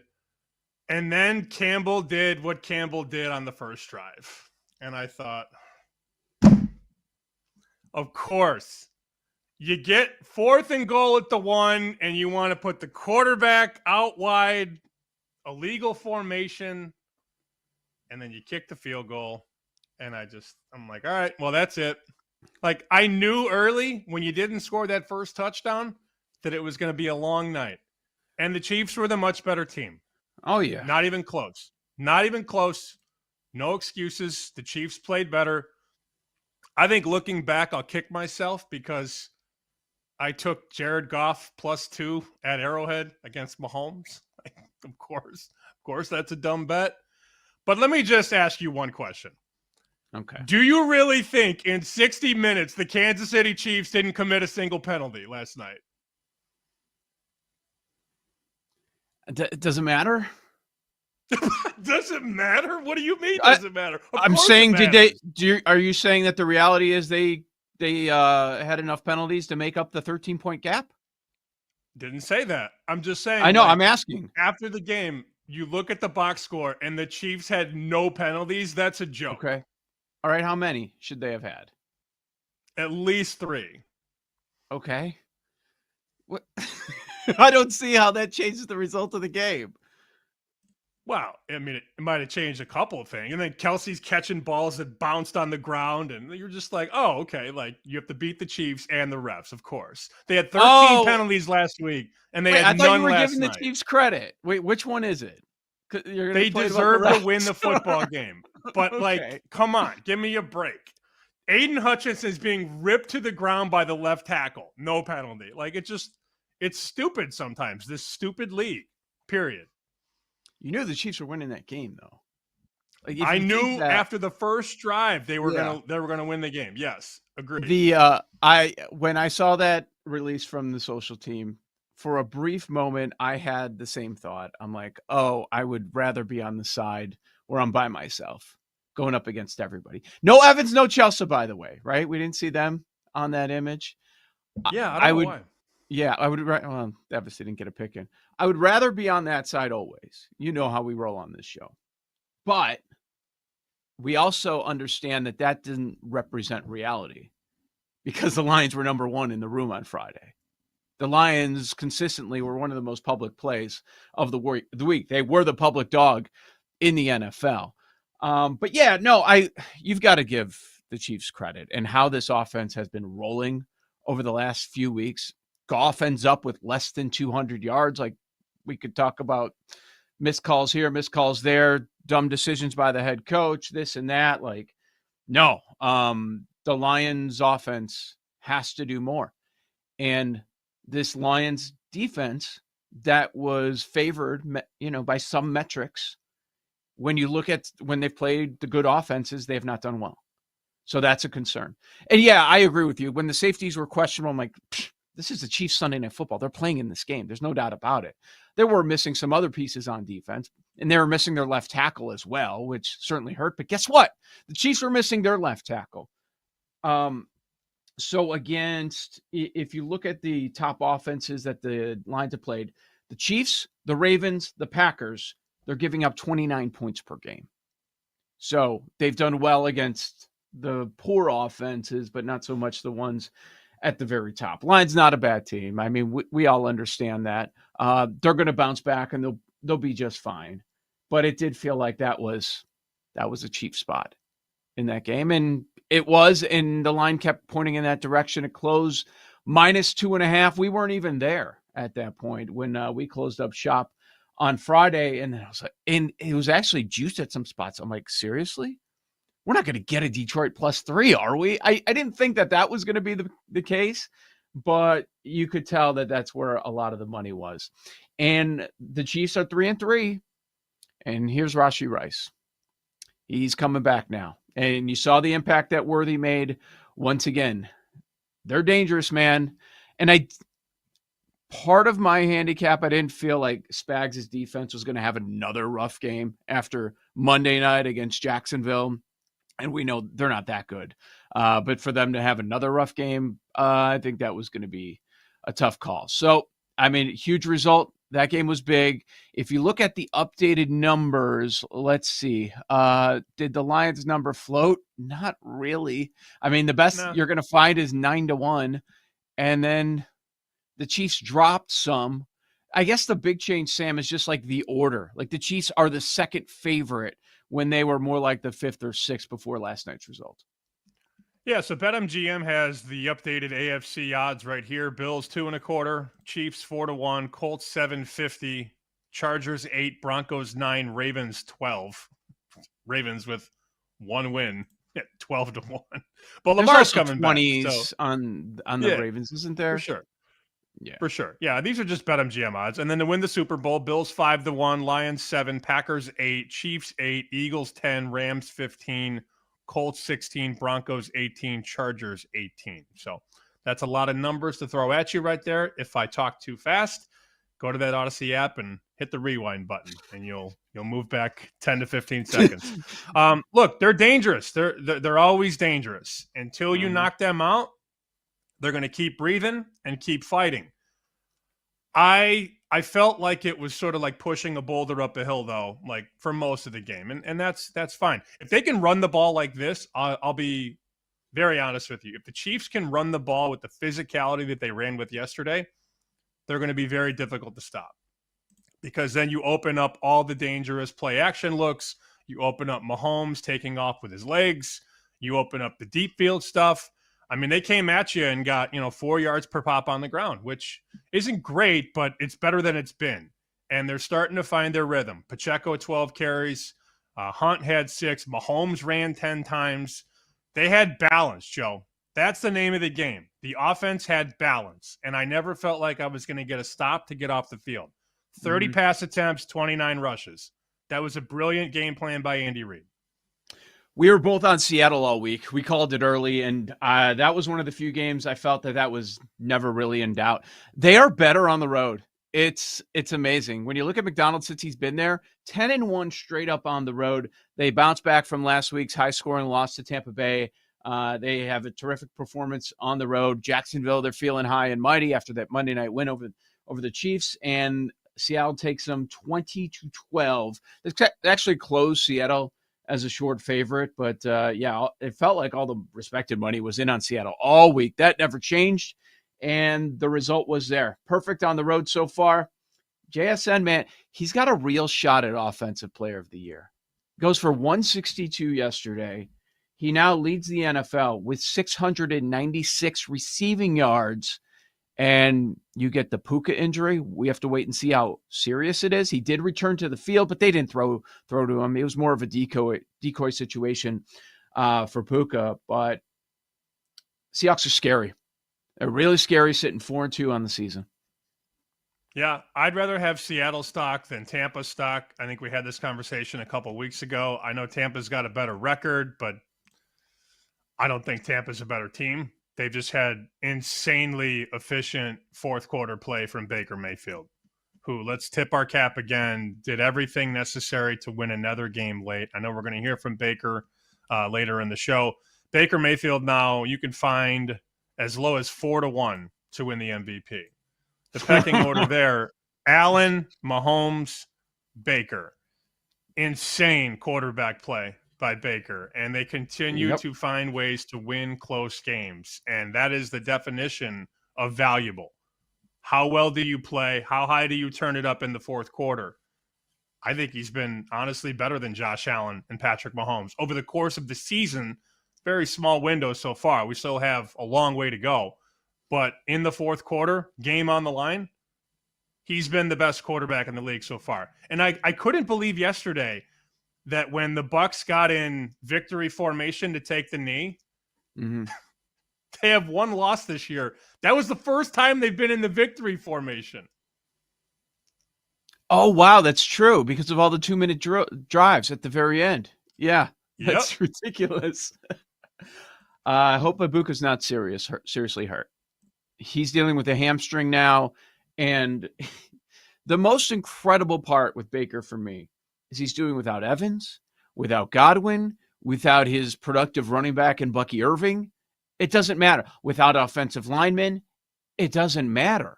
Like we spend all this time, oh, we got this injury, that injury. It doesn't matter who he's working with. He gets it done. He finds a way to get it done. The Ibuka stuff would matter if you have an Offensive Rookie of the Year ticket or one on somebody else because he's had an amazing season as well. Last week we said on this show, right now, if you're holding a vote, my vote is for Baker. You said the exact same thing, and we said, but we're not going to bet him at 12, and now he's 4. Nope. Everybody's talking about it now. Everybody. We did not corner the market on Baker Mayfield. I think I've cornered the market on Heisman Trophy, not on NFL MVP. I actually don't even have an MVP bet right now. Neither do I. And my offensive player, I thought Christian McCaffrey was a good look. And again, he has over 100 yards. He has a touchdown last night. But that poor team, man.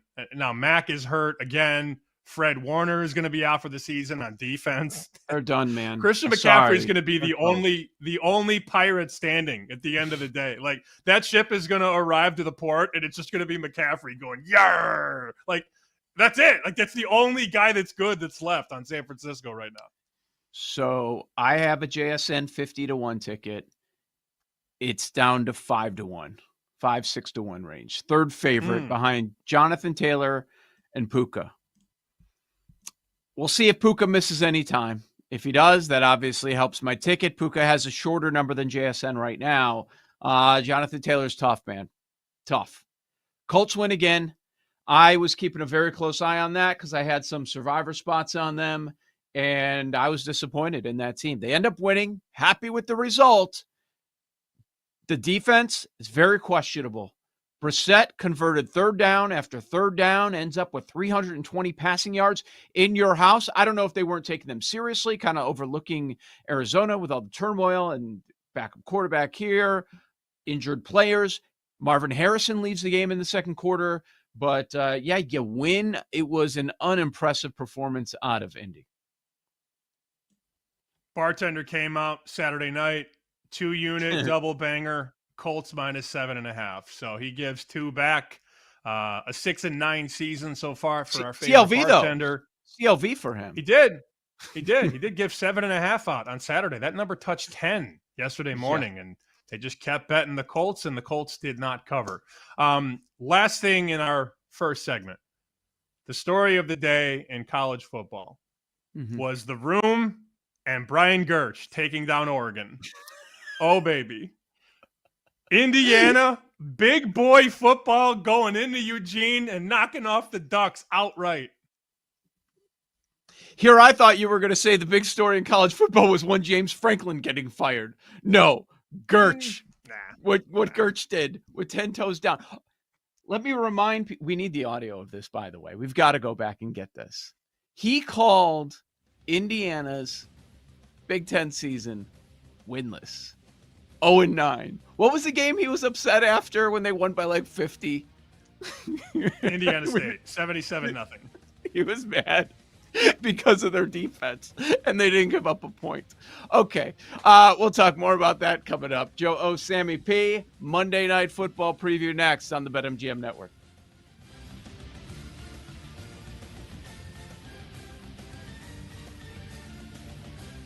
You're listening to Bet Sweats with Joe O and Sammy P on the BetMGM Network.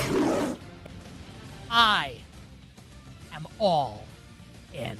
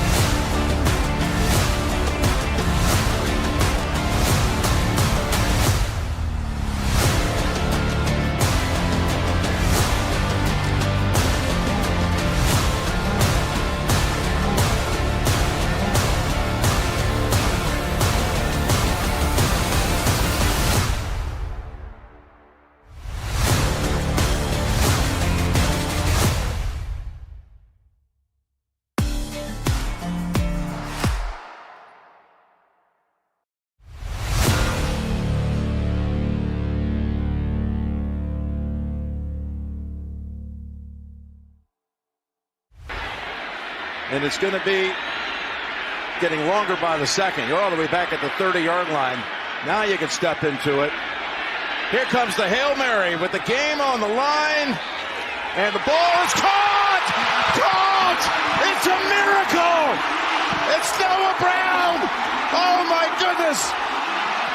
Welcome back to Bet Sweats with Joe Ostrowski and Sam Paniotovich on the BetMGM Network.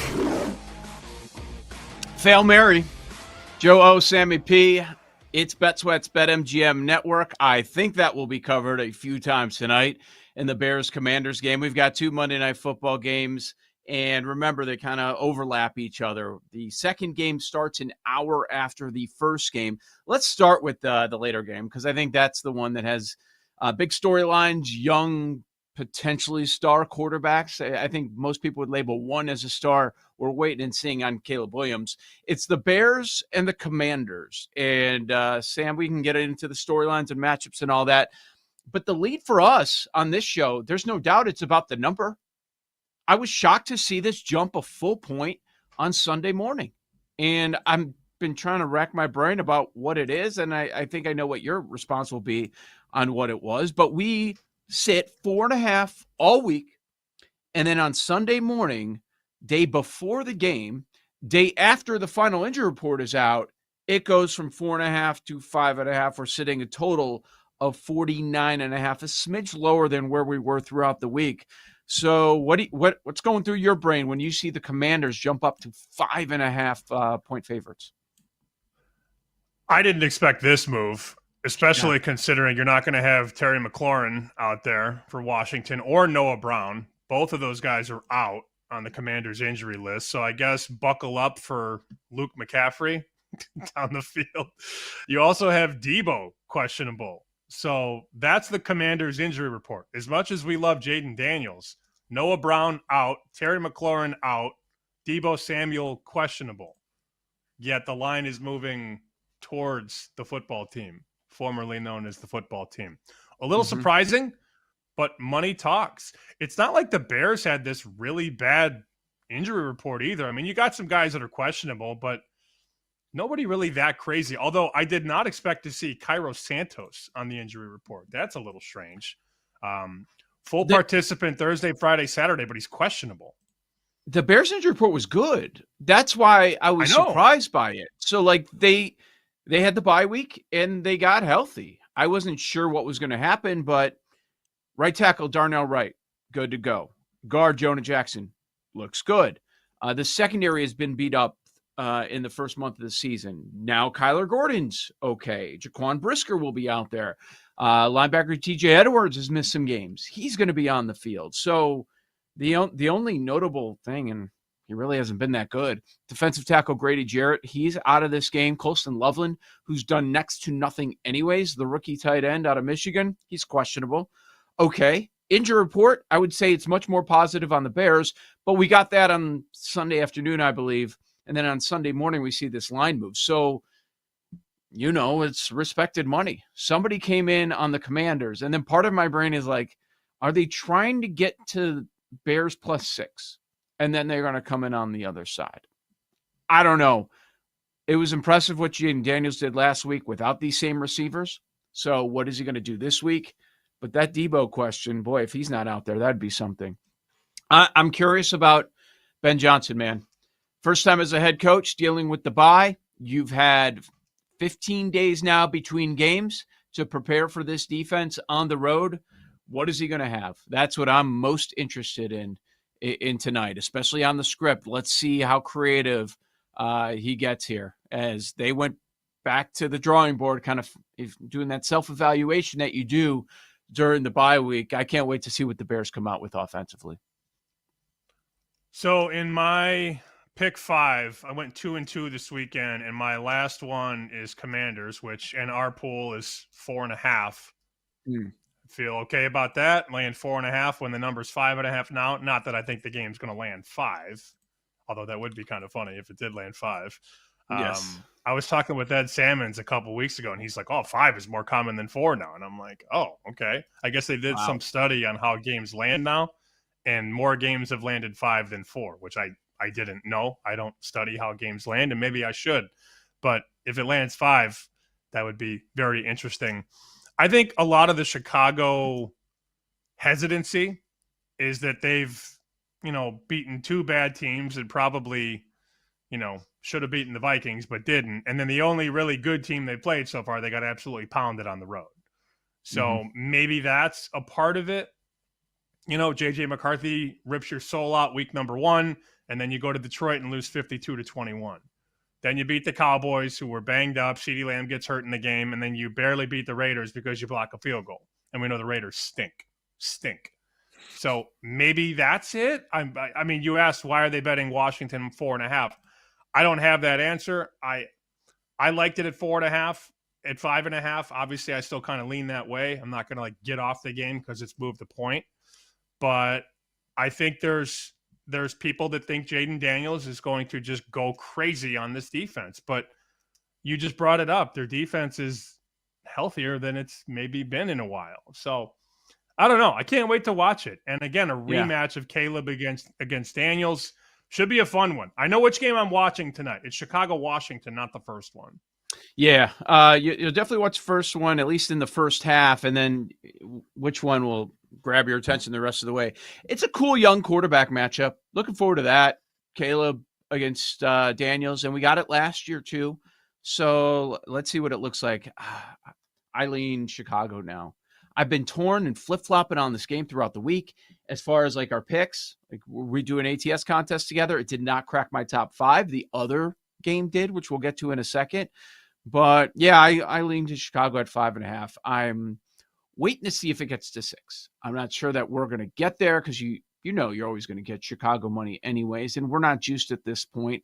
A lot of books 5.5 at -110, but an interesting move. That's also a fascinating nugget that more games are landing 5 than 4 because it does matter. They track that very carefully because we know about 3 and 7 and 10 at times, but I'm sure that's changed. 11, there was a game that landed, I think 11 yesterday. So that's pretty interesting. You would think that, 5's a dead number historically, but maybe not now with the way teams go for 2. So Bears Commanders, Sam is on the Commanders. He leans at 5.5, but he's not saying to go jump and get it. He liked it at 4.5. And I would lean to the Bears side. I want to see if this thing gets to 6. On the Bills and the Falcons tonight, we've got, 4 coming down a hair. We're at the total of 50. Yeah, the Bills, a 4-point road favorite coming off the Sunday night loss, so they get another primetime game. And the Falcons are coming off a bye. Similar spot to the Bears, where we're talking 15 days between games. So you have all this time to prepare. Let's see what ends up happening. Injury-wise, Dalton Kincaid is questionable for that Bills offense. Sam, that's big, man. I know in the previous years, maybe Kincaid not as involved as some Bills fans wanted. A lot of the offense has been going through him early on in the season. Defensively, Matt Milano is out. Mooney out for the Falcons offense. Falcons pretty healthy. Bills more injured, and the defense did not look great last week. I promise you I will be tuned in this afternoon to Chopin the Bulldog on WGR in Buffalo for an anytime touchdown bet because those guys have been rock solid. Granted, this is a Monday game, not a Thursday game, but they've been able to pick the needles in the haystacks in terms of finding some obscure player to score a touchdown. So I will be locked in for that. I talked with those guys on Friday. They were very curious about the game, and I said I sort of lean to the over. I think you have the ability to get a shootout in this one because I don't really trust either defense at this point in time. And you mentioned some of the names on Buffalo. Matt Milano, I feel like, is questionable every week of his life. And you said he's out. He's not going to play. We know Oliver is a little bit banged up on the defensive line. But also, I think you have a bunch of weapons in this game on both sides of the ball offensively. You just need that first horse to cross the goal line, and I think we could be off to the races. So we have seen some fighting on the total. Westgate opened this total last week at 50.5. It got bet down to 48 early in the week. And then shoved right back up. Now we're at 50. Most books have 50, including BetMGM. So they bet it down. to bet it back up. I know some guys that were part of that move over 48 and 49. I respect them. You could find a 49.5 at a couple places, but that's a pretty telling move, right? To fight it down and then blow it back up. So I think that's probably a true move. And I do like a lot of the weapons. I like both quarterbacks. Obviously, I like Allen a lot more than Penix, but I feel like Bijan Robinson is a problem for Buffalo to stretch it outside, to work the boundaries. So I think of the two games, they're both totaled at 50, give or take. I like the first one to go over more than the second one. Bijan's going to be in the room when we do that later in the show. With the 5-player props between the two games, there's no doubt about it. Oh, man. 73.5 for the rushing yards. I know he does a good deal in the passing game as well, but that seems a bit light. 110 in a hook on rushing and receiving, minus 170 to score an anytime touchdown. That's the cheapest price that you could find. So the expectation is that Bijan has a big game. Plus 333 over at BetMGM for 2+ touchdowns. So, yeah, not a ton of value. Expectation that he's going to have a monster game in this one. I like the Bills. I like the Bills -4. The money going against me right now, which is cause for concern. I don't know if it's get right spot, whatever, but you're right. That matchup is scary if you're going to be back in Buffalo, because you would expect Atlanta to be able to run all day. EPA per rush, they are 28th in the NFL, and you have one of the best rushing attacks in the league going at it in this game, coming off a couple of weeks to rest up. Why would they hold back with Bijan? I could also see what you laid out your case on an over, where you have a high scoring affair. Last night's total very high. That one was a clear under game. Goes under by about 6. And we've got two high totals tonight. Do you have any interest on the Commanders-Bears total? No, I don't. Now you got me nervous that the Bears are going to win outright, though. Why? Nervous? I don't know. Yeah, because you got me. You put me in the chair last night, and I haven't recovered mentally. I think that's why. I didn't the people put you in the chair. I didn't do anything. Yeah. Well, I'm ready. My legs are dangling, buddy. I'm ready for more pain tonight. I don't think you're going to be in the chair on this one. I don't think that they're obviously betting the Commanders. Commanders are also popular. People like to bet on the better quarterback. Bills will be.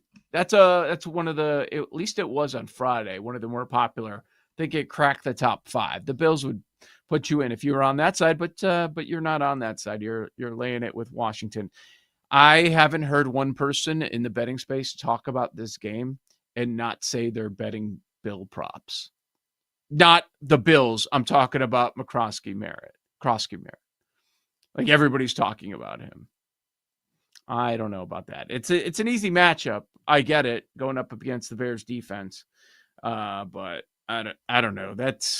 Those numbers keep going up.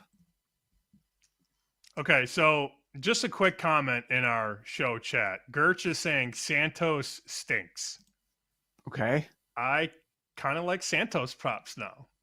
I'm just saying. I mean, just based on that comment. Just based on what we've learned over a very small window of time in the room.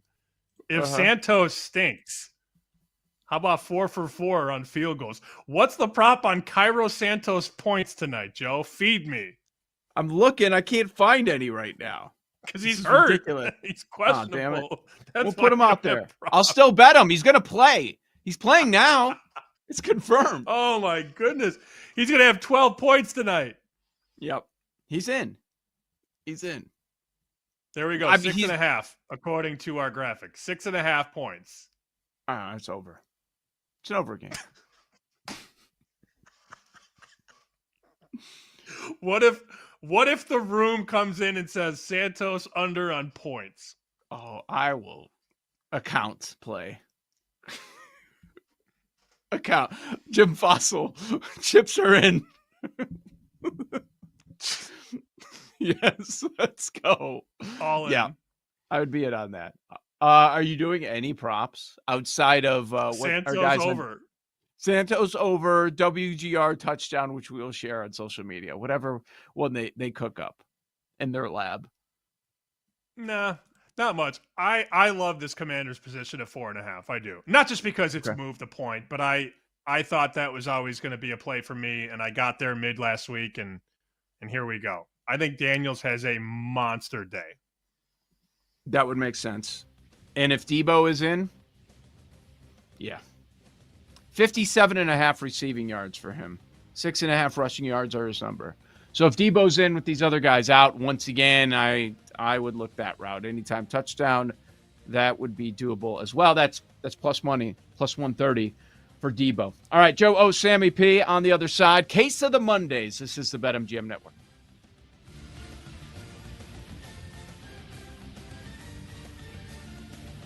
You're listening to Bet Sweats with Joe O and Sammy P on the BetMGM Network.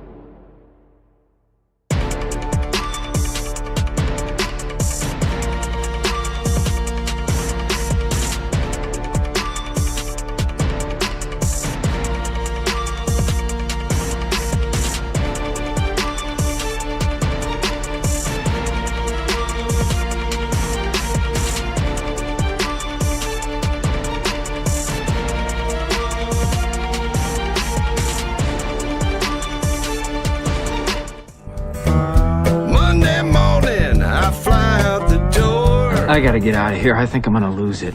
Uh-oh. Sounds like somebody's got a case of the Mondays. Sounds like a case of the Mondays.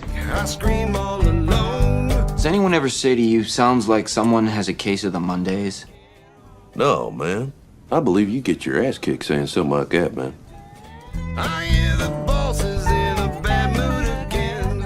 Joe Ostrowski, Sam Panayotovich.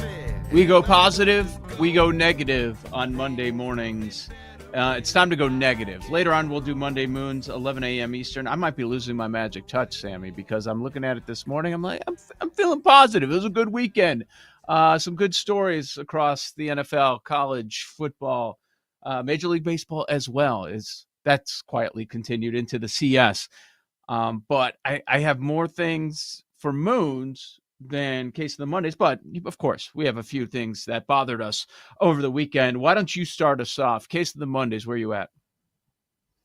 I have a couple appetizers and then a main course. So I'm going to get through the first part very quickly. I have a lot of money on Toledo over this year and Toledo to win the MAC. And Toledo has now lost 17 times outright as a favorite since 2021.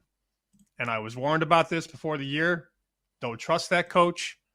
He finds ways to lose games they should win. 12 of those 17 losses have come as a favorite of at least 7 points or more.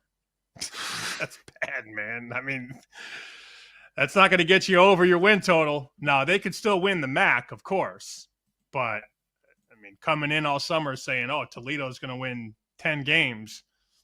No, they're not. So that was not something that I was very proud of to see again, Toledo losing as a massive favorite. I believe that's the second time in the last 3 weeks because I know they lost, to Western Michigan 2 weeks ago. The spread in that game was Toledo minus 19, and they lost 14-13. So that's 2 losses in 3 weeks where they're a massive favorite and lose outright. Home, Toledo now 3-3, so that stinks. Number 2, I'm so tired of like the AP poll people that cry about the rankings. Who cares, honestly? But yesterday, it's all the Illinois fans. Well, we beat USC. Why are we not ranked? USC's 21st. Shut the hell up. You guys were outclassed by Indiana by 53 points and then never had a chance against Ohio State. Probably should have covered the game.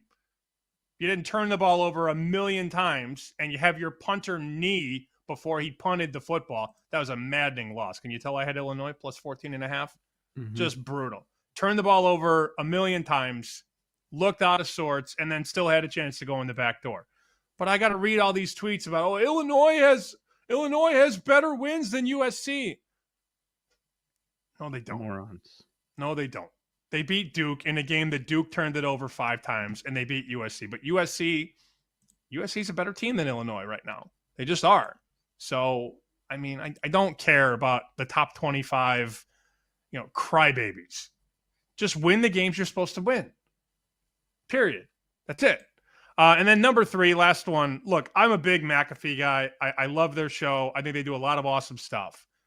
But do we have to see Pat McAfee take his shirt off every morning on game day? I mean, I'm tired of it. Like, every time I turn the TV on, he's got his shirt off or he's taking his pants off, and I just don't – I know what people are going to say, have fun, live a little bit. I have fun. Anybody who knows me knows that I have fun. I don't need to see grown men take their shirt off on television every week on a college pregame show. Him and Lanning are out there, nips out. I don't want to see it. I don't care. It's 9:45 in the morning. I'm trying to have breakfast.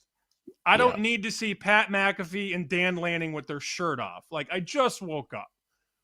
And then, of course, McAfee, after hanging out with Lanning, picks Indiana, and Indiana wins. So that was a nice moment to flip on the guy who you took your shirt off with.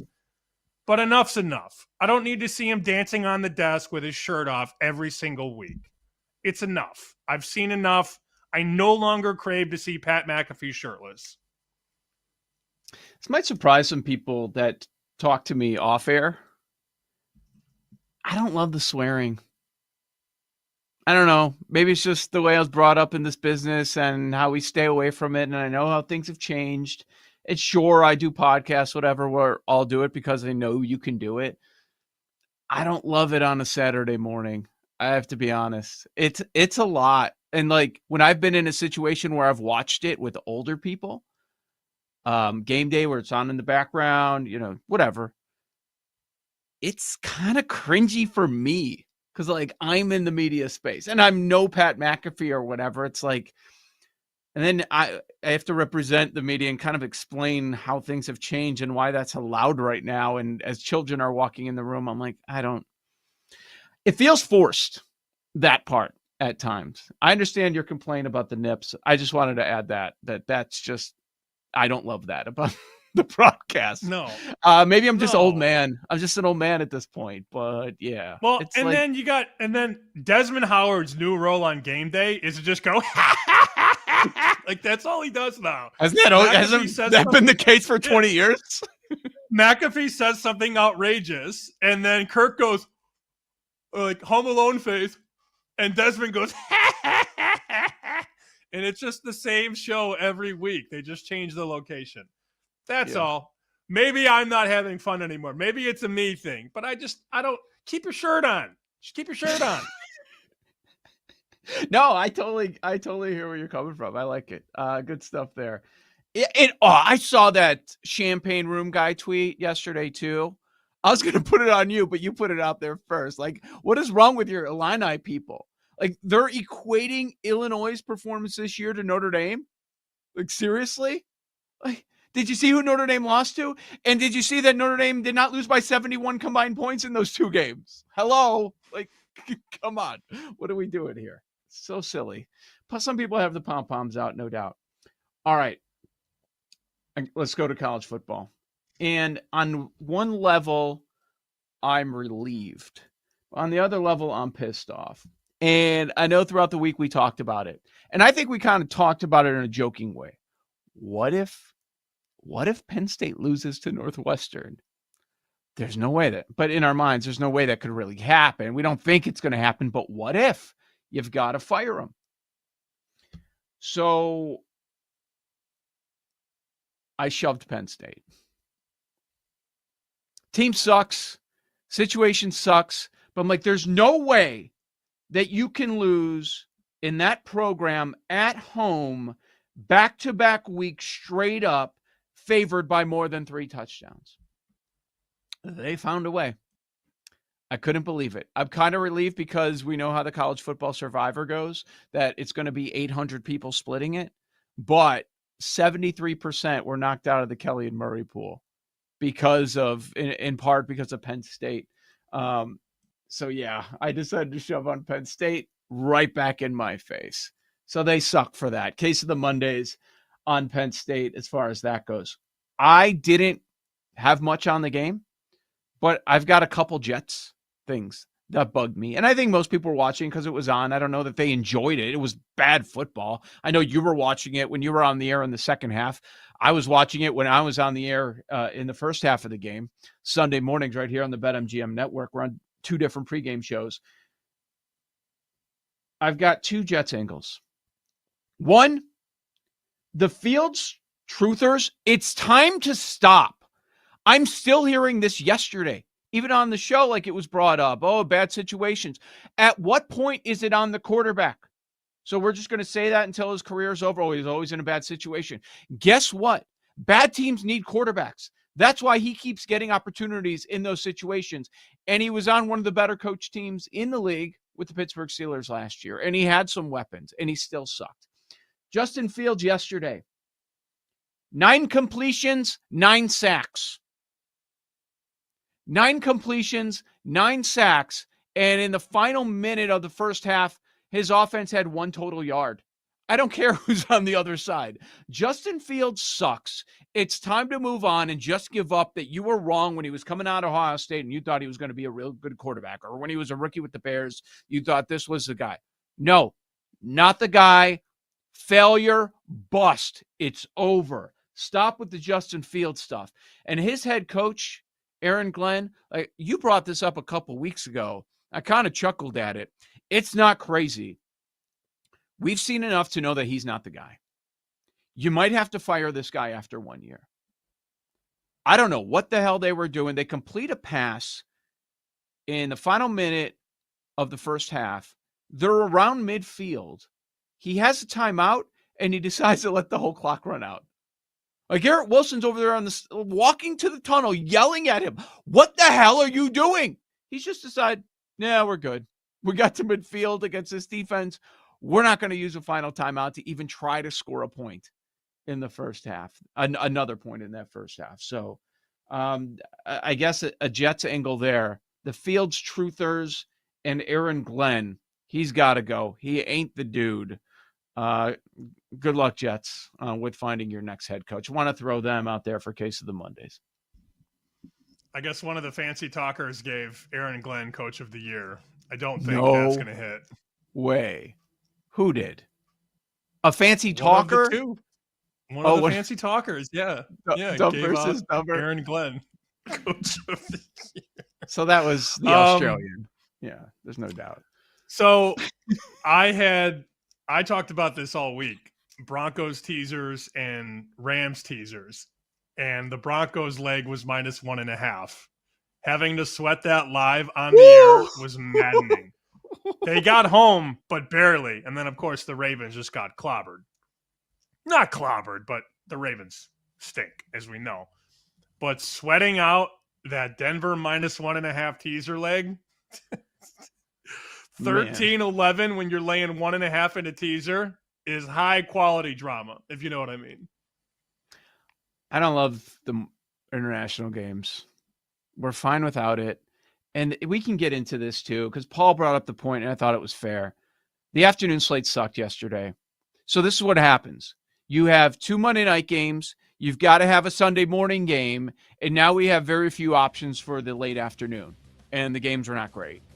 Like, I was kind of like, I started doing laundry. Like, these games suck. Here's the problem, though. Most people watch it all. You just get sucked in. I know. It's our job. But yeah. Well, we have 3 more international games, including next Sunday morning. All right. Joe O, Sammy P, Jason Lock and 4 on the other side. BetMGM Network. You're listening to Bet Sweats with Joe O and Sammy P on the BetMGM Network.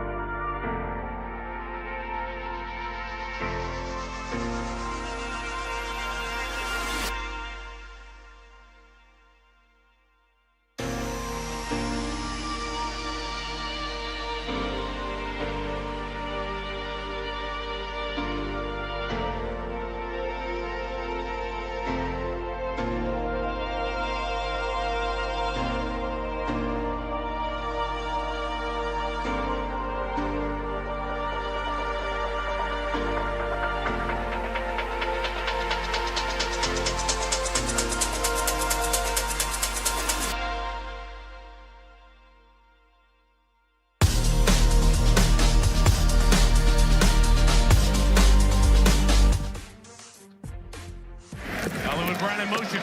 He's got on the pop pass. Hollywood Brown to the end zone. Touchdown, KC. Mahomes searching. Comes across with a touchdown to Hollywood Brown for the second time in the second half. And they'll go. Mahomes got it for Worthy. Touchdown, Kansas City. Welcome back to Bet Sweats with Joe Ostrowski and Sam Paniotovich on the BetMGM Network. KC and the under in the game of the day, Sunday Night Football. Sammy P, welcome back here on Bet Sweats, BetMGM Network, BetMGMNetwork.com, and the BetMGM Network YouTube and Twitch pages. We're now joined by Odyssey NFL insider Jason La Canfora, host of the Odyssey original podcast, Wanna Bet. Insider calls are brought to you by Nationwide for your insurance and financial needs. Nationwide is on your side. That's where we got to start, Jason. The line kept going in the Chiefs' favor. They end up winning, and it ended up not being close at the end. We get a scuffle after things wrapped. Dan Campbell very upset at Branch. He said an inexcusable act.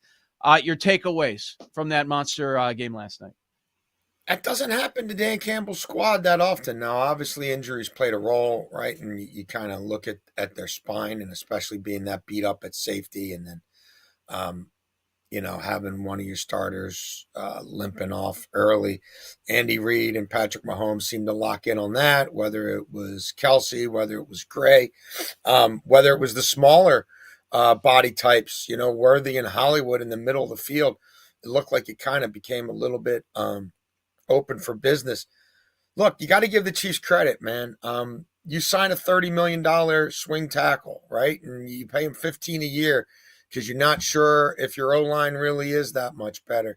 It paid off. I mean, Hutchinson had the one strip sack, but he wasn't a menace in that game to the degree that I thought he might be.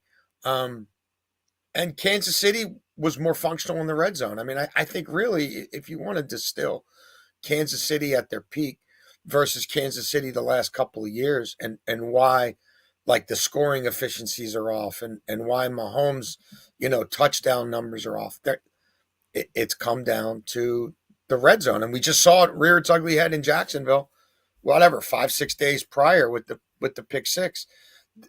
They were able to get the ball in the end zone one way or the other, even if it included Mahomes keeping it himself on an option play. So, they're always going to be in the mix. The Lions, to me, are a team that, I've been waiting for a while for them to make a power move at the deadline or in an off season. You might be a little beat up on the back end. You still might not be where you want to be there. Do they go out and get a pass rusher? There already is a feeding frenzy for potential pass rush. Are they going to beat out a Howie Roseman, or an Andy Reid for something like that? If they do, I think it could put them over the top. But that ownership group, that really hasn't been, they haven't been into taking on big salaries and taking big swings like that in season. I think they seriously should consider doing so. Couple guys available: Trey Hendrickson, Bradley Chubb, Cam Jordan, just to throw a couple out there. We shall see, of course. I want to just read a stat, and I'm not going to say anything. I want you to react. Since 2019, only 12 teams have played a penalty-free game in the NFL. That's 1,600 games. How many are the Chiefs? Chiefs have done it 3 of 12. I honestly would have guessed maybe 4 or 5. Look, there's some pretty good NFL ref stats. Check them out on Twitter. They put out some pretty good stuff on these crews and how they do with certain teams. I look at it fairly religiously, and it seems to me, and I know the Chiefs win a lot of games, but I'm talking about covering. I'm talking about specificity in terms of types of calls that go versus them versus other people. It's hard to bet against the Chiefs. I did it last night. I took 3.5 with the Lions. I thought the Lions could win that game. Shame on me. And I'm not saying that officials were the difference in the game, but like, did I think Hutchinson was being held a few times in critical spots? Yeah. I mean, but I guess that's every game. It feels like they get the benefit of the doubt an awful lot. It does. Ravens, who you cover on a daily basis, 1-5 now. They were expected to lose more than touchdown dogs yesterday. Couldn't do anything offensively. Now they go on a bye, and you expect them to return with Lamar after that, but still dealing with a lot of other key injuries.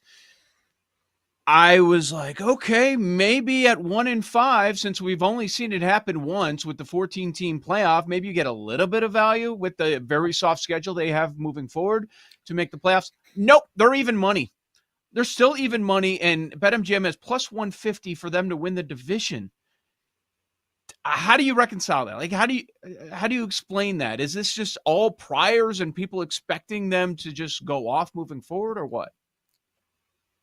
I think they do a great job of manipulating the media. If you ran a study on off-season grades and draft grades, try to find anyone giving the Ravens even a B or B plus. Now, their drafts haven't been that really all that good. They just gave Odafe Owe, who they drafted to replace Matt Judon, because they were too cheap to keep Matt Judon off a franchise tag. Like, they traded him for a serviceable safety, because despite only hoarding defensive backs, they don't have enough good ones. But like every year they get an A in the draft. Like everybody in their off season is like, oh, they're so brilliant. Like, I do think that seeps into the consciousness, and people are like, it's such a great front office. And I'm like, not so much since Ozzie Newsome. Like, he left them with Lamar Jackson. Like, he handed them Lamar Jackson. What have they really done with it? So no, they have major holes that I think people just gloss over. Like, dude, they didn't get a pressure from any of their edge defenders in that game yesterday. 0 pressures from their entire group of edge defenders, and it's not even that out of character. So I just think people get like wedded to this idea that like, everybody loves their off seasons and everybody loves their drafts, and so everybody says it's the best roster in football. Well, who do you ever have to chip? Like, they've got the worst pressure rate in the NFL, and their rate of being chipped or adding anyone to be a second person on the edge to stop an edge defender, it's like twice as low as anybody else in the league. So no, I think they've got fundamental fatal flaws. It's just not reflected in these markets. But I mean, on WannaBet, the last 2 weeks, I've been telling people, begging them, take plus money on Pittsburgh to win this division while you still can, and take plus money on the Ravens to miss the playoffs while you still can. Because even when Roquan Smith comes back, he stinks. He's a $3 million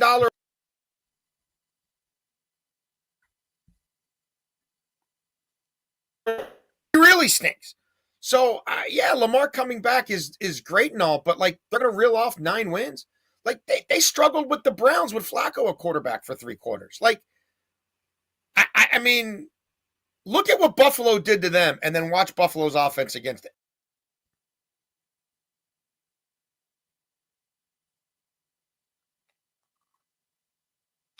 So we're still here, Sam? I have no idea. No. Okay. I don't know what's happening.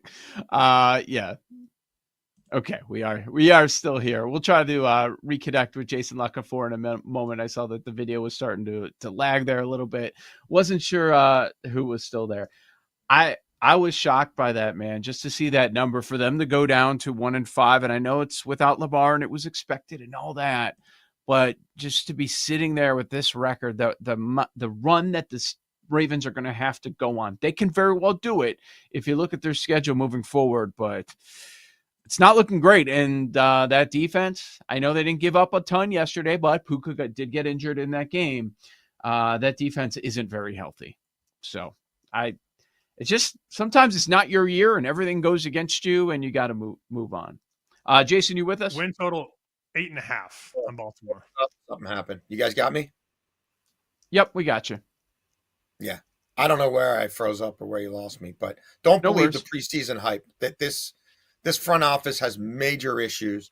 They don't have a left tackle. They don't have anybody who can rush the passer. They got all these DBs. None of them make plays on the ball in flight. And Lamar behind this offensive line holds the ball too long. It brings out the worst in him.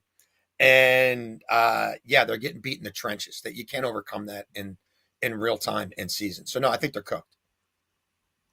We know how good Baker Mayfield is. How good are the Tampa Bay Bucks though as a whole? They're really good at winning football games, and they've done it shorthanded. And I hear so many people making so many excuses for so many teams with injuries, Baltimore. And I mean, go look at what these guys have had to do without their left tackle in games, with 5-man offensive line units that have never played together before, with a Hall of Fame wide receiver and a guy who was maybe the best slot receiver in football before he suffered that season-ending injury last year. And with the rookie wide receiver who doesn't even get through that game. So let's just throw game-winning bombs to whoever is available. They've obviously dealt with injuries on defense as well. I think Todd Bowles is the least respected head coach in the NFL. Baker used to be one of the least respected quarterbacks, but that's obviously changing. They just find ways to win. I don't know what else to say. They will get healthier. They're one of the teams that's been able, and the Eagles might not be what they were, right? And who knows where that's going to go. But even at the height of the Eagles, they were one team that was able to stare at the belly of that beast. And while nobody was beating Hurts, they could at least say, we got him, and they could have got him again.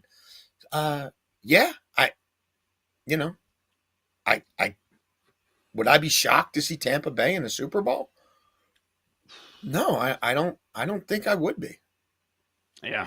Without a lot of his weapons healthy right now. So we'll see once they all get back on the field. Joe O, Sammy P with Jason Locken for Insider Calls, brought to you by Nationwide for your insurance and financial needs. Nationwide is on your side. I know it was a soft opponent on the road, or seemingly. Like that's the reputation New Orleans Saints have. But in the first half, every time Drake May threw a ball down the field, he was connecting for a touchdown. Last Sunday night, win on the road in Buffalo. Where's Drake May now? Where has he already come early in year number 2? Yeah, I think he's knocking on the door of joining that whatever. I mean, I don't know if you still put Mahomes in his own category just because of what he's done in the postseason versus everybody else, right? And then you've got this subcategory of guys who are knocking on the door to do it the first time, and you've got I guess a Stafford trying to do it again. I think he's trying to get entree into that group, and he's making headway. Postseason is a whole different animal, and that's where I think you start talking about where you are in the pantheon of the game. You've got to have some signature moments in the postseason. You've got to get to a postseason. A lot's got to happen. But there's not much to not like about this kid's game. He's come so far in the free and loose, fast and free department. In the past, things start going well for them, and I'd be looking to live bet an interception because it's like, all right, now he's going to get a little too cocky, like it's going to be. But, Vrabel comes in, there's real guardrails. There's a lot to be said about coaching, We can talk about Josh McDaniels as a head coach and what a disaster that's been. But running offenses in New England, pretty damn efficient. So, no, I think he's in good hands. I think the cast around him should get better over time. Things are really wide open in this league in general. There's a lot of really bad teams. There's not many great teams. I think they've got a chance to make some headway here. And I think this is a tricky little spot for me for Buffalo tonight. So, I'm a Drake May believer at this point in time. I think he has the potential to join the NFL's elite quarterbacks by season's end. Only have about a minute, Jason. You mentioned one of the games, Buffalo, Atlanta, Chicago, Washington. Anything you really like? Yeah, I mean, I think Bijan goes off here. I don't buy Buffalo's defense. And yeah, people, Oliver coming back, that's great. He's not a two-gap, elite run stuffer. That's a D-line that's a little light in the backside for me in the best of times. And no Milano. You look at a Bijan leading the team in receiving yards, leading the team in rushing yards. What a scrimmage monster he is. Like, Penix looked much better last week, but I still think this is going to be a relatively conservative approach with him. Like, I think Bijan can go off tonight. I mean, I've got a ladder, 100 scrimmage yards, 125 scrimmage yards, 150 scrimmage yards. I think there's an anytime touchdown in there. I'm starting to buy Atlanta's defense. So, they're live for me there. And the second game, the number's getting a little big for me. I've just got some things pegged off of a Washington money line. I got to see this Bears operation win on the road to believe they're going to win on the road, new head coach or not. I think Jaden Daniels puts on a bit of a show tonight. I think they're able to run the ball with the Krosky Merritt kid and, depending on real health, what to see that in game, Debo. And yeah, I think Washington wins that game. I think Jaden Daniels can throw for a couple touchdowns in that game.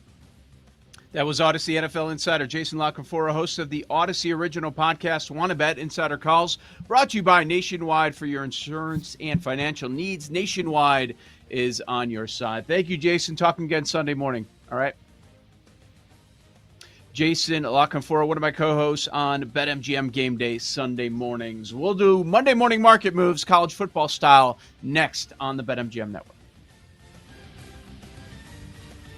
You're listening to Bet Sweats with Joe O and Sammy P on the BetMGM Network.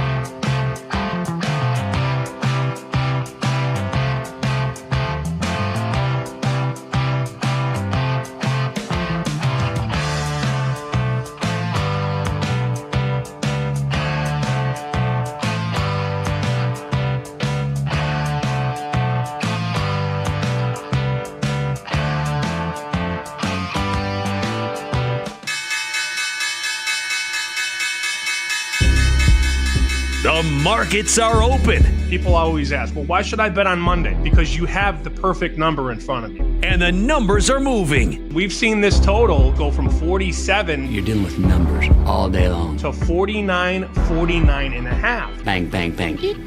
Now you're getting a field goal in a game that was sit and pick 'em for so long. Let's dive into some Monday morning market moves. It's his first day on Wall Street. Give him time. On Bet Sweats, presented by BetMGM. Make it legendary. Joe, Sammy P, let's do some Monday morning market moves. Talk about college football as things line up heading into next week. Some good games, some games, and maybe you're surprised that a team is laying 7-8 points. We'll get to all that, but I can't believe, Sam, it's been, an hour and 21 minutes into the show, and we have failed to mention one person's name. We've got to mention their name. We've talked around them. We've talked around the situation. It's what it was everybody's immediate reaction. Tell me why Curt Cignetti will not go to Penn State. Where are you at on this? Because Indiana's a better job right now. Damn right. Mm-hmm. Isn't that crazy? I don't know that people have realized this yet. That with the state of college football, everything he's getting, the money that they put into the stadium and the program. Like we grew up, Indiana's a basketball school. Football's laughable. Are they? I know it's in their blood there, but are they at this point? It seems to be all about football at this point. And you're right. Indiana is a better job. With Cignetti gets everything he asked for. Keep on. Google me doing it all. And it's like we're in other sports when we talk about markets and schools and brand and all that. Doesn't matter, does it? Is he lacking attention at Indiana? No, the college football world has been talking about Indiana for the last 2 years. I don't see him leaving. People could talk about the roots. A lot of times those don't really matter. Like you don't really want to go back home. He has no pressure, and he's exceeding expectations again, and everyone expecting regression. And no, the Hoosiers are better. Yeah. I mean, you think about, let's go back to 2000 and some of the powerhouse programs that you would never think could potentially take a back seat to Indiana. USC, Clemson, Penn State, Georgia, LSU. I mean, I'm not saying that Indiana is better than all of them, but if you're a hotshot recruit right now, you're considering Indiana over maybe all of those schools for the first time ever, ? I mean, it's got to be. Indiana was a laughing stock. You go back a couple years, they were a joke.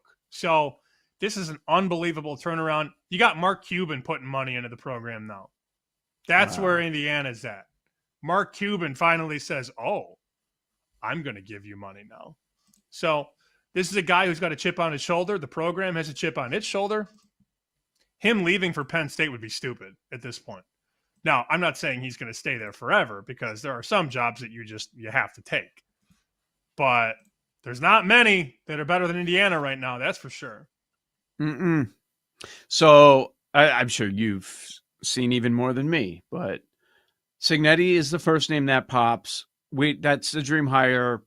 We don't think you're getting them, obviously. What are the names? What are the connections that really come to mind that you've heard and like, okay, that makes sense?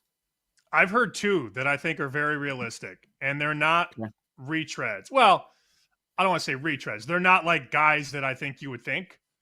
The first one is actually Bob Chesney, who's followed up Cignetti at James Madison. Chesney is a head coach, is 125-51. He's got 5 Patriot League titles. He was at Holy Cross, and then when Cignetti left James Madison, Chesney went there. He's 48. He's young. He wins. Players like him, and that could be the next, I don't want to say next Cignetti, but if you want to follow the Indiana model, you take a guy like this, not some guy who's been at 6 schools in 15 years. You know, you want stability, and a guy like that definitely puts in the time. He's gone through the ranks. Johns Hopkins, Assumption, Holy Cross, James Madison. I think he's going to be the next guy up for a big job. So Chesney to me is maybe the guy. Number 2, you're going to laugh. I know you are, but I've heard this name a ton. You ready? You sitting down? I'm sitting. Pat Fitz.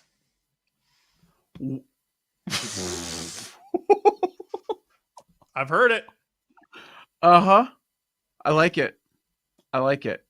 Yeah, he's been forgotten about in the national landscape. I haven't seen anybody bring up his name to any job.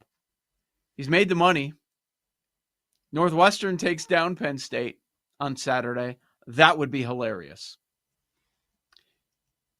He was connected, or the rumor, you remember when you were covering them, was always Michigan, and it was kind of laughable to me, and probably to you too. Like, he's not ready for a job like that, but to the level they're probably going to have to go, that would make sense. The names that I keep hearing that I'm just not into, Manny Diaz, Matt Rule, like people keep throwing those out because of the connections to Penn State. Like, I don't think that's going to get people excited. I don't know that Fitz does, but he won. He would exceed expectations a good amount of times, and that's what they need over there. He won with players that stink at Northwestern. Yeah. I mean, let's be real. The recruit at Northwestern and the recruit at Penn State, completely different players. Now, maybe that'll change with NIL, but you're competing for much bigger fish at Penn State. So if you elevate the coach to a program that has more money and more recruiting power, maybe it would work. But I think Bob Chesney is a name to really keep an eye on, the head coach of James Madison. Good one. I like it. Before we jump to the card, I just wanted to get your reaction on one other name that I heard Klatt throw out, which I thought was like, that got my attention. It was like the last name he threw out, and I was like, ooh, yeah, that's probably a name that I would definitely go after if I'm running Penn State. Brian Hartline. That would move the meter, you think? I just look at the receivers he brings in. Like, you get a young guy, might be your forever guy. That's why that would excite me a little bit. Don't you think they need someone who's not? It sounds like the names that you brought up, you don't want to really go to the retread route. And I'd be a little worried. Like, what do you have to lose at this point? And he's probably not going to command. Like, to get Fitzgerald, what is that going to cost? The guy just made a ton of money off a lawsuit. So what is that going to command to get him? I mean, that would make sense. His kid just graduated high school, right? So the timing makes sense. Mm-hmm. So he's not going to be coaching his kid on any level anymore. Like, he's going to be going off to college. Timing makes sense there. But so you think he needs to climb the ranks, even though he's done a lot at Ohio State on the head coaching front? No, it's funny. You're like, oh, well, Manny Diaz doesn't move the meter. Like, I don't know that Brian Hartline moves the meter. I'm not saying it wouldn't be a good hire. I just think if you're looking to make a splash, that's not the name. But if you're looking to I look at that as like a the Freeman name. hire. I look at that as like a Freeman type hire. I don't know what they're going to do. I have no insight on this. I heard a lot of Rule the other day. There's a lot of connective tissue there between some of the decision makers and Matt Rule. Fine. I don't know what they're going to do, but it's wild that Penn State goes from national title contender in early September to firing the coach on October 12th. Life comes at you fast, huh? You got to find someone with upside, because you've got to do better than Franklin. We laugh at Franklin. He had to go, but he also did some good things over the course of 11, 12 years that he was there. All right. The card next week. Well, the biggest game is Georgia Ole Miss. There's no doubt about that. It is 7 Saturday afternoon. Georgia laying 7 at home, total 54 and a hook. Ole Miss was sleepwalking through their game against Wazoo. Did you happen to catch any of that game? It's like Lane wanted to do nothing and put nothing on tape. They struggled against Washington State. 24-21, the final score. If that's not a look ahead, nothing is. I mean, they were sluggish. They were slow. They were 33-point favorites and won 24-21. How do you think practice will be all week at Oxford? Huh? How do you think that's going to go with Lane cracking the whip? Initial push, though, did come on Georgia. They opened at Circa at 6, and now we're at 7 at a bunch of spots, including BetMGM. That will be a very highly handled game. Should be a really, really good game. Here's one that's also big, and I know you have a lot of thoughts on this rivalry because you've grown up around it. How about Notre Dame and USC? Yep. Notre Dame opens up at Circa as a 9-point favorite. It is 7.5 at a bunch of spots. Chris has 7 offshore. Initial push on USC. Total 59.5 60, and climbing. 62 now. It's going over. Oh, 62? I just saw 59.5. 62 a few minutes now. ago. Jesus. It's probably still going over. Yeah. Wow, that's amazing.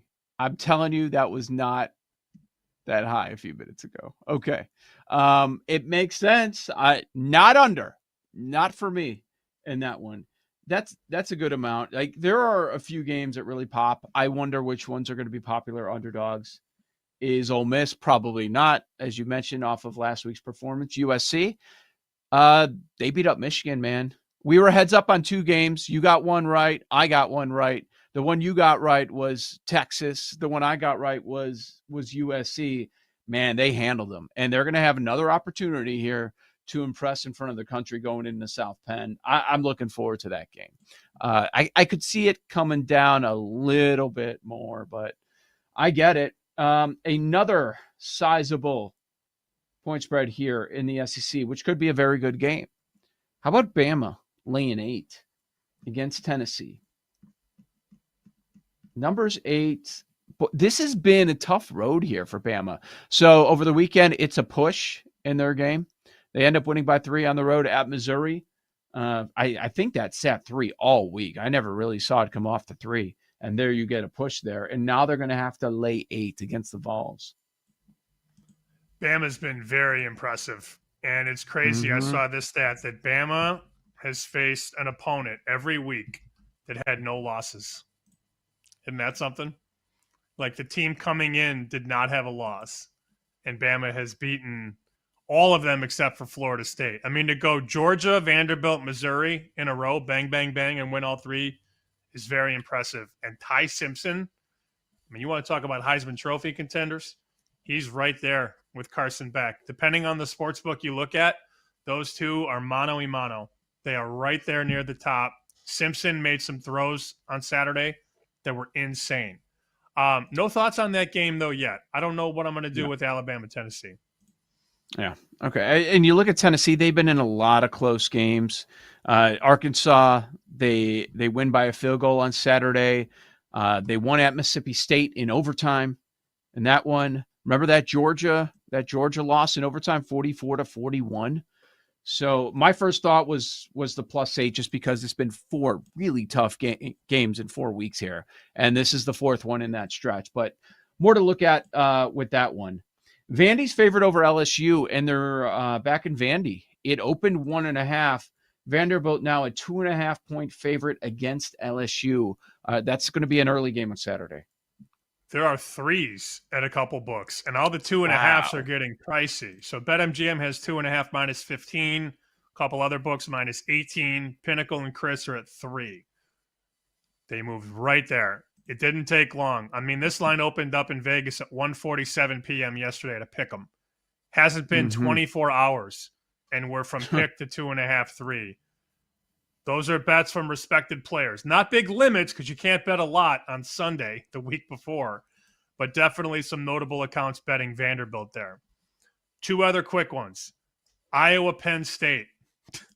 What was this look ahead with Franklin and Drew Aller? I don't even know. I don't know. Iowa is now a 3.5 point home favorite against Penn State. Remember, Franklin out, Drew Aller done for the season. Yep. Iowa 3.5. And then here's the one that's going to be very popular. Oh, well, Oregon will bounce back. Oh, they'll be fine. Got to go all the way across the country and take on Rutgers. The number's been bet up a little bit. I don't know how high we're going to go. Oregon minus 15.5 out to 16.5 at Rutgers. What do you think the room's going to bet in that one, huh? Oregon bounce back. Yep, I think we know. Will the room be on Oklahoma again? 4.5 at South Carolina. Expect Mateer to be healthier, but it was a bad performance, which we can dive into. Mateer's dead. I'm sorry. He's dead? It's over. It's over. The Heisman thing. Not in general. He's still alive. It's over. Okay. He's not technically dead, but the Heisman is dead. Probably. Not healthy. Buddy Mark He's not healthy. NFL. I know. He's not. Paul told us. Steering wheel.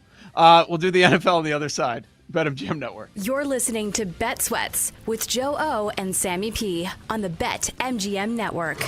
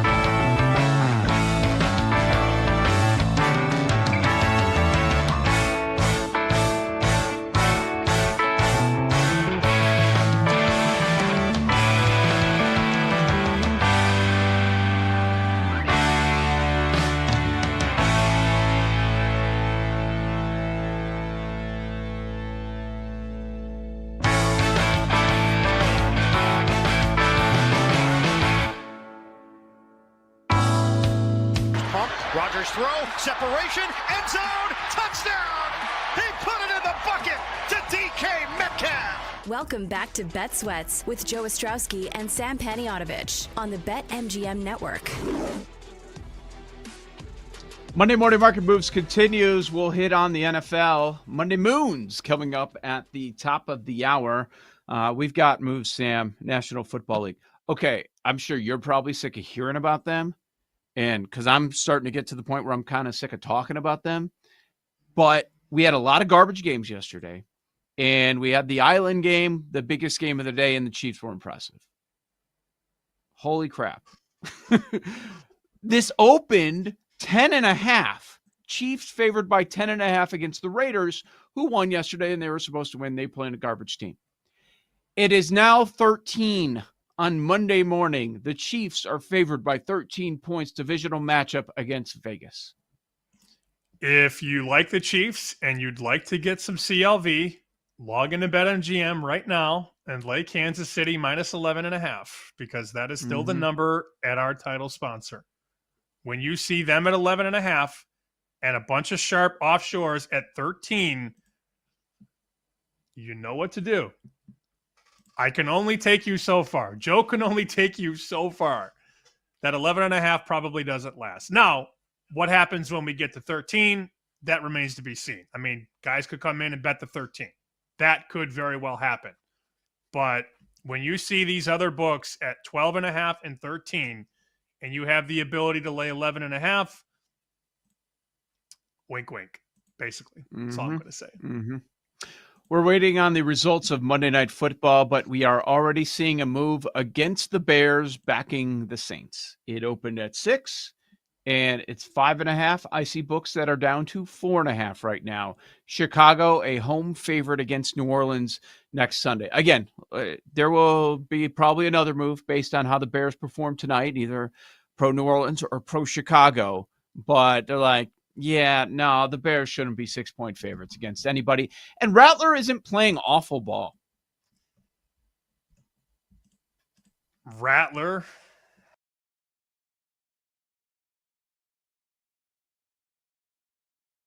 So did I. Every time I have a chance, you know what's going to happen. New England's going to make another miraculous touchdown throw. And May did that a ton. Chicago, though, laying 5.5. Not for me. You know this opened 6. And now a couple books are down to 5. There's a 4.5 there. Yeah, they're moving on Rattler for sure. Which I understand. The total also moving up. New Orleans offense has been a lot better over the last couple weeks than it was early in the season. I think Kellen Moore is finding the right buttons to push. That could be an over bet for me, and I think we're gonna keep climbing as we get closer to kickoff. Yeah, I don't think New Orleans is terrible. Do you? They're not the worst team in the NFL anymore, like a lot of people said in the summer. Yeah, that's a fair point. We don't want to go too far, but maybe not the worst team in the NFL. As far as the sides that were on the move, I think those were the ones that stood out. You've got the Bills and the Ravens. Those will be your two teams on bye for next week. This one kind of stands out. It didn't move at all, but it's a game we have not talked about because it was a 2-touchdown line. I was unimpressed with the Packers. It's like, why are you letting Cincinnati just hang around? They ended up running enough on them, over 150 yards in the game, and doing enough to win, not cover. So Cincinnati plus 14 backers, they were happy. Flacco, bad first half, more time on the field, more time to connect with Chase. Like when he was targeting Chase, they did well. See that ridiculous catch in the corner of the end zone by him? Flacco wasn't terrible in the second half. Makes me think maybe the Bengals are bettable as long as he's playing. Whew. That's Thursday. This one's tough. That game. Yeah. I'm so torn on a lot of these games so far this week. You want to do the Thursday game now? No, we can go wherever. I was just bringing up that Green Bay Cincinnati game. It's Pittsburgh -4 at Cincinnati and Green Bay -6.5 at Arizona, which feels like a lot. Okay, you said it kind of jokingly, kind of not. You proved to be right. If I have to bet on the Cardinals, I want Brissett out there, not Kyler Murray. Yeah, and I don't know what the status is. I mean, Google basically guessing as well. He's got the foot injury. I thought Brissett was just fine. And a lot of things work down the field that don't tend to work with Kyler, because the one thing about Kyler is he tries to play Superman ball, and he just decides I'm gonna spin around in a circle and run around and go sideline to sideline and just I'm gonna run for 50 yards and gain 2. Where Brissett is just going through his reads and making decisions. Kyler is, what do they call him when they're kids? Kyler's a ball hog. There we go. I got there. Kyler Murray's a ball hog. He just wants all the attention on him. Brissett is out there distributing and making the smart play. Does he have the tools that Kyler has? No. But that team looked efficient. You know who else liked Jacoby Brissett yesterday? Trey McBride. Have a game, man. Throw your best players the ball around the goal line. And that's what Brissett did with Trey McBride. I would take Arizona. I thought that was what we were talking about. But Pittsburgh, Cincinnati, either one. Look, how much is the bump for Joe Flacco? Like, how long does it last? There's a lot of people that think, all right, backup quarterback comes in, team rallies around, team plays well, and then after that performance, not great. The Andy Dalton rule, some would say. Oh, maybe Dalton is serviceable. And then that next game, disaster. I don't love Flacco against Pittsburgh. I don't. The only saving grace is that it's a short week. Pittsburgh has to go on the road days after playing. Like, I hate these Thursday night road favorites.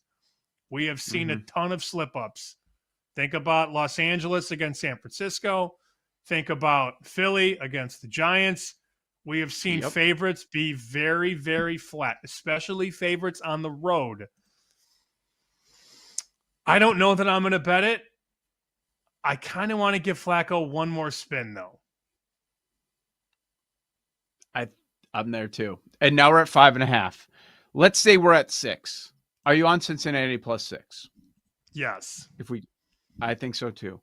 And so the positive side for Pittsburgh is forget Aaron Rodgers. It's about the defense. They're healthy now. So they were coming off the bye and good performance, right? But facing a rookie quarterback, I don't think that Dylan Gabriel was really set up to do much going on the road in the division at Pittsburgh. That's going to be tough. The Steelers' defense was pretty terrible in the first month. They were dealing with a lot of injuries, like 4 or 5 starters were down, but now everybody's back. So I think we're going to get a clearer view of what the real Pittsburgh Steelers are. But laying 5.5, 6 in the division? No, I don't think so. I would look to the dog in that game. Any others? We talked about the ones that moved. The biggest point spread, certainly Kansas City this week. They're going to be popular in Survivor if you have not used them. Looking for any monster matchups? Not really. It's another double Monday Night Football week. It's another Sunday morning game. We've got another game in London. That's going to be the Rams and the Jaguars. Let's go there. Rams are laying 3, going to London. This is Jacksonville's second home. Puka unlikely to play. That has come out this morning in this game. Jaguars off a loss. You get the big win against Kansas City. Now they lose. Now they go to their second home, London. Jaguars +3. You're going to play Puka on that surface? You going to play him out there at Wembley? Oh, he's not playing. Yeah, it says doesn't unlikely. look like he's going to play. Yeah, it says unlikely for sure. He's out. He ain't traveling. So they opened this game at 2.5 on the Rams side. And of course, they got bet up because people do like the Rams and Stafford and McVay as that short favorite. The total has gotten the most money so far in this game. 46.5 down to 45.5. And I see some 44.5s offshore. They are betting on defense here. That makes sense between Jacksonville and Los Angeles. That speaks for sure. Oh, I can't believe we forgot about this. Which one? And it's up. Vrabel going back to Tennessee, laying a touchdown. Can you lay it with the Pats? Yes. Yes, Mhm. I could. Vrabel, I was told, wants to stomp a hole in their head. That's what I was told about That was Vrabel the going into quote? Nashville. Uh-huh. It was actually worse. I can't say what it was really relayed as, but this one's personal. New England Mhm. goes into Tennessee, where the Titans fired Vrabel to hire Brian Callahan. Ooh. He's going to coach circles around him. Everything that he's been how much has he saved for this game? Like, I would think everything. It's going to be like a He's playoff game to not him. going to stop. If they Mm-hmm. can make them cry, they will. I love that. Yeah, they're going to make my card. There's no doubt about it. And the question is, do we have to do it now? Are we going to get to 7.5? Well, Pinnacle's at 7.5. BetMGM is still at a slightly juiced 6.5 right now. You might I have don't to make bet a that lot of 6.5 bets on right now. Monday. I would bet Yeah. 6.5 right now, knowing full well that you could get off it if you want. Hell, there's a Mhm. chance if you really want to. I know a lot of guys like Spanky would do something like this because they're not betting narratives or teams. Guys like that will lay 6.5 and then bet 7.5 and try and middle it on 7. That's what the numbers guys do. The ARB guys do. The ones that are making money with math, they're laying the favorite early, looking at the market move. Oh, well, let's lay 6.5 because Pinnacle's at 7.5. And Chris is at a juice 7. So they know. What do you think the public's going to do with this game? It's only Monday. By the time we get to Friday, man, I'm not saying 9 or 8. 10, but through 8. 7. Through 7 for sure. My guess. It's going to be 8. It's already through 7 at some spots. Those 6.5s might be gone when we wrap the show in an hour. So just keep that in mind. If you know you're going to be betting on New England, you should do it right now at 6.5 at a couple of spots where it's available. Joe O, Sammy P, Monday Moons. Moons. Moon. Get your moons ready. All right. Everybody's involved. That's next. An hour to go. Bet Sweats, BetMGM Network.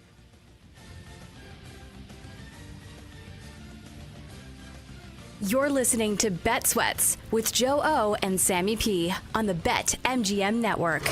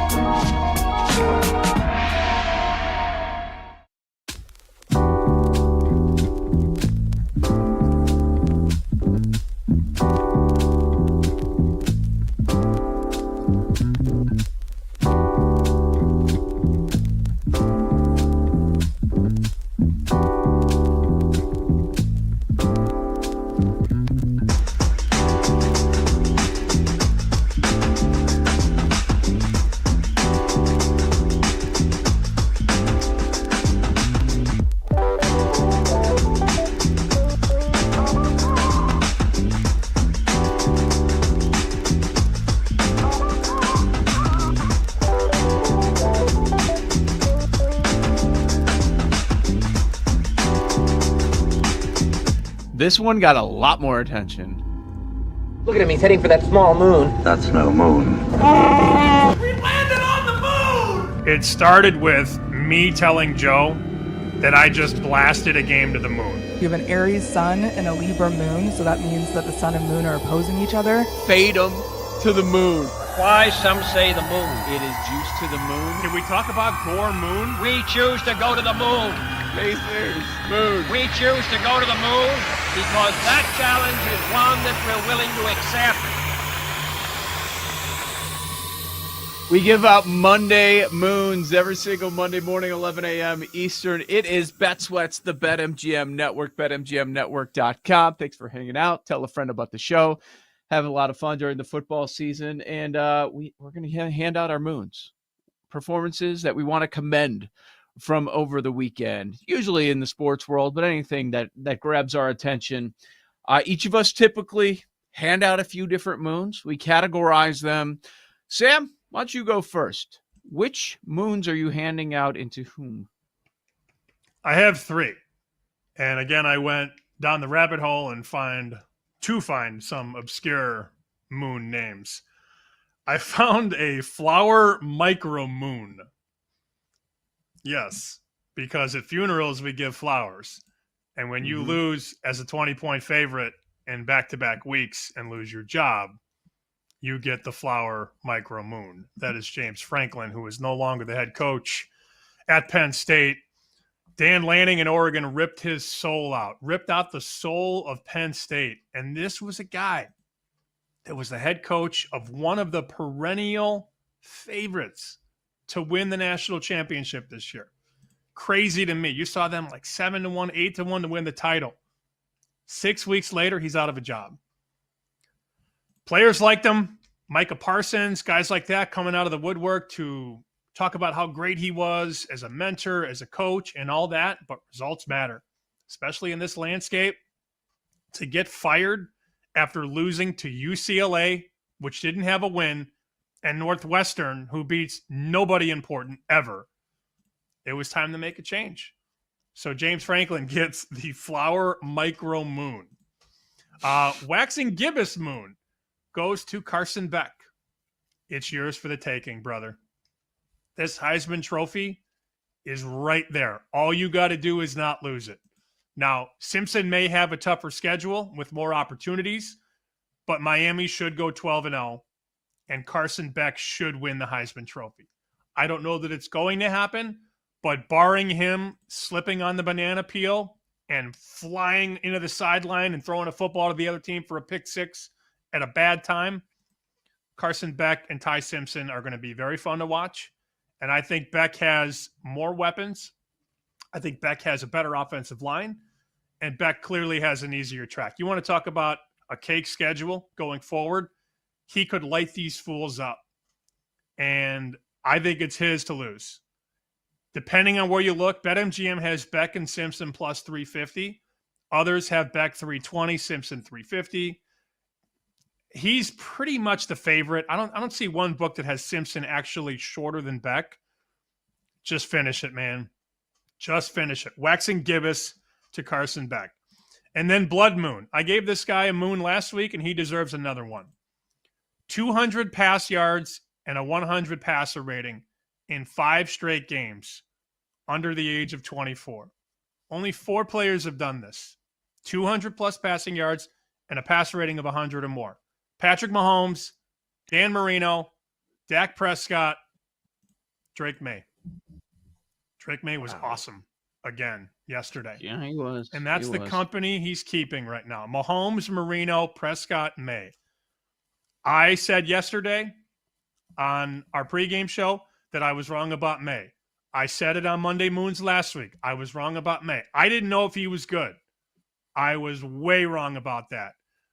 A great young quarterback changes around a franchise. And his growth from year 1 to year 2, very impressive. Drake May gets the blood moon on Monday morning. After the Patriots beat the crap out of the Titans, I want to see what he does against Cleveland's defense. That'll be a tough test for him. That'll be a good one.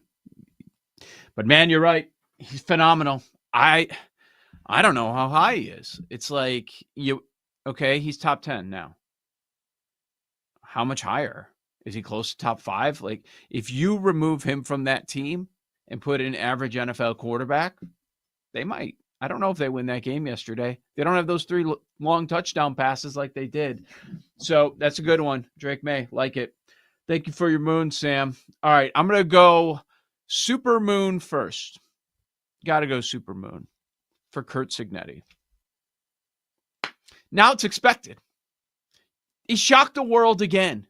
Like everybody on the panel picking Oregon, except for McAfee, as you mentioned earlier, and just the quotes, and he's not backing down, and he shouldn't back down.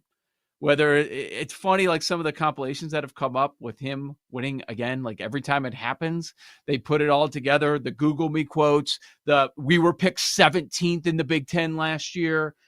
Like after the game, he's like, yeah, well, I don't care about the haters.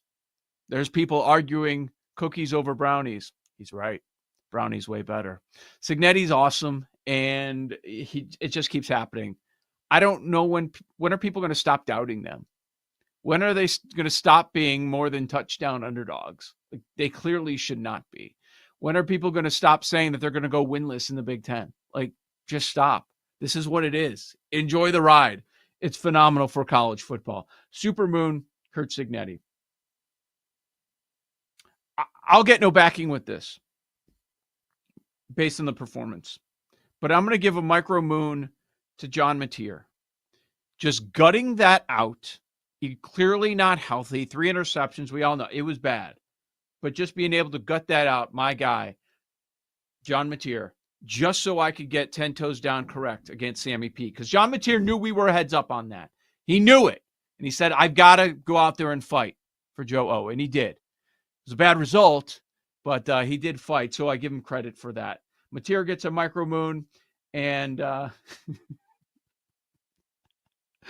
was laughing every time I saw Rico Dowdle run like for 10 more yards, because you were so annoyed last week because everybody was throwing out the narrative, oh, Rico Dowdle revenge game. By the end of the week, you were just like pissed off and you hated Rico Dowdle for no real. He didn't do it. It's just all the idiots that were like, revenge game, revenge game. The revenge game happened. I don't know if it's because of the revenge game or he's just getting his opportunity. Whatever it is, he was unbelievable. And I'm sorry if you decided to bench him. I hope you didn't bench him in fantasy if you have him on your roster, because you have to be so pissed off at yourself if you did that.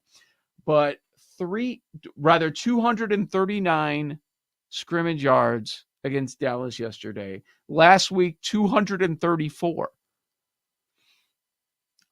If I'm Carolina, I'm like, hey, Chuba, take another week or two. We're good. Like, we're okay. The guy puts up almost 500 yards in 2 weeks. This is an insane run for one Rico Dowdle, even though people are still struggling to say his name for some reason. I don't understand. He's been in the league for quite some time. Rico Dowdle, I'm going to give him, there's a full buck. There's a full buck moon going Rico Dowdle's way. That was the most yards by a player against a former team in the history of the league. Rico Dowdle. Were you laughing when you kept seeing that? It was great. Dowdle. Yeah, I thought it was very funny. I didn't bet against him. I just thought, like, when everybody says Rico Dowdle revenge game, I mean, that's what the room is predicated on, Paul. Everybody knows that at this point. I just think we have to save the full buck moon for Cam Ward at some point, but we can discuss at a later date. Yeah, well, we've got multiple full buck moons. So I'm going to go new moon to the Detroit Tigers, because just like a new moon where you can't see it, they couldn't see a damn thing at the plate. And here's an idea. Like, I thought I was done with dumb teams with bad approaches at the plate after the Phillies. No, we're just going to watch sliders pound the zone. George Kirby throwing like 5 sliders for like every fastball. And we're just going to sit on a fastball. Like, look, I'm not Ted Williams. I'm not Babe Ruth. I'm not a professional baseball mind, but I don't know. Maybe sit on a slider one time. Torkelson did nothing in that series. Oh, it was so frustrating. After the 14th, I said, I'm done. And I went to bed. I was like, it's over. I didn't even watch the 15th inning. And they lost. Obviously woke up. I did the exact same thing. Exact same. Because we had a Saturday morning game. I'm like, after 14 innings, I'm like, even though we had stuff riding on Detroit, I'm like, I've had enough. So as soon as I did, I knew when I woke up it was going to say the game ended in 15. That's hilarious. Yeah. I made peace with it after 14. And by the way, Scooble, like, it's great that you struck out the big dumper, but at 91 pitches, dude, you got to go back out there. I don't know. Never watched Pulp Fiction, I guess. Don't pat yourself on the back just because you got through the big dumper in a one-run game. They needed one more inning from you and then shorten the game for your bullpen because they gave up the lead the next inning. And by the way, Jack Flaherty, what is that dude even doing? Like every at-bat was like 3-1, 3-1, 3-1. Anyway, Tiger's dead. On a more positive note, a waxing gibbous, not a waning gibbous, to the Kansas City Chiefs and specifically Hollywood Brown. Wax on. They are back. Hollywood Brown holding it down for Rashee Rice and a little bit of a banged up Xavier Worthy. Worthy obviously getting into the end zone, first touchdown. So I actually give him a quarter moon. That was nice at 10-1. But Hollywood Brown, 2 touchdowns, including the clincher falling down and making it a little sweaty against the Lions. So yeah, Hollywood Brown, waxing gibbous moon. All right, good moons. Nice job. Jake Hassan, where are your moons? Mine are all baseball related. I'll start with the Super Hunter Moon for the Toronto Blue Jays social admin during that extra innings game, just tweeting through it.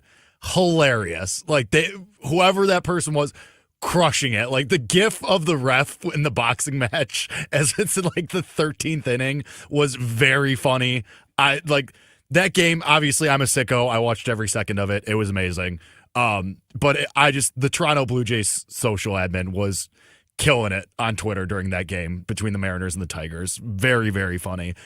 Micro moon in that game to our guy, AJ Przinsky. I don't know if he started doing a bit, but just anytime somebody's on second base, no matter the situation, got a bunt here. Like just every single time it became funny. Like people on Twitter were mad. I thought it was hysterical. Just every single opportunity, it's just got a bunt here, got to move him over, got to get that run in. Was very, very funny. I enjoyed every second of that. And the last one, Cold Moon. Cold, just like the cold, dead bodies of the Chicago Cubs. Get out. Enough. Thank God that I was smiling like the Cheshire Cat in a bar on Saturday night, watching all the Cubs fans just slowly despair every single time. Another out.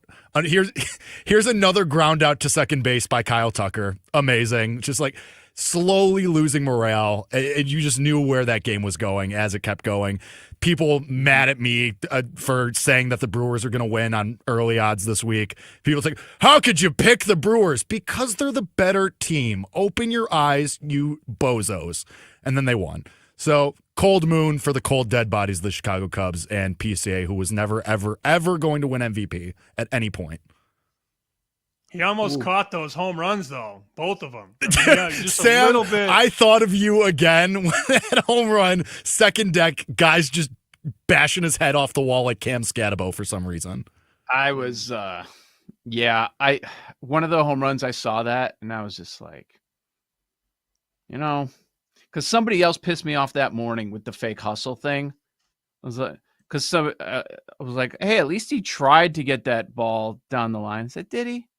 Just because you put your glove that way and you take one step doesn't mean you're really giving effort. That's fake effort by PC. He's trying to make up for when he fell on his face in center field. Like Brandon Marsh diving when he's 20 feet away from a ball and letting it roll to the wall. Is there a tool moon or an earring moon? I'd give that to PCA. Jake brought up the social media team. Social media team for the Chargers was phenomenal yesterday. I just put 2 in Ramley. I don't know if you guys saw them.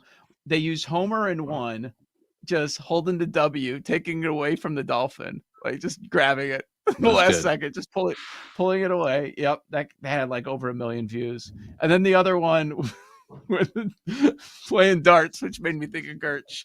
Like boom, McConkey touchdown, Vidal touchdown. Is a good job from them too. They're always strong game. But the Chargers stink. And the Broncos, Yeah. I know they're your guys' team. They suck. Bo Nix stinks. Maybe we'll see the Nintendo's down this week. But I didn't put them in terrible. my top 3 Super Bowl bets. Sam did. I don't know. Yeah, well, do you we go should've too just put far the with the Chiefs in London thing? Just put Do you Chiefs go- are going to win the Super Bowl. Let's just end the season now. Just give me Bo Nix laying a touchdown every week. Like week 1, this week, this coming week against the Giants. Give me Bo Nix laying a touchdown all season. Defense is awesome. Benito's probably going to be your DPOY. The way he's playing right now. But we'll see. All right. Where's the room? That's on the other side. 2 Monday games. We got baseball playoffs. That's next. BetMGM Network.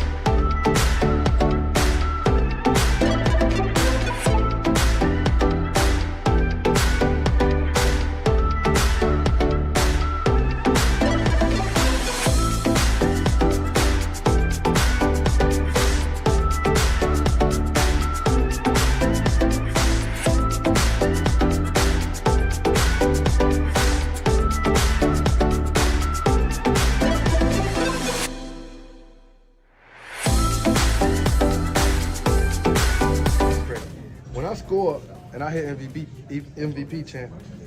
I'm thinking they talking about me. So I asked Shep. I'm like, Shep, they was chanting MVP? He was like, yeah. I was like, I ain't do nothing this year.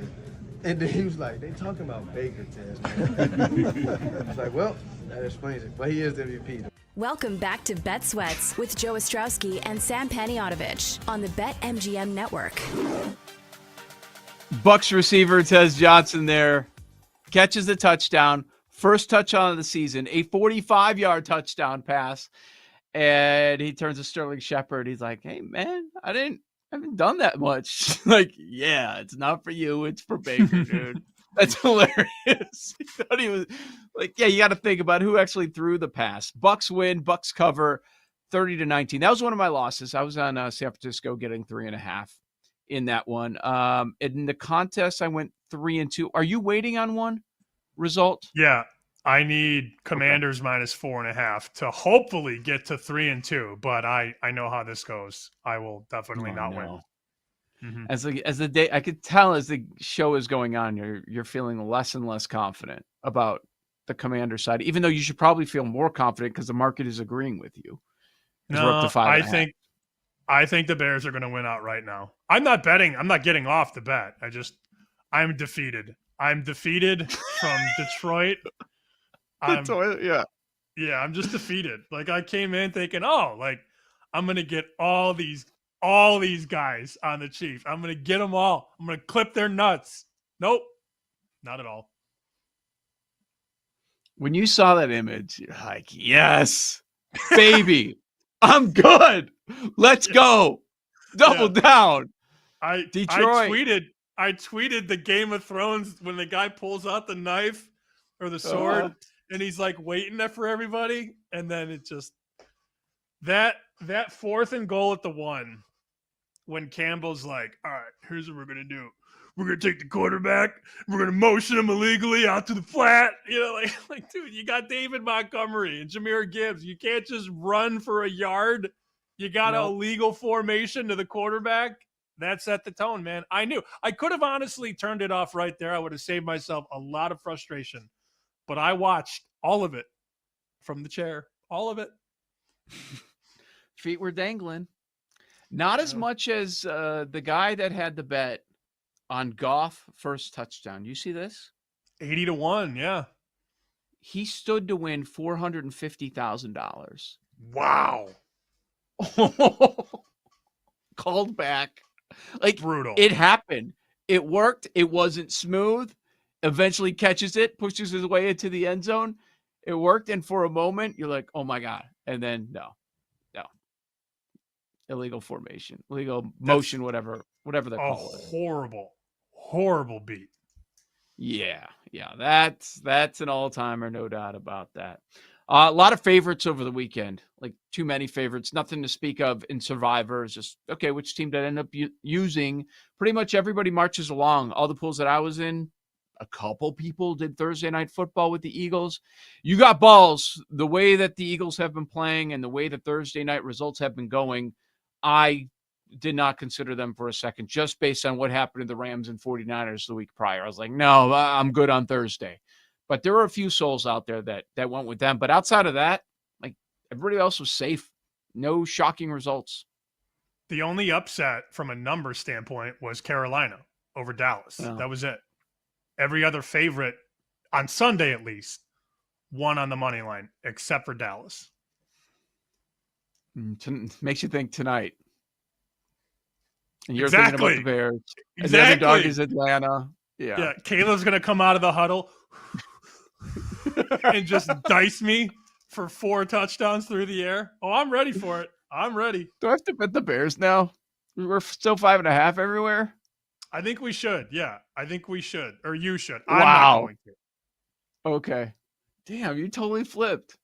Based on nothing. I'm just... No. I misspoke. It was a long day yesterday.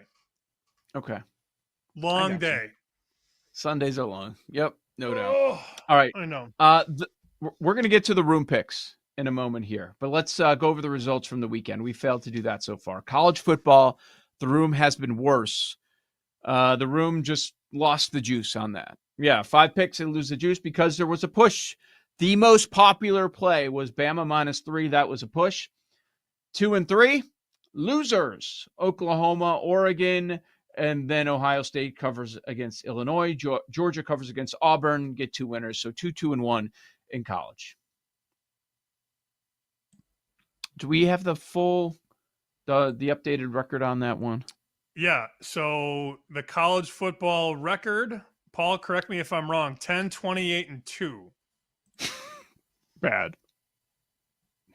Correct. Bad. Minus 20.8 units. Yes, that's terrible. Add more to that side. And in the NFL, we are waiting on one result. That one result is Buffalo -4.5. That was the 4th most popular pick that we mentioned on Friday. The one winner, Pittsburgh -5.5. In the observation chair, you had Detroit most popular at +2.5. Second most popular, Indy -7.5. And 5th, Denver laying 7.5 in the morning. You know who else really pissed me off last night? Stuckey was taking a drunken victory lap the whole game. I almost muted him. Yeah. Oh. Yeah. He was just tweeting about Chiefs. He was clearly wasted. He was hammered. Did Just you see the video he put up? I saw the No, video. I didn't. Okay. I like Stuckey too, but because when that guy's wrong, he goes silent. And then when he's right, he just doesn't shut up, and it drives me insane. And like my timeline was just like, Stuckey again, Stuckey in. People were tweeting at him like, mix in a water, bro. But he's right. I mean, the Chiefs were definitely the right side. I'm not saying that the Lions were. It's just annoying when everybody is like, oh, the Chiefs are so easy. And then they were. So whatever. So he was at the bar, because I saw the video, and he gave the whole story. He was at the bar, and he said it was his baby shower. But he was straddled up to the bar at his baby shower, just watching that game. And he was dealing, maybe this is part of it, that I guess he was dealing with some drunk guy who was telling him that there's no way the Lions lose. And he's like, look, buddy, just sit there. If you're right, I'll give you $500. You don't have to risk anything. I'm giving you $500 if you're right and the Lions win. And then the guy got all pissed off. Oh, you think I can't take the action? You think I don't have $500 on the other side? And anyways, the guy ended up getting kicked out. So I think that was probably part of it. He was mad at the guy he was dealing with at the bar at his baby shower. He was angry tweeting. Every time the Chiefs did something right, it was like, pow, pow, pow. And I looked this up because I was like, this guy tweets way too much. He does a lot. You know how during many tweets he has right now? 267,000. I was going to guess 200K. Yeah, that's a lot. And all of them were last night deleted during the Chiefs game. They were all, all of them were last night's night. Super Bowl. That might be your Super Bowl. That's what I kept going back to. After I saw the fight, I'm like, you know what? Watch these two teams, and we're going to see that video again and again. They're going to meet up again in the Super Bowl. That I wouldn't complain. That'd be a good one. So the number comes down a little bit on the Chiefs. It goes up a little bit on the Lions. Not too much movement, though, after Sunday Night Football. All right, we've got the room. We've got 2 Monday games. We've got baseball playoffs, a late afternoon game, early evening. Let's get to it with Paul Aspen and go inside the room. Where's the room?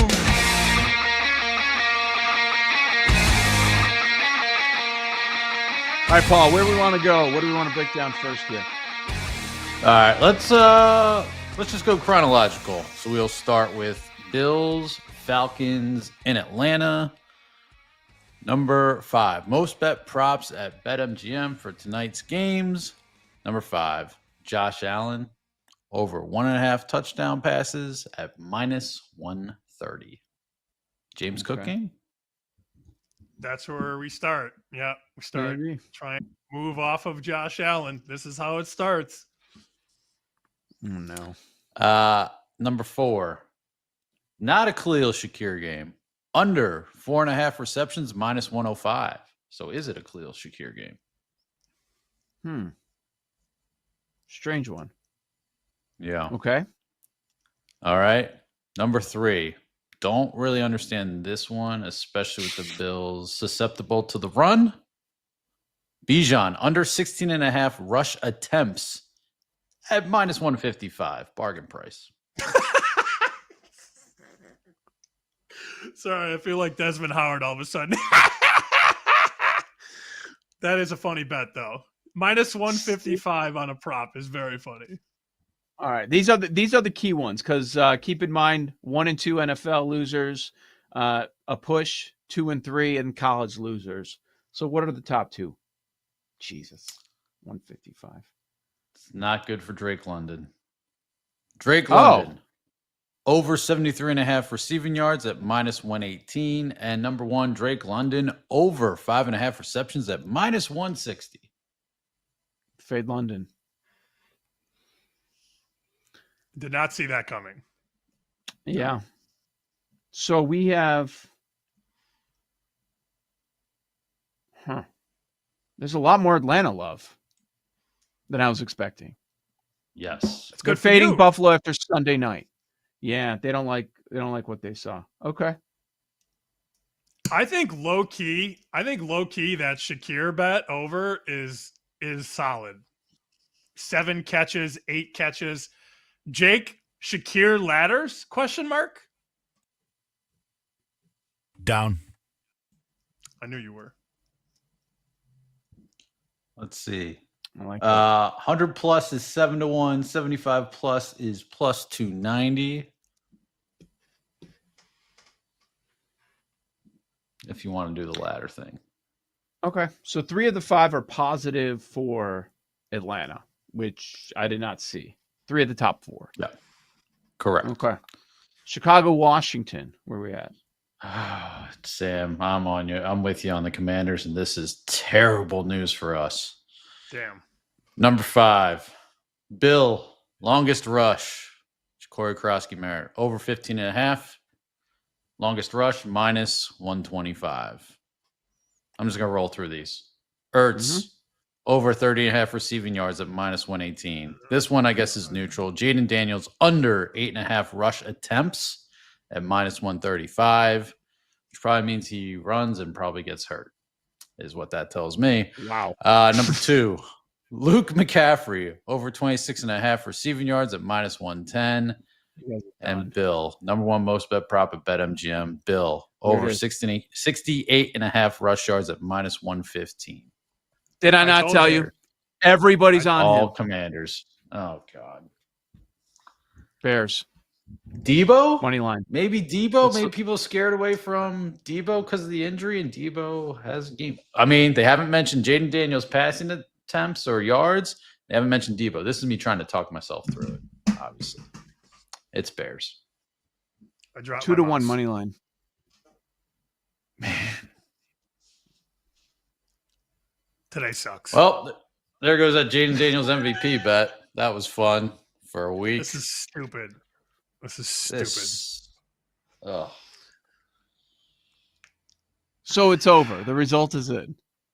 Like, what could possibly be? Where is Washington going with the ball if it's not to any of those people? Like, literally who? I'm going to have to get a little Bears money line action. Yeah. 2-1. Yeah. Man. I'm not joking. Yeah. I'm not ready for the Bears off of Monday night win hype. I don't think we're getting a 6. Do you, Sam? I don't even care. Okay. Just trying to get you. You know what, though? I thought this was so Bears. I thought off by good vibes, and they just like get destroyed by the quarterback they should have drafted. No, it's so Bears for them to win this game and then lose outright to New Orleans at home. Jenks was on Bill too, and he also said Commanders money line. I'm like, I don't know about this line going up, and then he's like, "Yeah, I don't feel good about it." I'm like, "But you just took the Commanders to win 50 minus on the money line with a McCroskey thing." I think it was the same game parlay. I might have to do. Here's what I'm going to do. I think I'm going to do Bills money line to Bears money line, which is my attempt to get off my Washington position. I like that and a lot. What? Here's the problem. I could lose them both. I could Sure. lose them both. Yes, of course. you could. Of Betting. course. Falcons outright. Falcon Moon. Falcon Moon's got to be a thing, right? Is that gotta a be Falcon? one. Was that a Falcon? I mean, 2 dogs outright this week. One was on Thursday night, one yesterday. Falcons Bears is plus 710. I'm going to reassess. I'm going to reassess during the break. Final answer next. Yeah, let's slow down. JLC big on Falcons tonight. That's next. BetMGM Network.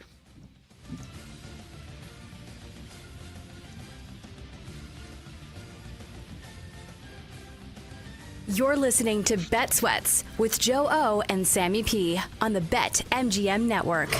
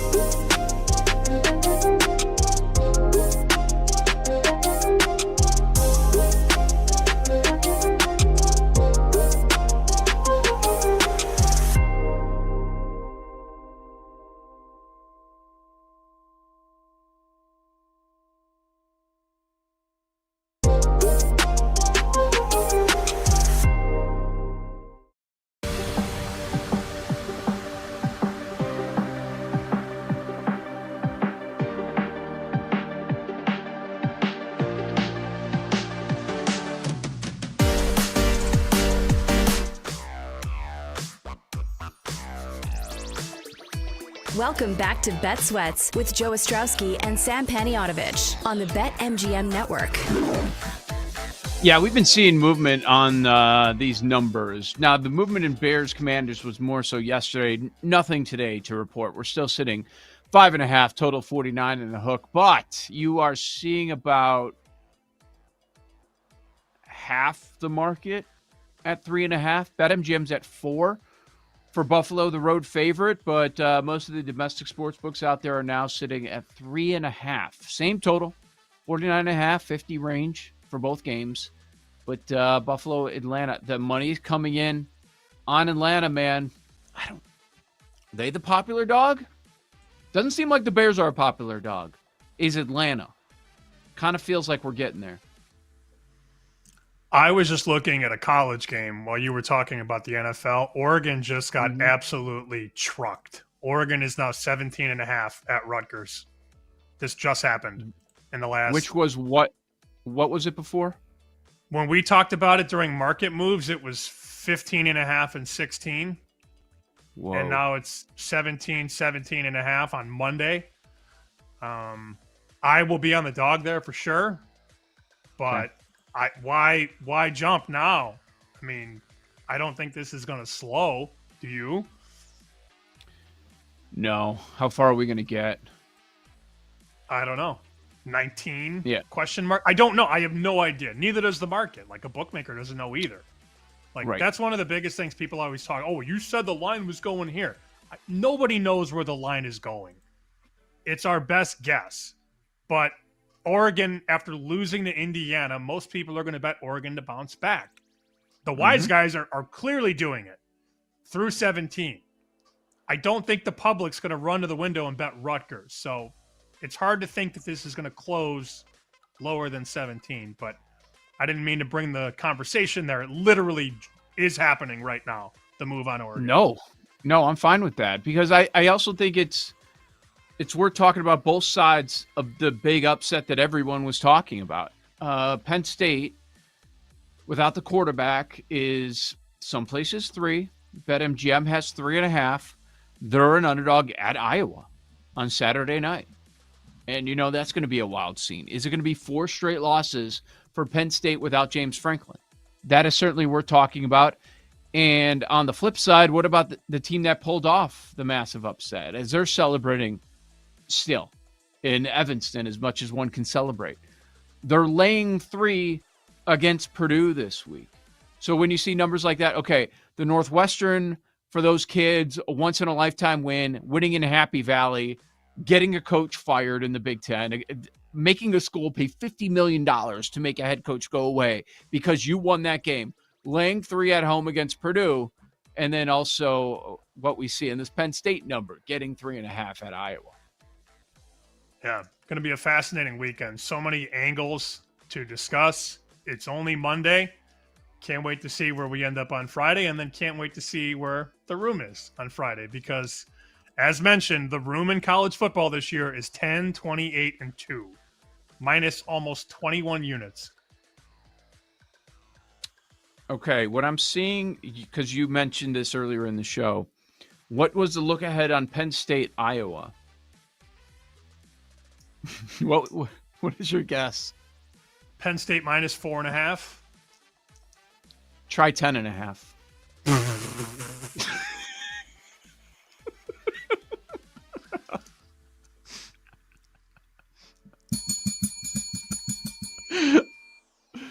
A 2-touchdown move against the Nittany Lions. What do you do with that? I don't know. Yeah. My brain hurts thinking about that. I mean, I can tell you. Well, you have the coach and the quarterback. Well, the coach, I mean, they might get a bump without the coach. Correct. So I have Penn State over Iowa. Right now I have, Penn State after the injury. Yeah, I guess that makes sense. Penn State 3 points worse than Iowa. So I think maybe 3.5's light. I think. I don't know.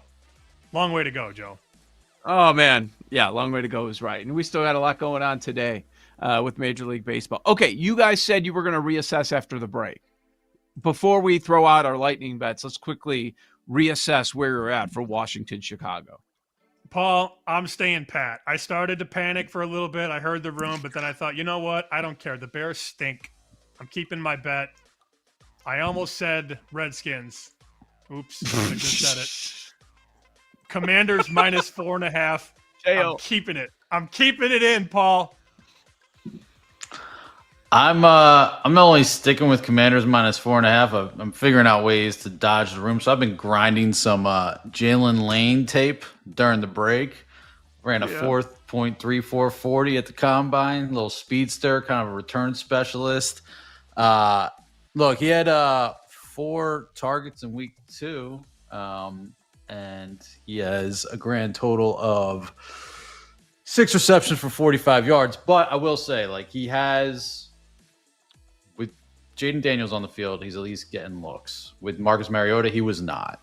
So I'm going Jalen Lane first touchdown at 30-1. I'm going Jalen Lane anytime touchdown at plus 625 with Debo banged up, Terry out, Noah Brown out. How do we weave past the room and still have Jaden Daniels figure out a way to get into the end zone and dodge Bill as well? Through the passing game, how does Jaden Daniels do it? You could pick Chris Moore. I'm going with Jalen Lane. So touchdown. Plus 625, and got to sprinkle the first at 30-1. So, and yes, Commanders minus 4.5. I understand though, if you take Bears money line, because the room is certainly pointing us that way. 5-0 on props for one team, never a good thing. Mm-hmm. So, I think I'm going to take the points because also, now you got this MVP ticket, right? 35-1. We're still there. Yeah. I was curious if that number would drop at all. Can he win the MVP if they don't win tonight? They're 3-3 on the season, 1 game behind Philly. He's got to have a great game. Like, he's got to put up points. Like, it can be a shootout. I mean, total of 50, right? 49.5. It can be a shootout and he can lose, but he can't have a dud. Jaden Daniels, that is. He has a number of primetime games coming up. A number of them. Chiefs, including the Chiefs. Joe, if he puts up numbers, yeah.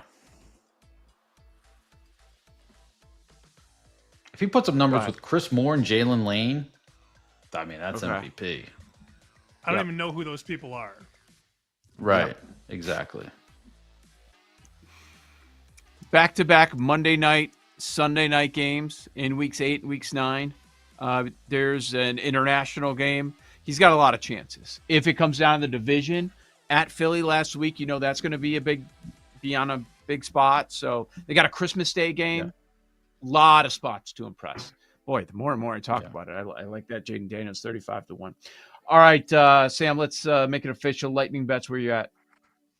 Just one play from me today. I'm going to go Toronto minus 130 against Seattle. Mariners took game 1. I think the Jays take game 2. So I'll lay $1.30 at BetMGM. And I fully expect pain tonight on Washington minus 4.5. Beat the market. Got a little nice point of value. I know what's going to happen. I know. Okay. You're saying outright? Or just no, last night, man, threw me through a hoop. I get it. Not good. We've all been there. Yep. Because the upside in that one result was like, this is it. Me against everybody at my network. Everybody on the other side. Let's go. Man. It was a spot to be in. All right. I was on Buffalo before we even talked today. I talked about it last week. I used them in some of my contests. Buffalo minus 3.5. I didn't think we'd get here, but we are here on game day. Number of spots are laying 3.5 as that number has come crashing down. I like the value there on the Bills. And didn't think I'd be here. Bears plus 5.5. I'd like a 6. I don't think we're going to get to 6. But I don't understand the move. It's clearly a respected bet. The only thing that really changed was Bears got healthier and they benched their left tackle for the backup. I don't know if you remember Hard Knocks, the guy, the Canadian in the Speedo. That's the guy who's going to be playing left tackle for the Bears tonight, because they decided to finally bench Braxton Jones, which they've been threatening to do for quite some time, but they finally pulled the plug on that. So, anyways, I got one favorite, one dog. Paul, you mentioned everything you're on, right? Yeah, one college play. UCLA opened as a 5-point favorite after Penn State and then trucking a terrible Michigan State team. I'll take Maryland. It's at 3. Maryland +3. Believe in Malik Washington. They've lost a couple close games. Washington, Nebraska. I think they go in there and beat UCLA. All right, good stuff. How about you, Jake? I just have one question for Sam. If the Commanders win and cover, will you go nips out on the air? No, definitely not. Alas. No. I just want to confirm something, Paul. Paul, you said Blake Snell is in the room tonight, right? Over 6.5 strikeouts, minus like 150. Of course he is. Brewers team total over 3.5. Thank you very much. Also fade Logan Gilbert tonight in game 2 with a couple of Blue Jays hitters. Vlad, you're still getting even money for over 1.5 total bases. Sure. Alejandro Kirk, good history against Gilbert, +135 over 1.5 total bases. And I'll take a shot. Anthony Santander, 5-1 home run. Jake is milking everything he can out of baseball because it's going away real soon. You just got to get all those bullets out. Get them all in. Get them all in. Our friend Ian McMillan recorded a video walking to the game last night. Jay's hat, Jay's jersey, Jay's shirt, Jay's L. Can I see this picture that I had that Gertz created for me, by the way? Yes, I know we only have like 30 seconds. I was told there was a picture made if you're watching on video. Do we have time? Maybe. Maybe not. All right, well, I'll add Springer MVP at 25-1. World Series MVP. Oh, get in on the Jays. Let's throw another one out there on the way out the door. Throw a World Series MVP bet. All right, thanks for watching and listening to Bet Sweats right here on the BetMGM Network. We'll talk tomorrow morning. We'll see how Sam's evening in the chair went right here on Bet Sweats. Thanks for listening to Bet Sweats. If you missed anything on today's show, make sure to listen back on the Odyssey app or wherever you get your podcasts on the BetMGM Network. Make it legendary.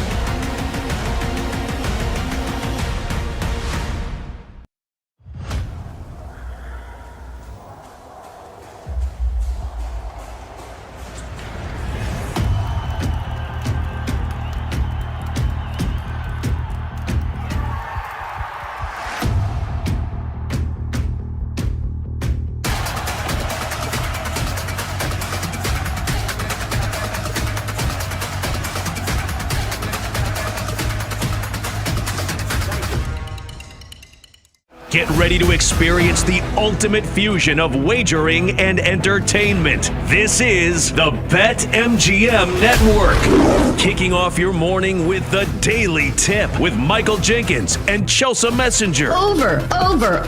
It's a very simple way to look at it. It's the best way to look at it. Followed by the newly branded Bet Sweats with Joe O and Sammy P. When I stop talking, that's when you jump in usually. He said, ring that bell! He said, ring that bell! Then it's You Better You Bet, hosted by Nick Costos and Femi Abebefe. Great teams and great players get a whistle. It's happened forever. It will continue to happen. Capped off every night with the electric Brad Evans and Ryan Horvat on BetMGM tonight. Oh, that's a sexy phrase. Quote Dr. Dre, creep with me and walk with me on this one. Welcome to a new era of Wagertainment. This is the BetMGM Network. Please gamble responsibly.